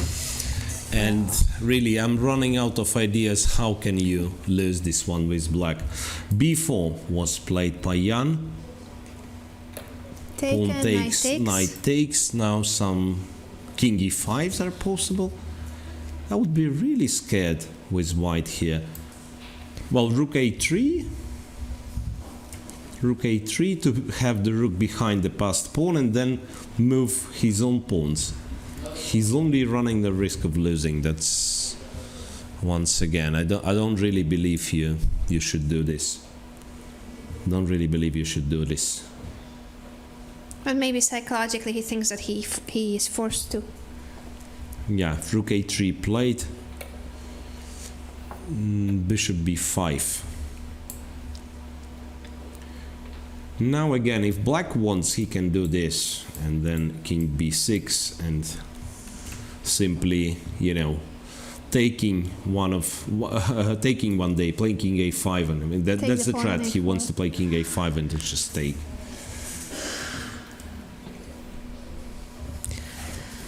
I'm just writing down the results in the meantime. The ones we already announced. So Poland beat Norway 2.5, 1.5. Belarus beat Egypt 3.5, half. USA is winning against Turkey. There's still a game going on. Jeffrey Xiong. Yeah, Jeffrey against Xiong Wahab against Sanal. Wahab Sanal. Not only the game goes on, but it didn't change really. I mean, no, now it did. On move 64, we still have the queens on the board, and yeah, this can be a monster game. I don't know what will happen here.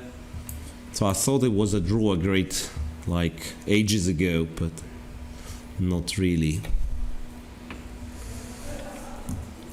Anyway, great result for the United States that will have already beaten Turkey. It's the first defeat for the Turkish team that has been performing excellently here in Khanty-Mansiysk. So another attempt to repeat from Ding Liren. So it's this, and yeah, he's reaching a5 with his king. I think this will be the moment when Nepomniachtchi gives in. There's just no more way to keep the game going. Ding Liren is looking at him. Yeah, you can't do much really. 3 minutes for Nepomniachtchi, but as we keep saying, there isn't a single chance, it seems. Well, he did. He tried. He fought well, but it's just that. His game had nothing from the beginning on. This was a very solid opening choice, and he didn't really have any advantage.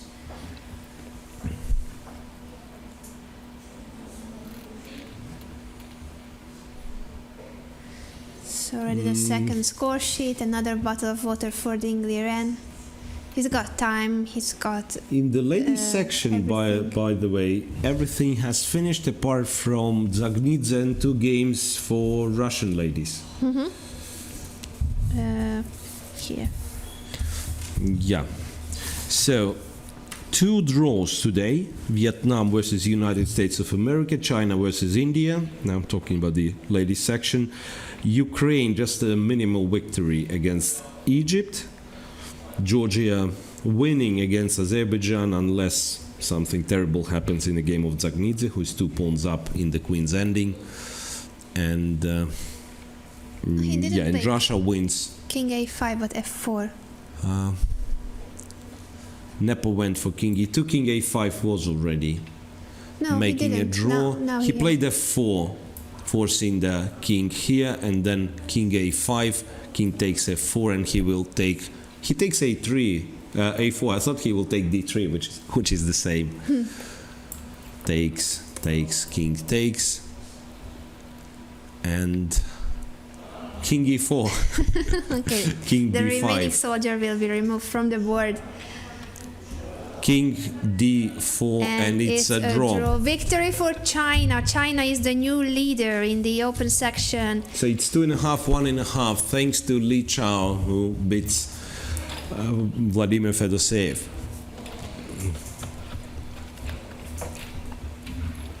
Right, so now we have a chance to check the other games in the open section, I believe. Finally, Captain of China congratulating Ding Liren. He's smiling. Nepomniachtchi disappointed, and the captain of Russian team is there as well. finally we have a chance to check the other games in the open section. Ponomaryov against Vidit. This is the position. I don't really think something can be done here. He has already been over here, for instance, with king on d6, and it turns out always with knight on e7. Maybe this is the only important thing. I thought maybe I have to mention that it might have been some sacrifice on g6. I'm not sure if it would win the game, but at least it would give white a chance. So Vidit prevents it with bishop g4, keeping e6 protected. Then this check, then now this is the position. Can be played for a very long time, but this cannot be won by Ruslan Ponomaryov. And Who Jeffrey is in the same situation as Nepomniachtchi was. He has to win in order to save his team. Yeah, but it never looked like being something substantial for him. He always was a somewhat better, a fraction better, always had a fraction better position, but nothing really. And the other game in progress in the open section. Yeah, we are shown Ponomaryov, so maybe we can go back to this one. Xiong plays with Chanel. That's. I just want to mention that this is in progress. It's still queens on the board, so this can be really, really long. We are shown this one now. So I'm sorry, but I'm not in time to switch the right game. Because as soon as you mention it, they switch the camera. You know that we are the ones who direct this takes, show. And king takes. Is it possible to make any kind of progress? I don't believe, to be honest. Knight d1, I don't know what white is trying to prove here. King will never be safe. It's a one pawn only. It's a single weakness for black on d6, which is protected as easy as white has to protect e6.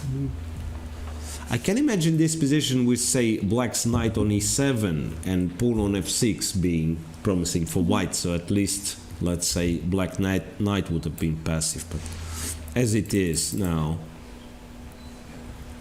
I don't really see any chance. And there is no point for a Turkish player to push this position, because even if he wins, it doesn't save them much. His match is lost already. The team has lost.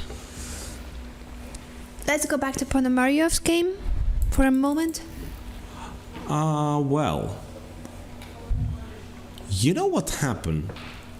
What? I'm guessing this king g7 was a terrible, terrible mistake. Was because now, look, that's knight coming out d7, with the king. The king is locked here. Whoa.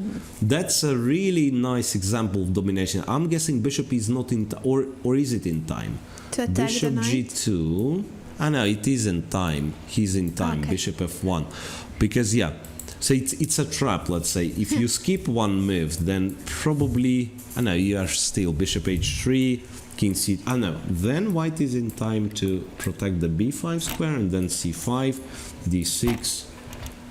And I have a question, by the way. Does white win this pawn ending? Good question. Apparently not. No way. Apparently not. As far this is the safest way, just to know that you will always have an opposition. So Ponomarev, Yeah, he in the shoes of Nepomniachtchi, can't win this. he's sort of trying, but how can you win this one? Yeah, and Vidit just played bishop to g2, not giving Ponomarev a single chance, it seems.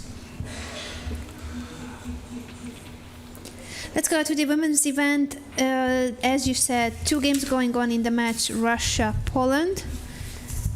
Yeah, 2 games. Now Zawadzka is no longer winning, it seems, against Lucknow, because somehow she has lost an exchange. Yeah, okay. I mean it's a draw, obviously. E6 and more moves were played. King f6. I check here, King g5. So after e7, this, and it's important to take here, I'm guessing. It's sort of important to take on e7 Let's because show it. this you are losing, or not, and maybe even this you are not. King c7. Why not? Check. King Okay, you always have a d6. check. No, No, I'm now, running knight to d8. g7. Yeah, so rook c8, it's knight d8, and if this, I'm running all the way to g7. Last trick. Yeah, that's the last trick, but of course, over here, yeah, you take e7 with the check, and then you take g3. So it will be a draw, and Kostyniuk can win a pawn on h4, or, well, it's black to move, but yeah, the pawn seemingly is lost and might win the game. So interestingly enough, it looks like Russia will win versus Poland with higher score than Ukraine won against Egypt, which Surprising. which will make it even more board points in Russia's favor, but it was never an option for Ukraine to tie with Russia and to have more board points. So the only chance for Ukraine is to beat Russia in the last round to have gold, and before that they actually have to beat India. No, it's Georgia. So the yeah. Russian women's team is doing very well now. Katerina Lagno has just taken the pawn, and this will be a draw. Jolanta Zawadzka had winning chances before, but now Well, apparently was winning at some point. King Yeah. g5, e7, and she takes on e7 immediately, and it's a draw for Lucknow against Zawadzka. And Sochko played the g5 against Kostyniuk, trying to create some weaknesses. Maybe she's gonna hold. It's quite possible that she's going to hold. I mean, now, interesting. Kostyniuk does not play f5, which is what did she play? King g4. Okay. That's a bit surprising. I thought you kind of play f5, maybe knight e5, and then the king is getting stuck here. Yeah, maybe you can't make progress. It just doesn't matter what you take with pawn or the bishop, or just put the king on f6 and then move the bishop like c7, d8. Anyway, this is what is on the board now between Kostyniuk and Sochko. The only remaining game in this match, Russia has already won 2.5. The question the score? is, what will be the final score? They are collecting individual, well, not individual, but board points for the tiebreak. They had 1 point more before this round, but as you mentioned, they are winning with the bigger At least 3-1. difference At least than 3-1, so it will be Ukraine. 1.5 points. Yeah. And there's another game going on, Zainab Mamedova against Nana Zagnidze. The match is already won by Georgia. No, not yet. Oh, No, I mean, well, Zagnidze yeah, cannot lose. in This is what we theory, said. yes. Yeah, Zagnidze cannot lose this one. This is a queen's ending with 2 pawns up, so it's not possible to lose, it seems. And, well, I mean, she has to win. This is how those positions are won. You put the queen on f4, right, and then you bring the king after those checks. Now, this is simply a winning position. Yeah, it was clear that Kostyniuk and Sochko, they are playing on seconds.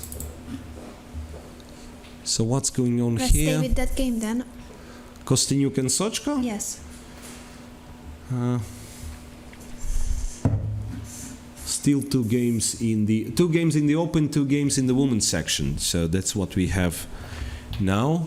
Kostyniuk, yeah, it's here.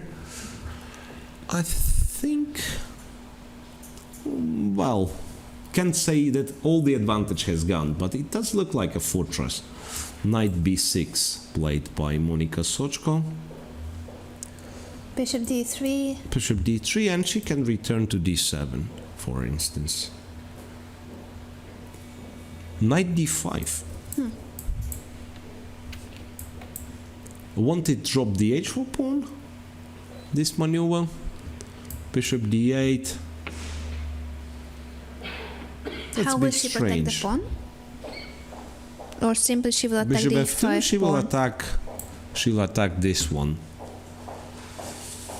But you know what? I'm guessing this might be lost. No, bishop c4, she has knight b6 again. I wanted to mention, maybe it will be important that this ending is very close to be lost, because, if bishops are coming off, it's a side-passed pawn which will decide, yes, and then you have an a5, one weakness, and then g pawn is the other distracting factor. Zagnidze wins against Mami You see the Giarova. smile on Zainab's face, so good friends, just finished the fighting game, but they are still very good friends. Georgia wins the match 3-2. No, is it? Yeah, 3-1. It's 3-1 for Georgia. And what happens on the cross table? So they equal in points with India. It's 4th and 5th place for them, right? Georgia and India, and China being 3rd. Yeah, it's a huge gap from Russia, Ukraine, and the rest of the teams. Yeah, it's 3 points. It looks like Ukraine, for instance, they cannot really lose the silver medal already with 2 rounds to go. It's 3 points. Only if they lose the remaining 2 matches, which is unlikely. Which is possible. It's Actually- Georgia and Russia. So this possibility is not something you completely Then we neglect. shouldn't rule out that. Monika Sochko against Alexander Kostyanyuk, this endgame that we were analyzing. Okay, so bishop d8, bishop e4, and Sochko, in fact, she confirms on my theory that she doesn't want this bishop sanding. She plays knight e7, bishop f2 was played, bishop c7. So how about this? Now king f4 seemingly does win the pawn, or not really. It does. Bishop d8. Oh, tricky move, but Bishop d8, when I take, it's important to give this check, not this check.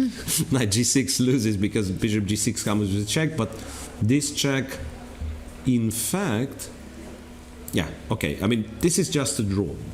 Opposite colors, only one extra pawn, but I can play king g3, after which you still have this bishop c7, and here we are playing this bishop sending. again, Right. Well, Sochko played bishop to c7, so now it seems the pawn can be taken. But now it has... the pawn can be taken. Now it's... was a Wait, wiser idea. it's black to move. Okay. That's why, that was my bishop d8, the tricky move I was playing in this position, So getting confused. It's very strange that black survived the whole thing, to be honest, because at some point it looked right after she mixed the moves in the opening, it looked like Kostyanyuk Suspicious for Sochko. such a big advantage. So I thought this game could have been finished in white's favor hours ago. Let's go to the open section, to the other 2 remaining games. Well, in fact, Wahab Chanal got himself into trouble, it seems. Did he?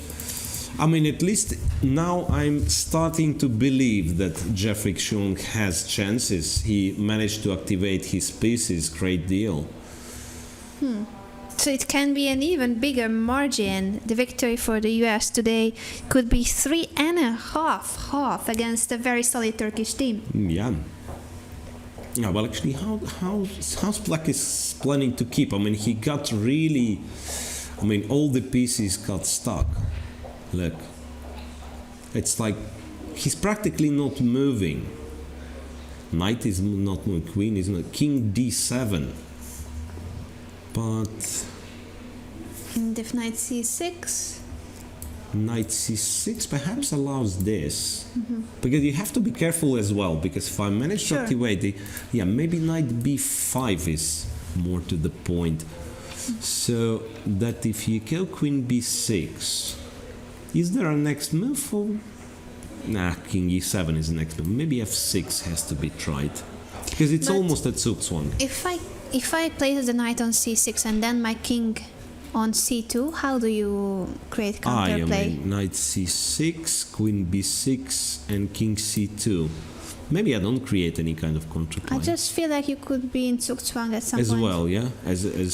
Actually, this is at Zugzwang, because if I play this or not, it's not really. Still not. I still have those two squares, strangely Yeah. enough, because I thought f6 is very dangerous idea, because if black takes, it's queen f8, and then who knows? I actually take e4. Okay, it's not Still puzzled, easy. yeah. But white certainly makes progress here. White certainly White is playing makes for progress. a win in a match that has already been won for the United States. As we mentioned, first defeat of Turkey. And the other game going on is Ponomarev against Vidit. That's the one where Ponomarev managed to play h5, exchange one pawn, but I don't see how it's going to help him. Now.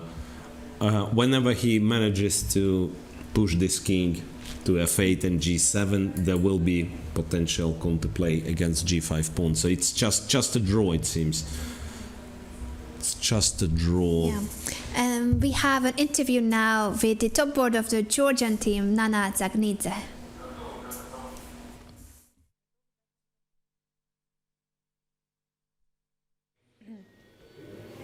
So, dear chess friends, we have another interview. Nana Dzagnidze from Georgia won against Zeynab Mamedyarova from Azerbaijan. So, Nana, what happened in your game? I don't know. In the beginning, I thought I was better after 10 moves, maybe.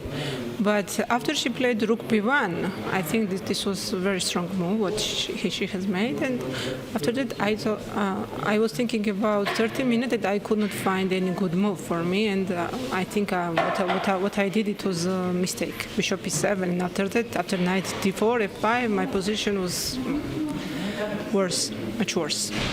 But then in time trouble, she made a couple of mistakes, and after that, yeah, I survived, yes. And finally I won, yeah. You got advantage after her mistakes. Yes. And so, how do you estimate your playing here and your team's playing here?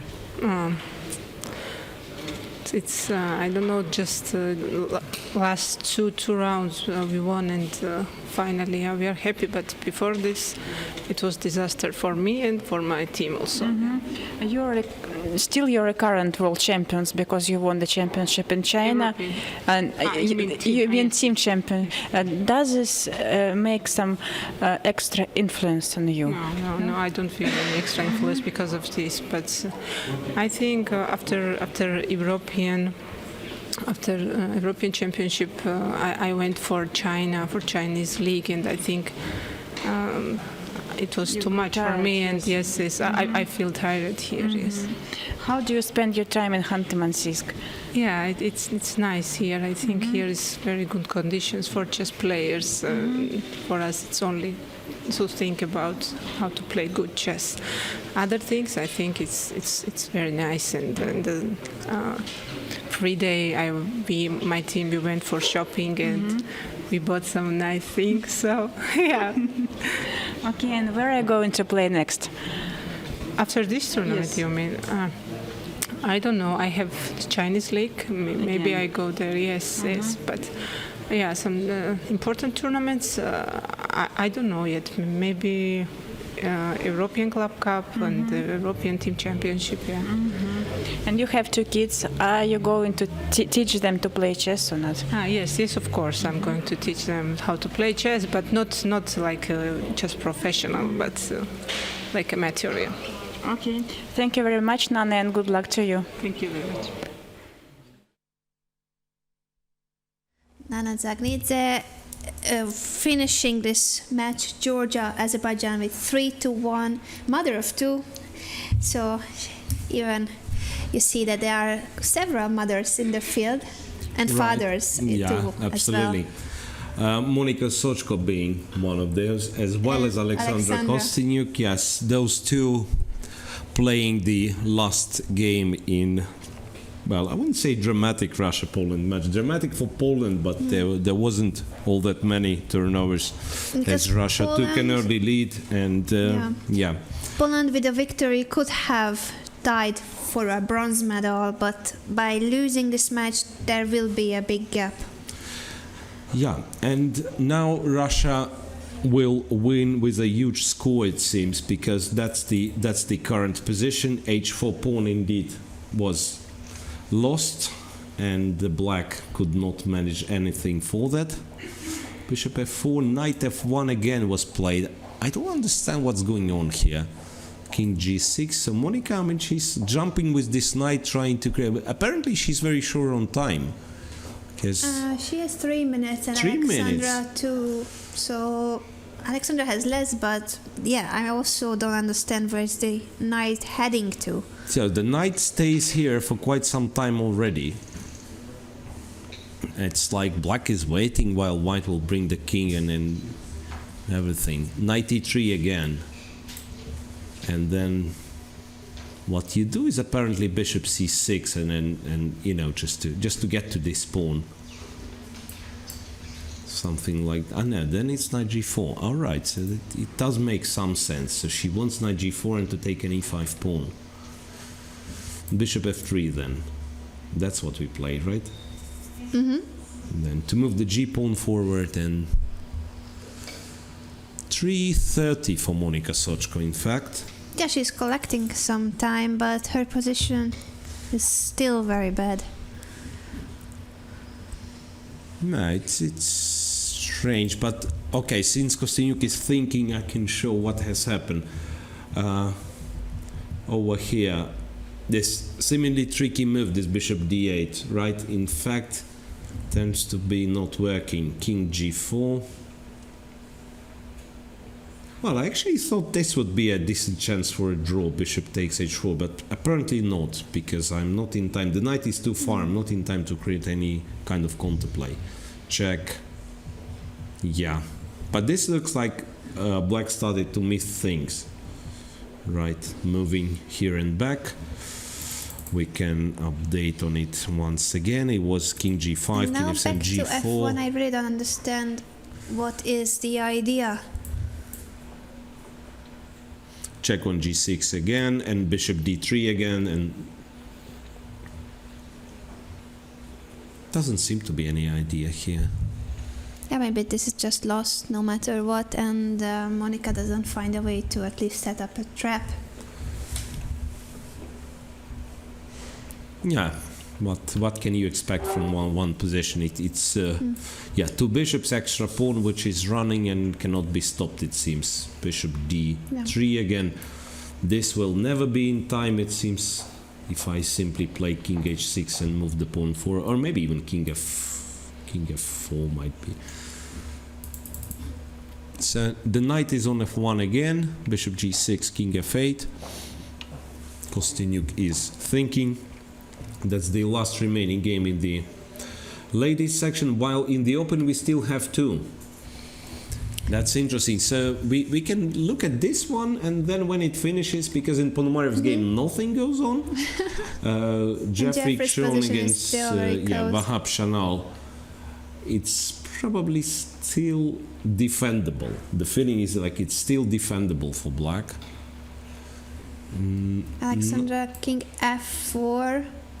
Wait, bishop g6, king goes here, king f4. Dominating this knight a little bit, because after knight d2 she can protect b3, and knight has no other squares to go but f1. Yes. The move Bishop b6 was played by Monika. bishop b6, so that she will be able to play knight e3 in case of bishop d4. I mean bishop d3, knight d3. Knight e3, yeah, bishop d3, right. d3. But I'm guessing this must be winning. I mean, this opposite colored bishops should not be any problem. Connected passed pawns. Yeah, connected passed pawns, not blocked on the wrong Yeah. squares. Even this is winning. So this could be the end of this match soon, though of course after so many hours of play you double check everything, so you see Alexandra focused, the winning endgame, pair of bishops, extra pawn, but you get tired and you don't want to blunder anything. Well, of course you get tired. It's 83 moves, and how's what? Bishop e3. So it's kind of once again reminds me of Morozevich and this claim that I like this move because it doesn't make sense. Yeah, this bishop possibly. It does make sense. Yeah, to stop this pawn, because now I realize what was the real idea of white after g5. So that she'll play bishop h7 and then this pawn marches.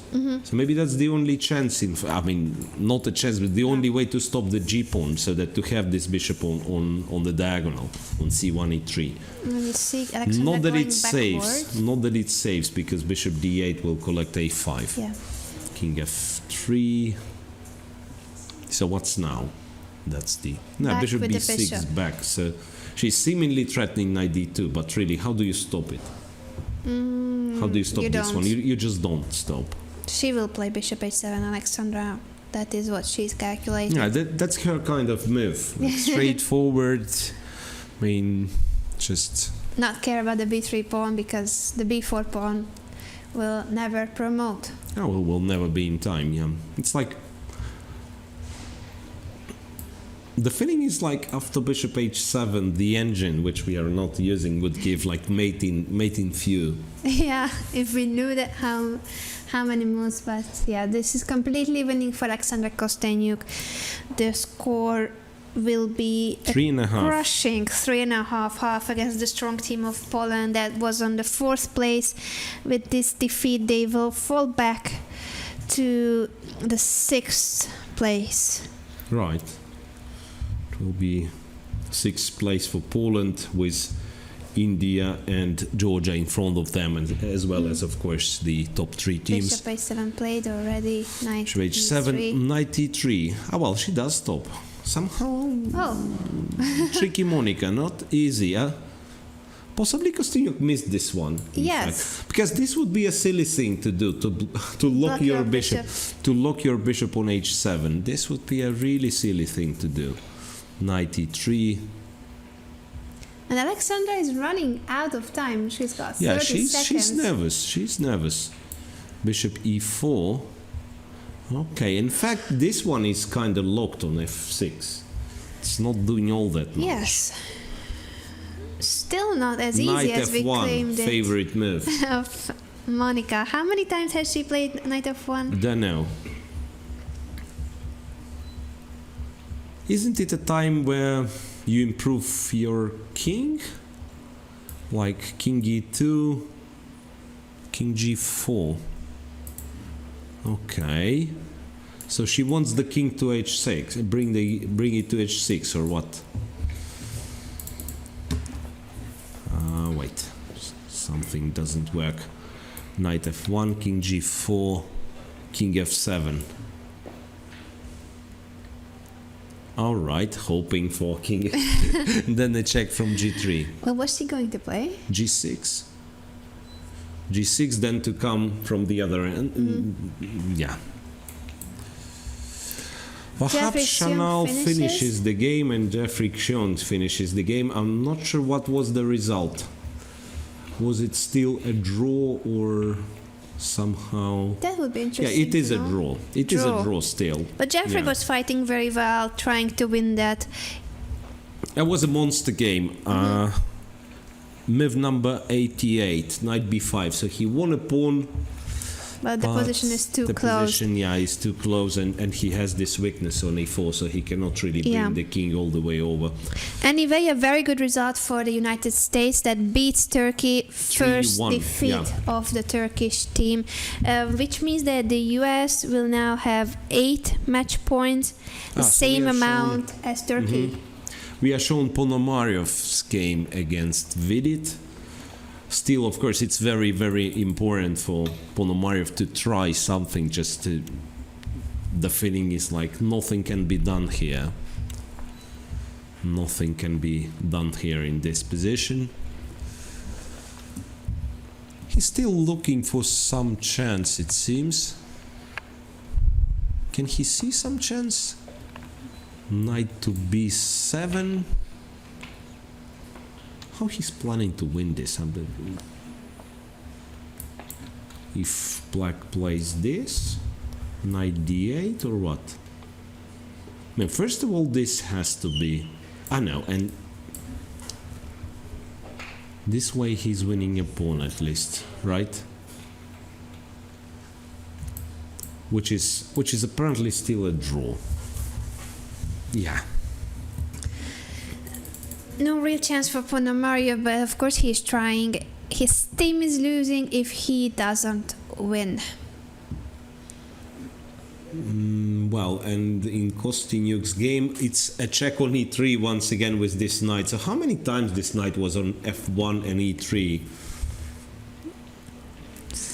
Funny maneuver and happening all the time, knight f1, knight e3. The time situation is that with it has half a minute, Ponomariov So that's 1.5. So now knight d8, perhaps knight d8 is what he has to try, but then king g7 back, and now there is no way at all. I mean, he can probably, knight d8. He will perhaps sacrifice the knight on e6, maybe just like in order to confuse the opponent. Like this king g7, he can take e6, but how can you win this one? At least to change the position, Let's see if it will I would happen. think it would be the only chance. King g7 back, yes, that's the position here.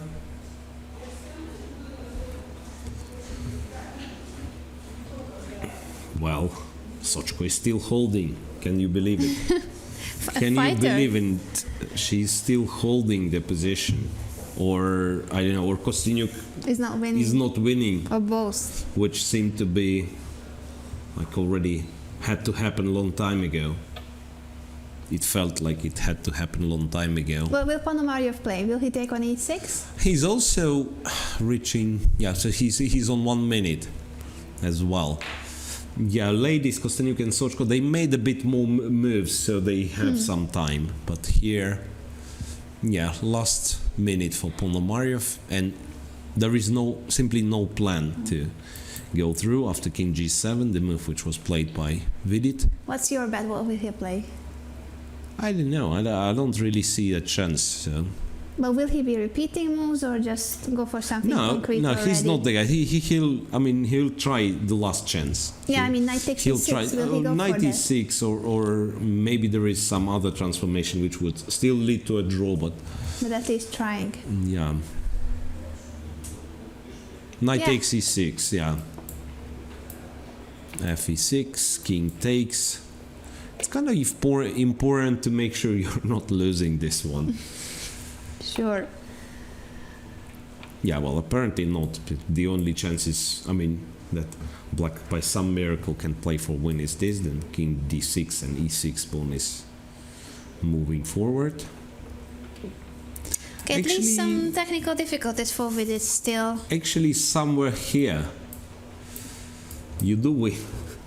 You do win with white, putting king on e5 and then marching with d pawn. You probably win this. Or still not. Don't know. Doesn't look like it. But yes, Vidit is under pressure with less than a minute, and he's forced to calculate till the end. King g6 apparently makes a draw. Well, at least it should. King G6. King G6, yes. Oh, that's not a move I would make without time on the clock. Why? You want to You're taking my eliminate D5 this one? pawn. Yeah, but Yeah, no, I usually it's like understand. this. Yeah, you go here and you always. You see, he kind of- protected the pawn. He protected the pawn with bishop f3. Well, if this line works, it works. So why not?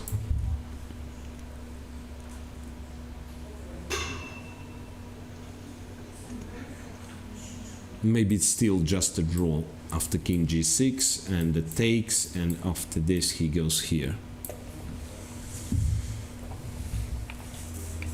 Yeah, king d6 played, so at least some excitement at the end of this game. Yeah, king g6, right. So he'll take this one and he'll play bishop h5, after which it's a draw. Yes, and that has been calculated by Vidit as well. They are just blitzing out those moves. Bishop h5, now you have to take the pawn on d5. And then what black does, plays king f6 and is simply waiting so that you run out of moves. And no, wait, there was some king d7. I mean, no, it's still simple. Yeah, I just have to play bishop e8 and wait on the other diagonal. So just confused. Yeah, bishop e8, that's what he does. d6 and sorry, d5, and then the bishop is moved to a king f7 is good enough, And the draw will be agreed. and it's just a draw. Yeah, Vidit holds a draw. Team India beats Ukraine.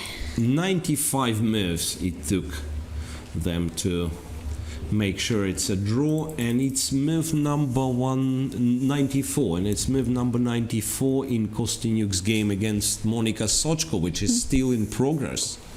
Unbelievable. I thought I was completely winning ages ago. Yeah, it did look like. So India with this victory has now 9 match points, and they are on the 4th place, 1 point behind Poland. That's good news. They can still stand on the podium with 2 victories in the last 2 rounds. Okay. Ukraine, on the other hand, has been doing very badly, and with this defeat, they are just at the very bottom of the standings. Bronze medal from behind.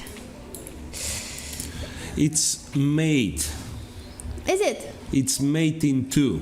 I'll tell you more. It's made in 2, because even if you try desperately to give away the piece, it's bishop e8 which finishes the game in the most brutal way.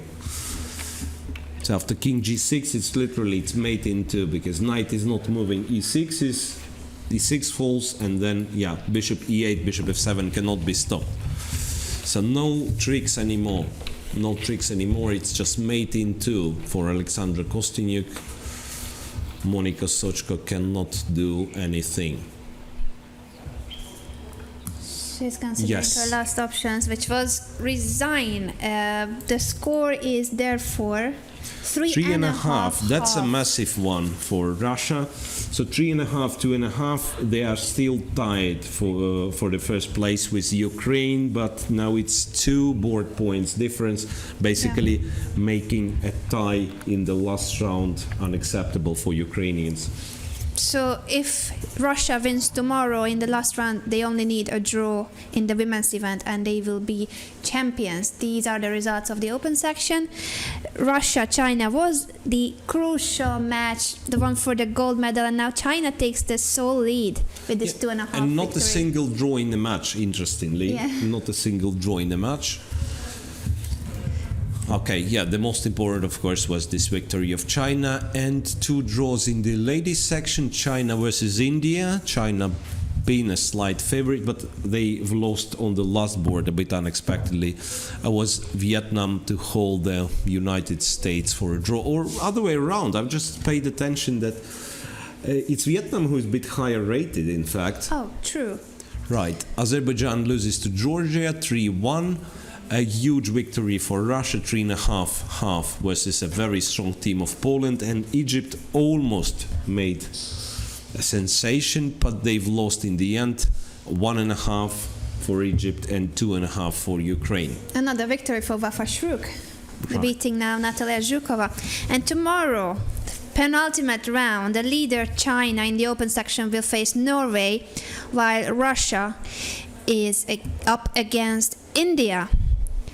In the women's section, the Ukraine, Georgia, that's the main one, because Russia most likely will beat Egypt, and then if Ukraine loses to Georgia, and knowing the fact that they have much less board points than Russia, that may make Russia a champion with 1 round to spare. that's possible, yes.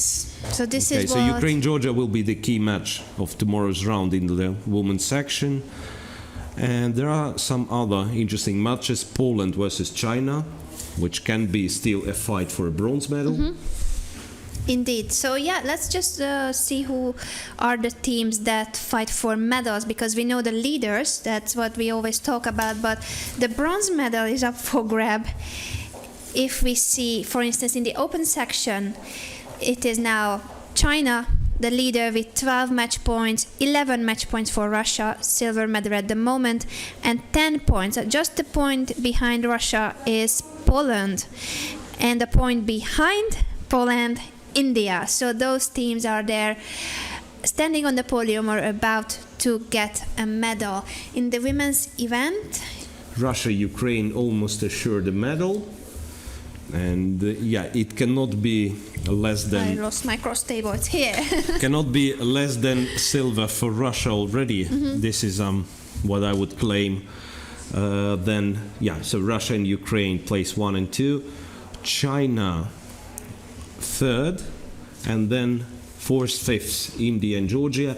China to play Poland tomorrow, so Yeah. still even that is a match for, well, bronze. Poland with this defeat is it's now a bit back. tricky. It's a bit tricky still. China is, of course, the favorite for bronze, but some Yeah. other teams might have something to say about it. And also India and Georgia are there, so fighting for the bronze medal. So many teams are there, still close to the podium. 2 more rounds to go tomorrow. We will be back at the same time as usual. Join us for the last 2 rounds of the World Team Championship. There's the hashtag that you should use on Twitter and social media. And see you all tomorrow. Hope it will be less.